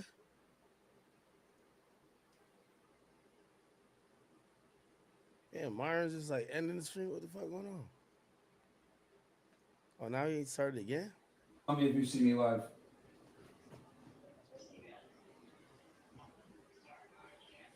Yo, Myron. Yo, can somebody tell Myron I offered my studios to him, bro? Like, he could literally go to my studios. You don't see. My man is at my studio. Actually, I think is Flacco there right now? Like, I just don't go to my own studio. I just stay at my crib. I think we have mad people recording in my studio right now. Yo, you're 5 minutes away from my studio. Could somebody tell Myron I own the shit? He could go there just like I use his studio. I have 4 studios in there. He could use one of the off the record studio for what I cared. Tell him this hotel shit is not it, bro. I love what he's doing. I'm gonna do some shit with him. But bro, just go to my studio after this, my nigga. Like, we'll just give you the professional shit. Because if he flew out here. Me and him were talking. We wanted to do some shit, but like, I ain't gonna lie to you, chat. Me to wake up at like 7 a.m. try to get up in court, and me and Myron to try to get up in there. That was gonna be a tough thing. I am gonna try to make some court date. I ain't gonna lie to you, but Myron, please, could you take me up on my offer? Just please use my studio, okay? You put all your fresh and fit shit there. I don't care. Um. Okay, I don't know what's going on with this. And the reason, let me tell you this. No matter what y'all think about Myron's really he's very methodical. He's the type of nigga to get every fucking detail, and you need a nigga like that. A nigga's gonna do that. I get some y'all like, yo, he said this about FBAs. He said this about it. Hey, listen, when it comes to court coverage and someone who has some understanding of hip hop, Myron's pretty good, bro. I'm telling you, he's a former Fed. He's pretty good. Okay. All right. Yeah, chat. By the way, if you're wondering like why I'm looking down sometimes, so here's the thing too. I'm trying to bring out a few people tomorrow. So I'm trying to make sure everybody's kind of good. I'm like, my assistants hit me. Like they want to get on meetings with me. They're like, yo, you're still on stream. And I'm like, yeah, I'm gonna stay on stream. I'm gonna stay on stream. But yet, so like my assistant wants to get on a call with me to like confirm a whole bunch of shit. But I'm like, just text me because I'm on stream. So if I'm looking down, it's for the show tomorrow. Like, I'm not just here, wasting y'all time and everything like that. Okay. Megan Kelly said disgusting allegations. Oh my God. All right. Anybody else with some stuff, man? Yeah, I wanted Myron to pop off. Whatever.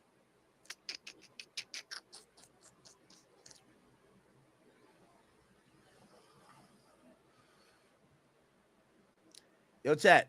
I'll tell you this. By the way, tomorrow's my show. I only have one thing. Yo, my first show, just because there was so many people hating. Remember, they hated on us. We had to cancel the spot. I had booked Gramercy before, but remember, it was going to be me and Charleston White, and then they went crazy. All the people went crazy. A senator emailed Live Nation. Live Nation canceled on me. So this is why I'm going back. Just only my name on the bill, and like we're in New York City. It's like so like politicky. Like I'm scared to put nobody else's name on the bill. Like obviously it's my event, but like I would like to be like, oh, I'm so and so is coming. You can't do that. They're gonna cancel your event immediately. You know what I mean? So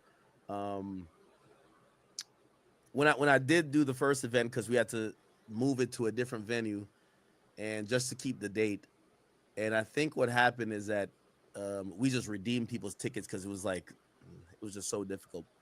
Yo, when I showed up, chat, I promise y'all, it was the first time I really did a live event. And remember, they came off clowning me for the whole Roots picnic shit. It's a festival. There's mad people. What is the New Mexico Military Institute? NMMI is to go beyond your limits. People are looking at me, and they look at me and they were like, fuck with you, but I'm gonna catch you. Uzi's there. And they're like, yo, I got 8 people out here. So anyway, we did the show, and we had a really good turnout. Like we had a venue. It wasn't that big, but we had a venue.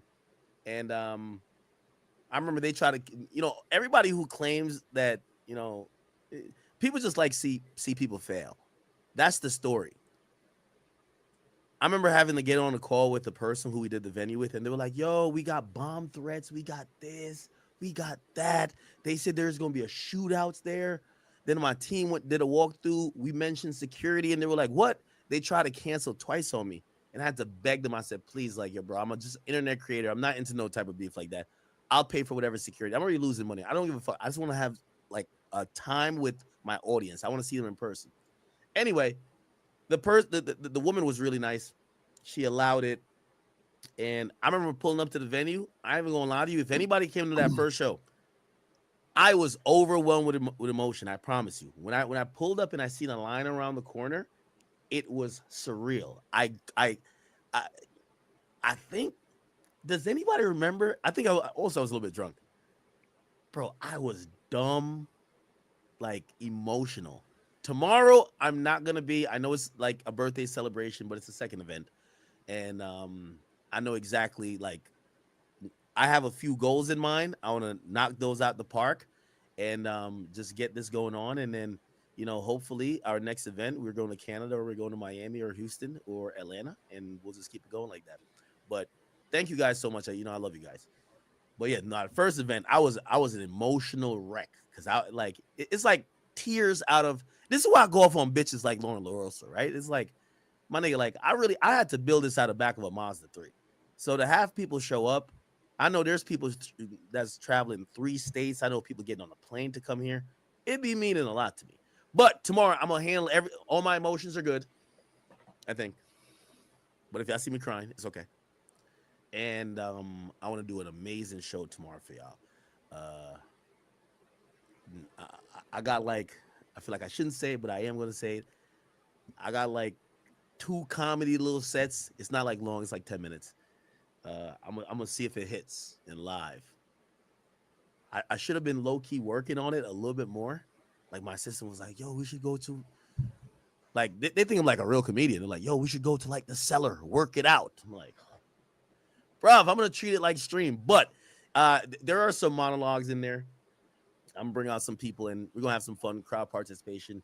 Obviously, meet and greet is gonna be great. Maybe some people in the industry show up, maybe they don't. But if not, it's me and y'all. We're gonna be kicking it tomorrow. Okay, I just had to say that. What else? What are we looking at? Yo, are y'all diddied out? I feel like y'all might be diddied out, man. Yo, we really be having a stream for 9 hours and 30 minutes about Diddy.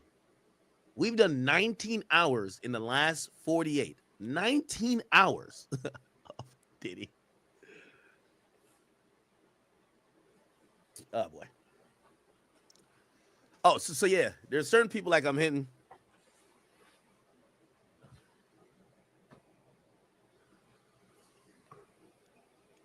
Okay, all right. Well, yeah, because we keep like playing the Diddy stuff, and I feel like we do get to. I done got my boy 14 times. The Mexican stabbed my boy 14 times. I can tell by the numbers. Like, we still got 30,000 people in here. Bodyguard comes I mean? Like, forward. for me, I feel like it's criminal to come stream when it's 30,000 people here. But, I'm like, yo, are y'all tired of the topic? Imagine the timing of that shit. Okay, where could we find? Did Myron start talking some shit yet, or like Myron just gave up, bro? Myron, use my studio, bro. By the way, I think Flacco's coming. Who's coming? Flacco's coming. I think Annoying's coming. I think Aiden was supposed to come, but like he got his boxing event in Miami. I ain't gonna lie, I did reach out. I was trying to get Savage to come, but of course this nigga's like overseas. You know what my team was telling me, right? Yo, Drake owe you a favor. Tell that nigga to come. I was like, yo. Drake doing some stuff right now. I won't reveal some private stuff, but yeah. Yo, my team was on me like, nigga, this is your time to call in favors. And I'm like, well, it's not really about favors. This is about me in the chat. Whatever. Okay. Eventually, what we're going to turn these like events into, I'll give it a vision. Eventually, these events are going to be just more than, but I'm going to be honest with you. Like, I kind of want to have, I don't want to be the person who, like, if I threw an event right now and I said, oh, okay, I'm bringing out, we're doing A Boogie, Ice Spice, and I don't know. Yeah, let's just say A Boogie and Ice Spice. A Boogie, Ice Spice, D-Thing. I'm pretty sure we could sell out at least like a 4,000, 5,000 venue. You get what I'm saying? Because I'm presenting those artists. But I want people to show up to get somewhat what we've worked on here, which is like this live. It's been years since my daughter passed. It's dub. I don't know what's All right, it's 7 o'clock. Let me go to Get to this tour. Oh, here's my boy. I just seen him. Matthew. Oh, here we go. This is what I wanted to play. Video that we've seen where Sean Combs is assaulting Cassie, and what she said is after that happened, she went to one of Sean Combs' employers' homes named D-Rock, who she said she was friendly with, he and the wife. But she said that same night she did end up going back to Sean Combs' house because she had a fitting for the perfect match. There was a premiere coming up. And then we saw pictures of her on that red carpet with Sean Combs. And she sort of explains, if you look closely, you can see a little bit of bruising. But we saw that there was an image she took where she had a busted lip. We never saw the black eye because those pictures that she took of herself, she said she wanted to cover it up. But she explains how she used makeup, how she had to hide the bruising and things of that nature. So we got a little bit of context from that 2016 video and also some pictures to accompany what she said happened that night. And I believe they even said one of her friends called the police perhaps, but she decided not to reveal that it was Combs because at the time she didn't want to hurt him because they were still in a relationship. Is that correct? Correct. Early on, the prosecution showed a picture of Cassie and a very close friend of hers when they were 19 or 20 years old. So now you fast forward to 2016, that same woman is the one that Cassie said called the police because she was so irate about the fact that she saw her friend with this busted lip with a black eye. And she says her friend knew automatically based on other alleged incidents that had happened that this was because of Sean Combs. So the police came to her house, according to Cassie. They asked her a few questions, but she said, the police said, well, who is the person that did this to you? She wouldn't answer, and she said they left. Understood. Now, how did Diddy react while Cassie was on the stand? I know yesterday you said he was listening very intently, so is that the same case? Yeah, more of the same. We see Combs listening very carefully. He's looking at the jurors. He's also, though, again, sort of shaking his head in defiance when Cassie brings up the idea of drugs being offered to her all the time from Combs or people who associated with Combs. One thing that I thought was interesting today is that Cassie today in court said that she had an on and off again addiction to opiates. So this was her sort of giving us an inkling into what she was going through, not just with the alleged freak-offs, but her own struggles with addiction. Yeah, and how this relationship perhaps led to the addiction or contributed to the addiction. Talk about, you mentioned some of the text messages that were read in court today, especially between Cassie and Sean Combs, and about not letting her secret get out and things like that. Talk about some of those text messages we saw. Yeah, so a lot of text messages were shown from 2010, 2013, 2017. Essentially, there were text messages where she wishes him a happy Father's Day and says, I can't wait till we have a baby of our own. So there was a text message shared from 2017 where she said, nothing good comes out of freak-offs. And then she says, you treat me like you're Ike Turner. Ike Turner, as we know, had a volatile relationship with Tina Turner, and that was a nod to the abuse that she says she suffered. She said she used the drugs to numb herself because these freak-offs, again, were happening so regularly. She also talked about having urinary tract infections all the time, and that it was so bad, she said, that even the antibiotics that she used didn't even work anymore. She said there were times where she would have sex and have these freak offs while she had the infection. And then she said, quote, "I don't recommend it." Yeah. Well, that's powerful right there. Yeah. What did she say about blackmail? Because she mentioned kind of that there was always maybe videos kind of used against her after the fact when she expressed maybe not wanting to do the freak offs anymore. So early on in this trial, the prosecutors told the jurors that they were going to see 2 videos of not only Cassie Ventura, but of someone else in these alleged freak offs. So when you talk about video, according to Cassie, she was embarrassed by it. She even talked about, what would I tell my mom if something like this got out? She was saying she would be hurt for her family. So she did not want this to get out, even though she says she was partaking in all of these things in an effort to keep her relationship going with Sean Combs. She says she did these things because he wanted to do them and she wanted to make him happy. But something else happened today in court that was worth noting in reference to those text messages. There were messages where she seemingly wants to have a freak off, says things like, "LOL, I can't wait." The prosecution asked her, "Why would you say that if you didn't really want to do it?" And she explained that she said those things because she was fearful of Combs and because she wanted to keep the relationship going. Now, how crucial is that hotel surveillance video going to be for this entire case? I think we keep seeing that surveillance video show up in this trial. So they talked about it yesterday. We talked about it today.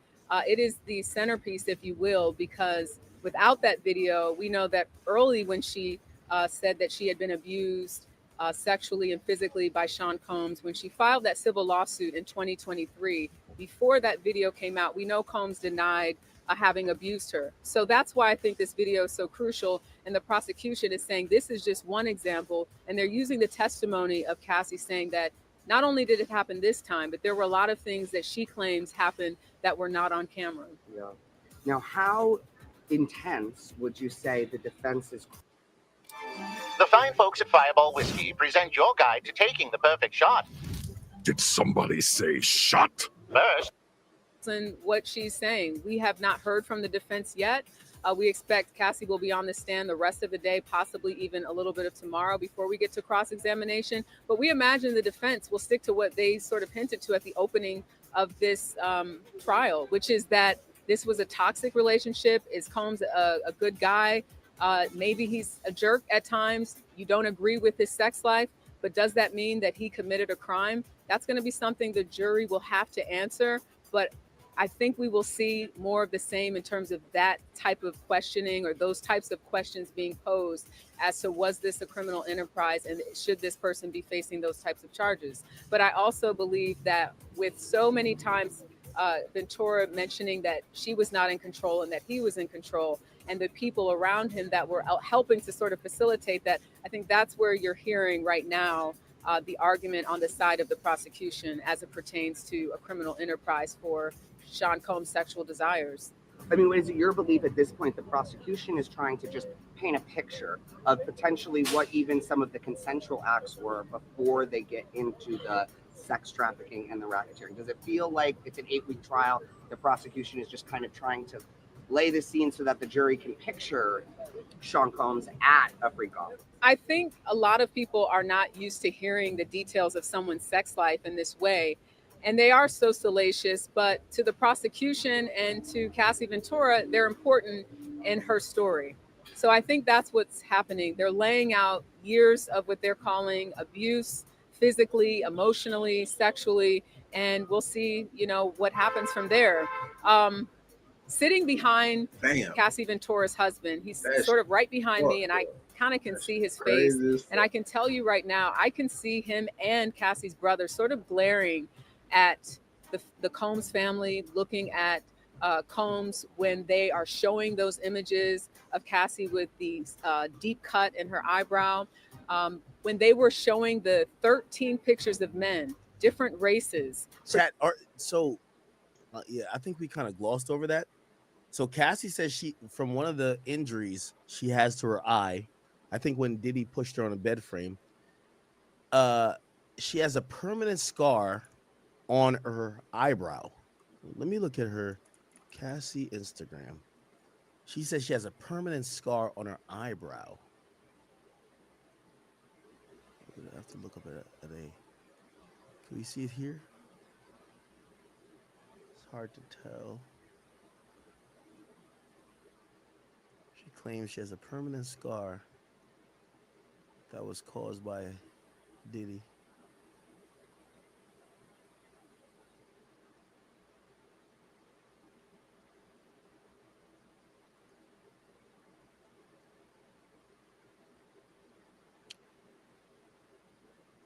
Chat, I'm gonna bring up a point. I'm gonna bring up a point, but was niggas body me? I'm about to get tight. Yo, cause we had like 20, I think niggas body me 10,000. Facts, because King Academics had like 20,000 just now. And then all of a sudden it dropped to 10,000. Because I'm looking at the overall, it says we're at 20,000 overall, but we were at 30,000 overall. Like King Academics is still around like 6-7K. But I mean the Academy is still at 6-7K, but King Academics fell from 20K to 10K. That feels like somebody bought me. Anyway, yo chat. Tell me if this is a tender point. Tell me if this is a tender point. And I'm only bringing it up. This is man crazy as hell. I'm bringing it up, but it's okay. Y'all can say act.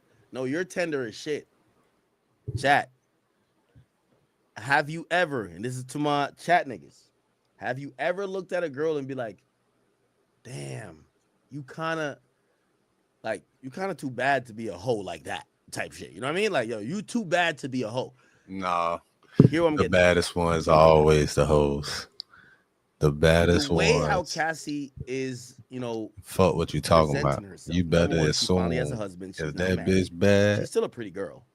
That bitch a hoe. You think the jury might look at her to be like, this fucking old ass, gray ass pervert Diddy tried to ruin you, and you're here to get justice. If you get what I'm saying, like you kind of look at Cassie and yes, her attractiveness, her looks comes into it, where you're like, damn, you were this like pretty young girl that this nigga who was old, trying to relive like his 20s, fucking ruined, and that kind of plays a part into your psyche in analyzing the case. I'm asking you, think like a juror, because I'm looking at Cassie, I'm like she kind of looked like this nice innocent girl type shit, you know, when you see her with her husband.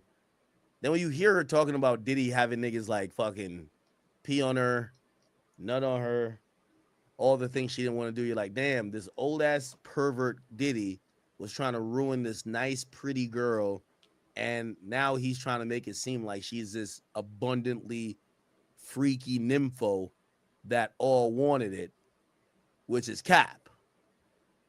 You think that might play? It's okay. Somebody said, if you do that, you got to think like a trick. Pablo says, I could see it. Okay, some people see what I'm saying. I'm going to play the video. I'm going to play a video.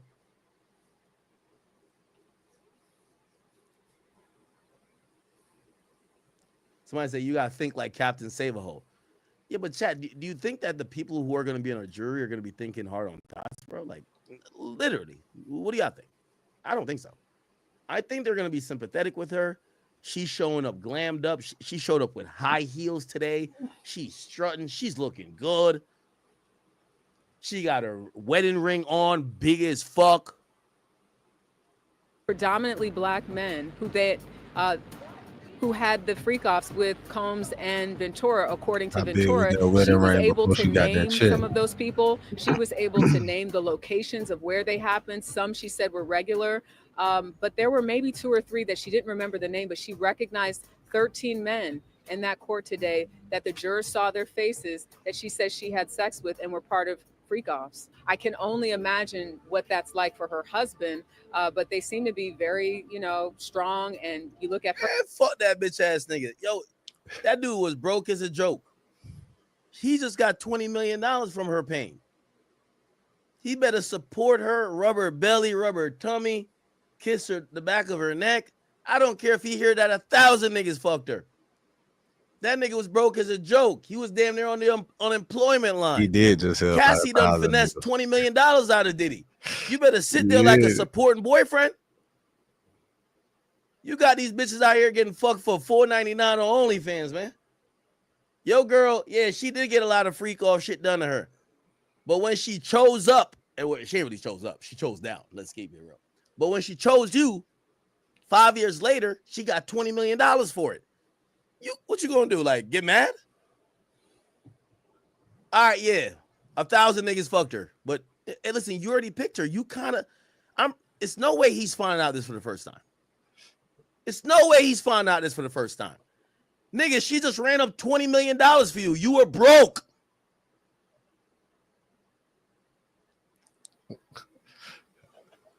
Her Instagram. He ain't Thanks wrong. her husband for being supportive. Some of y'all say y'all couldn't do it. Yeah. All right. Yo, chat, y'all capping. Y'all capping like a motherfucker. Y'all capping like a motherfucker, chat. I swear y'all capping like a motherfucker. That Let me nigga ask y'all a Jamaican, question. man. That pimp shit. All right, let's talk real talk right now. Bullshit. Any y'all ever dealt with a woman that got sexually assaulted? Like she tells you, like, yo, I ain't gonna lie, I went through a situation, da-da-da-da. She could even tell you, be like, oh, yeah, nah, there's a couple niggas who fought, whatever. Like, just some shit, you're like, wait, you had a train ran on? Like, nah, like, yo, I got drunk at a party, niggas raped me. Right? In that situation, you're not gonna hold it against her. Do y'all hold that shit against her? Yo, it's no way she's told her husband, oh yeah, I was on some freak shit. I was popping pussy. I was outside, bitch. No. She told her husband, yo, I was in love with this nigga. This nigga was basically forcing me to fuck these dudes. I didn't want to do it. Like, see, I think that's where y'all saying, oh, I wouldn't do it. Bro, I ain't gonna lie, there's a lot of women who have some sexual trauma. If your girl came to you, like, put it like this. Now, if a girl told me she willingly had a train, it's over. I can't do it. You willingly had a train? Okay. But if she on some shit like, yo, if that's her trauma, yo, back in high school, yo, I went to a party, like, I didn't even know what alcohol was. They drugged me. I got drunk. Them niggas, they went to jail, blah, blah, blah, blah, blah. Yeah, I fucked 3 niggas. They raped me. You're not going to be like, I'm not wifing up a girl who got in the train. You don't even look at it like that, bro. She got raped. I think her husband looks at this saying, bro, yeah, she fucked 1,000 niggas. She wasn't with it. She got taken advantage of. You're an idiot to think otherwise. You're an idiot to think that her husband truly believed she was with this. Okay, let's add on to it. So now it's Cassie.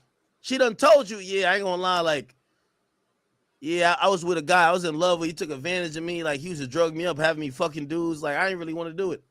I'll give you another example. You found out that the girl you with, her last nigga, used to get her drunk, have her selling pussy on some local hood shit.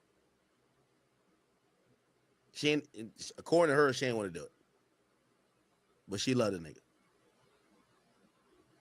Now, granted, it's one thing if you detect, like, nah, bitch, you a hoe. It's a different thing if you're like, oh, okay, nah, nigga took advantage of her, blah, blah, blah.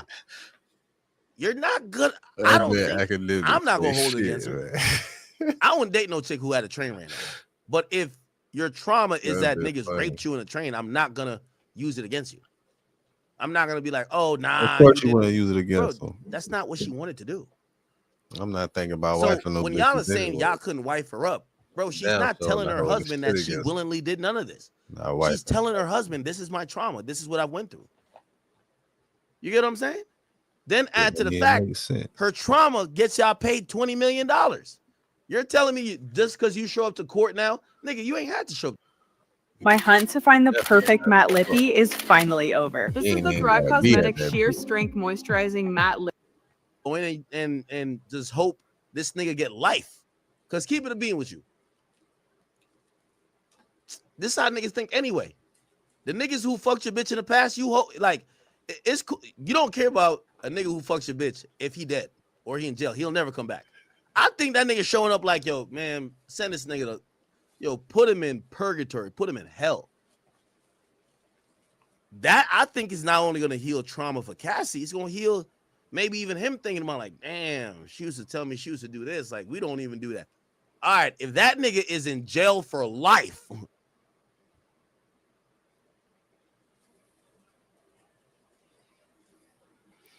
Somebody said, "Act, you acting like it was once." I don't think they Nah, married I gonna get you. last I too get long. you. Got Yeah, it was this mad trial, times, though, I ain't hundreds of gonna lie. times. But hear what I'm saying. Her husband had to be buying into the story, saying she wasn't with it. Why y'all acting like he thinks she was with it? Bro, if he thought she was with it, bro, if your girl done told you she used to have threesomes every day with her ex, you get with her. But she said, I ain't want to do it. Let's say you don't believe her. Would you really still date the girl if she only give you a threesome or whatever? The point is this. She never had a freak off after Diddy. Her husband clearly had to believe her trauma. Clearly. And when you believe a woman's trauma, I know men, we're so egotistical and whatever. How Bro, do you like, know it's a she nigga never fucking your had bitch? one after Diddy? Man, like, you done with her. Now, if a nigga raped your chick, you're not going to be finished with, are you? That would be weird if you are. Like, nigga, that's not an inner will. Now, I get y'all. The freak off just sound like, because it's 10 years. But, again, for him, he had to buy into this idea that she wasn't with it. So that's why when y'all are saying he's showing up and he's hearing things and he's about to leave, I'm like, bro, he got 20 million reasons not to leave. They had to talk. They were together for 5 years. They knew if we open up Pandora's box, yes, we could get the bread, but you're gonna hear a lot of shit. You what Pac said, you're gonna hear some shit that gonna make it hard for you to smile in the future. How you go? That's how I go. You got it right. That's exactly how I go. You got it right. You ain't got to look it up. You got it right. The Red Spider. Is that 50 Cent Pac joint ready? Stuff you're gonna see. Here you go. It's gonna be some stuff you're gonna see that's gonna make it hard to smile in the future. Facts. You got it Yo, when right. that 20 million wire came in 24 hours, that nigga had to mentally prepare. Yo, it's hundreds of niggas that ran up in her. It is what it is. Nigga, you was never gonna make 20 million in this lifetime, the next and the 50th later. So I don't know why y'all acting like he's in there like, bruv, like the nigga he watched his girl get $20 million in 24 hours from this nigga. You think he's like, oh my God, he don't know shit? Like, come on, bro. He ain't leaving. You crazy. Yeah. If anything, he just want to see Diddy go to jail for life. I think the way he could get over some of this shit is if Diddy is dead or Diddy, like, put it like this. I've said, like, this is man shit. Put it like, let me see. If you one of them territorial niggas, you ever said to a girl, and she talking about like either, I don't know, whether she has kids with a nigga or whatever, like her with another nigga, you be like, yeah, I ain't gonna trip as long as that nigga dead. That's what I think the nigga's feeling. If Diddy's dead or in jail for life, he don't give a fuck. But if Diddy beat the case and he's over here like the P, the D, the I, doing all that bullshit, still being a billionaire, fucking other bitches, basically like laughing at the fact that he took Cassie's whole 20s, doing all type of shit, yeah, he gonna be tight a little bit. But if Diddy go to jail for life, trust me, he gonna sleep a little bit better. I guarantee. He ain't leaving her though. Guaranteed. Nigga. Oh, let me not play this. Yo, is Myron still trying to go live, bro? Yeah, I think he's still trying to go live. Hey, Brad. We played this already? Oh, no. We still can get through this. Where is it? Oh, wait. Did we miss it?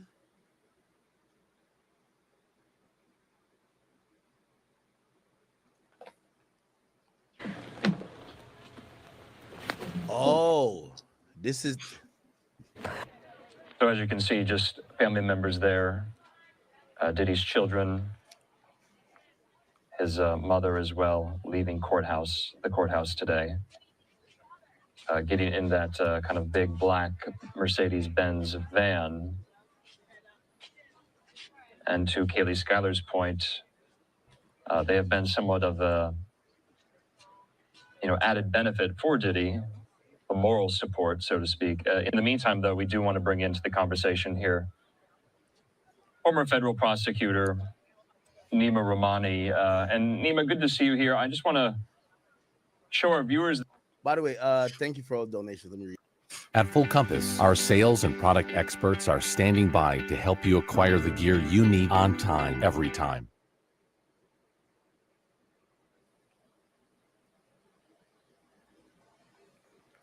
By the way, shout out to everybody on the Academy page, man. Yo, you know the Academy page? Yo, listen. King Academics page, y'all be having twice, 3 times the amount of viewers, but the Academy page has 4 times the amount of members as the King Academics page. The King Academics page is not hitting. The Academy page is 4. They get half the views, 4 times the membership. I don't know how that works. So the King Academics page, that's why they're on the screen. They're lit. I can't even cap with you. Alrighty then. Let me see. Somebody just donated. Give me a second.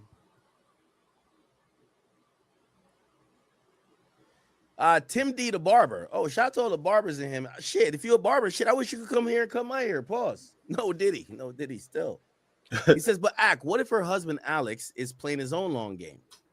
And he's gonna get divorced in the next 2 years and take half of what she got from Diddy.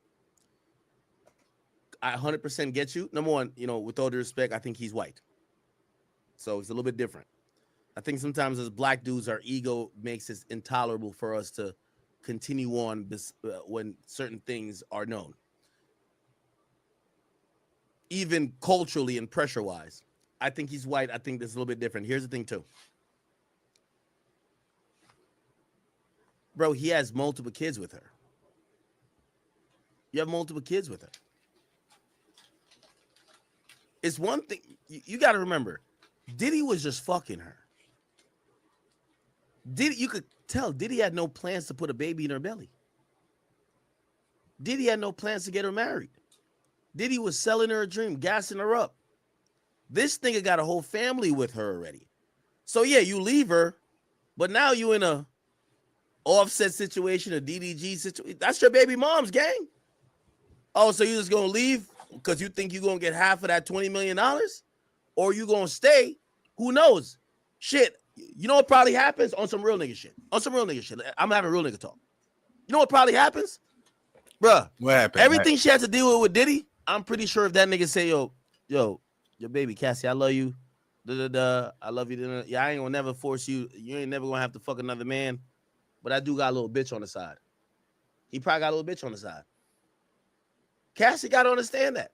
I ain't never going to leave you. You my girl, blah, blah. I ain't going to never let a man touch you. But I got a little bitch on the side.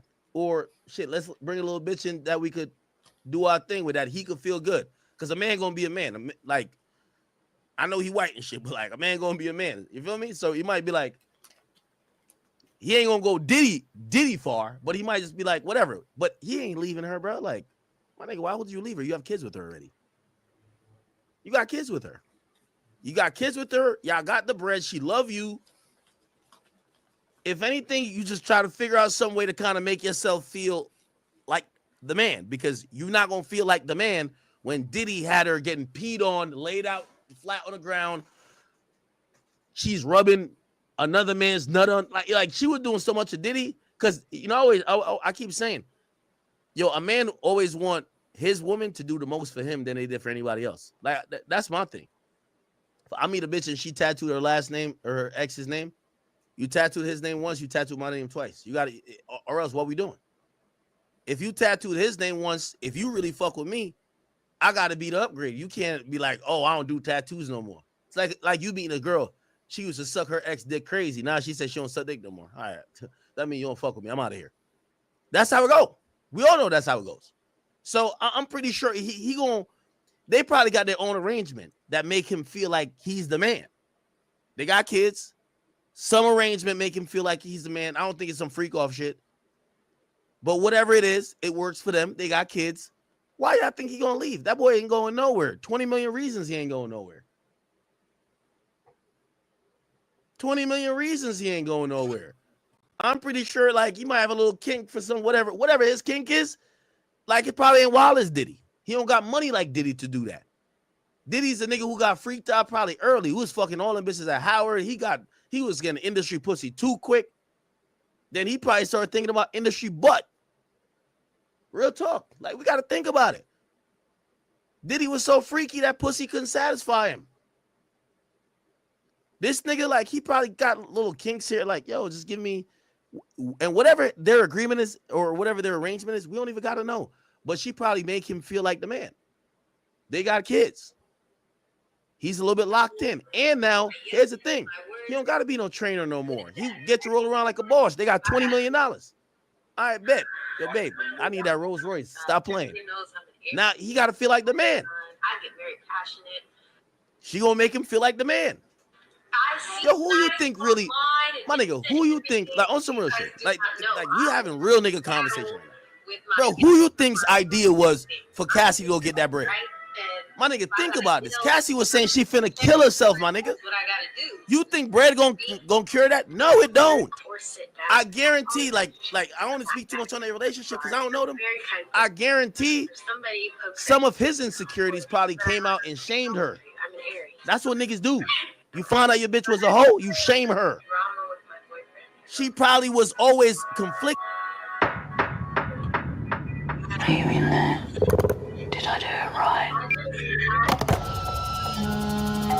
Oliver lost his family just like you guys.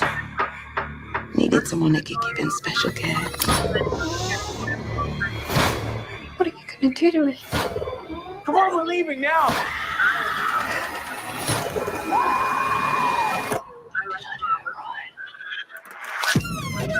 We can bring it back. I like, man, this bitch used to be with Diddy, man. Like, all she know how to do is suck dick and shit like that, man. Like, he probably would come home and be like, just lay his problems on her and make her feel like shit. And then she feels like shit about her past. Man, she's thinking like, man, I want to kill myself. I hate to, bro, we got to, like, we have a real nigga talk. Bro, she wanted to kill herself after this shit, not during, after. It's not like she was like, oh my God, I just got peed on and there was so much flavors of nut on me. I want to kill myself. Bro, when she got with a broke nigga, after a second and baby, that broke nigga probably was on the like, second one, like life start hitting them. Let me tell you, a nigga always gonna shame you about your past. This is how I keep women in line. It's been like this for a million years, nigga, since 600 BC. Trust. You gotta shame bitches. You a hoe. This is why we call you a hoe. You gotta shame them because that's the only thing that keeps society intact. So I guarantee some little conversations because he had to go get the bread. Cassie don't got no skills. What Cassie do? No skills. Yo, Cassie, I had to work 18 hours for this shit. I took on a double. You don't know nothing about this. You used to get flown around private jets. Yo, we in the back of the plane on Southwest. I can't get my money like you by just getting peed on. Probably had them slick jokes. That's how niggas get. You get them slick jokes at your bitch. She start feeling worthless. Like she lost the bag, Diddy. She with her new nigga that she could probably see the stench. He don't fuck with that like that because, bruh, she don't got the bag. She don't got nothing. Here's the difference. Once, I guarantee his idea was, I guarantee if we brought in the bag, number one, I don't got to work like that. Man, fuck that shit. We good. That was that. I think this whole thing is his idea. So y'all niggas acting like this nigga's like, bro, it's his idea. The chick tried to kill herself. What chick tried to kill herself says, you know what? Just give me some money and we'll kill. You ever been with a bitch that's mental, bro? When a bitch turned mental, she don't care about money. She don't care about nothing. I keep telling you, women are only loyal to their emotions, nothing else. They'll burn $1 million in a pit like when they really in their feelings, they'll do it. You know they'll do it. They'll regret it in the morning, but they'll do it. That's how women are, mad emotional. So you tell me she was suicidal until she got it back. Come on, gang. You don't think that was that nigga play? That nigga started moving different with her. Baby, I love you now. Now that he ain't love her from the get-go, but now he's like, baby, now let's go to therapy with this shit. I see why you don't like when I do this sexually. It's that bitch-ass nigga Sean. The 20 million hit their account. They on vacation. You see them smiling. Look on the gram. What y'all think? What y'all think? You think this is Cassie's move? Come on, bro. if y'all think this is Cassie move, bruh, Cassie is a woman who is happy when her man is happy. Cassie was never let me not call it the B word. She's never a woman that is happy when she got the bag. She had Maybachs, 4 cribs. She had it all. And she still wasn't happy. She wanted Diddy to be happy. You know them type of women, bro. She's the type of woman that's happy when her man is happy. Look, the nigga put a bunch of kids in her gut, bro. You don't see her flexing. You don't see one Chanel bag on her shit. She got 20 M's. She got 20 M's, not one Chanel bag. I'm telling you, she's one of them girls. She's happy when her man is happy. Her man probably felt like a bitch. You can't, let me tell you this. Man, no when problem. A real successful nigga done fought with a girl, you don't ruin her mindset, bro. Like, the other nigga gonna be in turmoil. Add to the fact that Diddy had her freaked out. So, off the rip, she don't want to do the shit she did with him with you. Now you feeling insecure because you're like, well, if you love me, why not? You did it for that nigga. But then you can't even bring that up because that's her trauma. I'm telling you, every man in their relationship got to find a way how to be the man. I don't care if you got $1 million or you got $1. You got to find a way to be the man. Cassie is not a chick. I don't think, listen, Cassie's a chick. I think she'll eat ramen noodles, my nigga. But she'll fall in love with a nigga.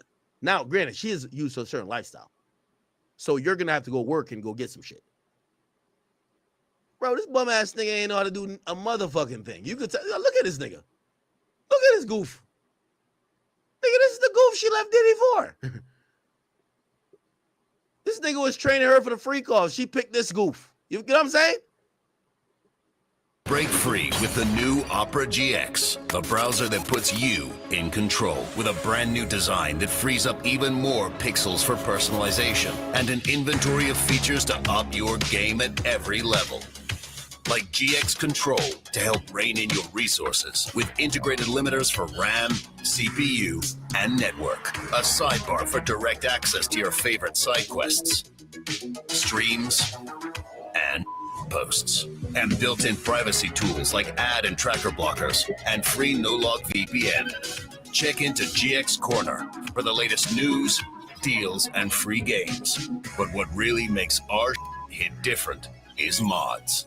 Giving you the power to change everything from animated wallpapers to themes, sounds, music, and shaders. So you can change everything. Get Opera GX. Take 20% off your first month of Sophia's online, college-level courses and take control of your education. With Sophia, access 70-plus courses, all online and designed to transfer for college credit. So you can further your college education whenever or wherever it works for you. Use promo code SPRING2025 and get one step closer to your education goals today. Fuck with bitches that got kids. Like, I ain't no stepdaddy. I ain't no Russell Wilson. Now, if your baby daddy dead and buried 6 feet deep, I might think about it. If he on the earth over here popping bottles in the club, got 2 other baby moms and he fucking other hoes, I'm good. Cause I ain't starting no nigga save game. Facts. I'm not starting no nigga save game. But if that nigga is dead and gone, and I know that nigga right now is like, the maggots is smoking on his ass, I bet I might have to think about it. He not here no more. That's a fact. We men. I'm talking to men right now. You know how we think. I'm not gonna get your save game while you on to the you on to the 3 other bitches that don't got kids. You like, it's like I'm like playing second fiddle. I ain't no second fiddle in this story. I'm always the first. Every nigga think like that. We have egos. We're men. At the end of the day, we're men. It don't matter how much money you got. We're men. Somebody said if you're doing life, maybe if you're doing life, he got to be, he can't be free fucking with other chicks. And I'm over here playing Captain Save a Single Mom. I'm not doing it. Now, if he's dead and I'm reading the obituary, oh, that's your baby dad? Okay, we could go to Disney World. It's okay. We could go to Disney World. If that nigga is free, slanging cock up in the clubs with other new bitches and ignoring you and your kid, I'm not going to Disney World with you. I'm good. Go get that nigga. I'm sorry. Like, I'm not no backup option. I'm not no backup quarterback. This is a man thing. This is ego. I'm talking about men ego. So I'm trying to tell y'all, the reason Cassie got that bread, the reason Cassie's on that stand is this guy right here. I promise you. I promise you. Chat, I'm a nigga. I can't do single moms. But if your baby daddy dead and gone, I walk in the crib, you're like, oh yeah, that's my baby daddy cremated in that vase right there. That's it. All right, let's throw that shit in the river down the road. And all right, cool. Yeah, we could all go to Maestro's after this. We could all go to SDK. I'll bring your kid. Other than that, I'm not playing no fucking stepdaddy. Get the fuck on out of here. Go get your baby daddy, man. Go get your motherfucking baby daddy, bro.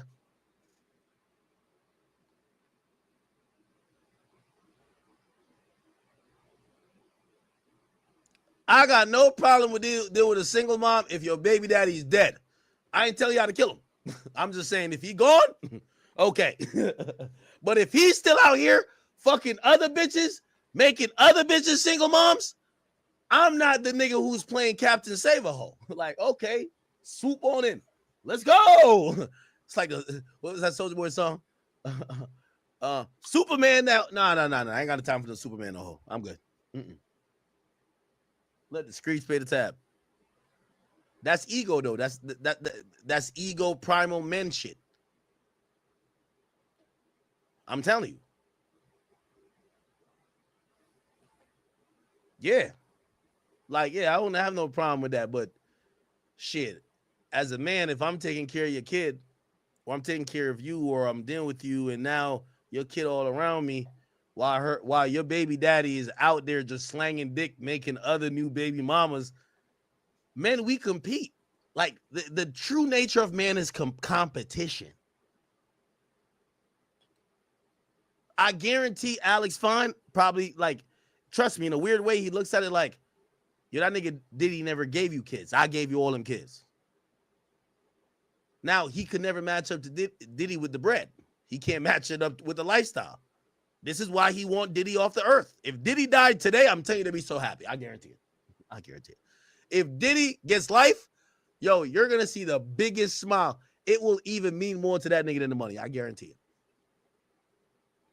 Otherwise, every time he fuck her, I guarantee you, I promise you, every time he punched dick in her stomach, he's always thinking, man, Diddy really had her doing some shit that she ain't going to do for me. Trust. We niggas, bro. You know how we niggas get, bro. You know how we niggas, like, we be really in a, like, it's, now, there's some, I ain't gonna call it beta, but, like, there's some dudes who could, some people call it emotional intelligence. Me? No. Anyway. Oh, chat, we already made it to 10 hours. Well, I got to get the fuck off of here. Somebody said, I must be getting now I'm drunk. Conspiratorial, because the smiles in that picture is telling me he's playing her for the bread. He ain't leaving. He ain't leaving. He's not playing her for the bread, bro. One nigga playing a chick for a bread ain't starting a family with her and marrying her, bro. Like, he's not doing that.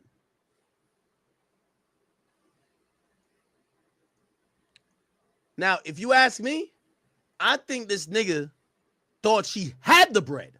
Because here's the thing. When he's a trainer, he's coming around, she got mad money. But you know what niggas like Diddy are good for? He paid for everything for Cassie, but Cassie had no money in the bank. You ain't get that?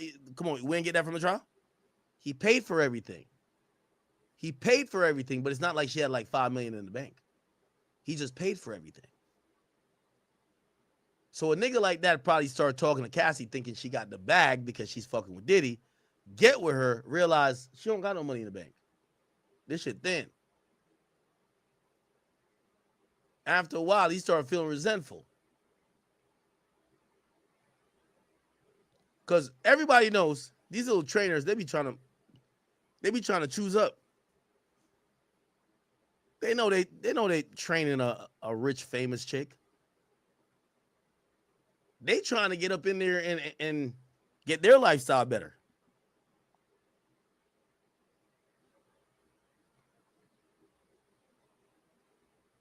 Oh, we lit.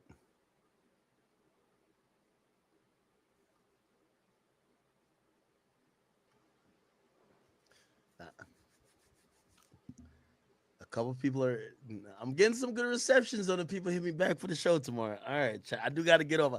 I got to make a few more little magic happen for the show tomorrow, but I'm good. And I'm about to work on. Gonna ride to the front of this bitch. Okay. Should be good, chat. That came up with Tony Busby. Not only did he have incredible.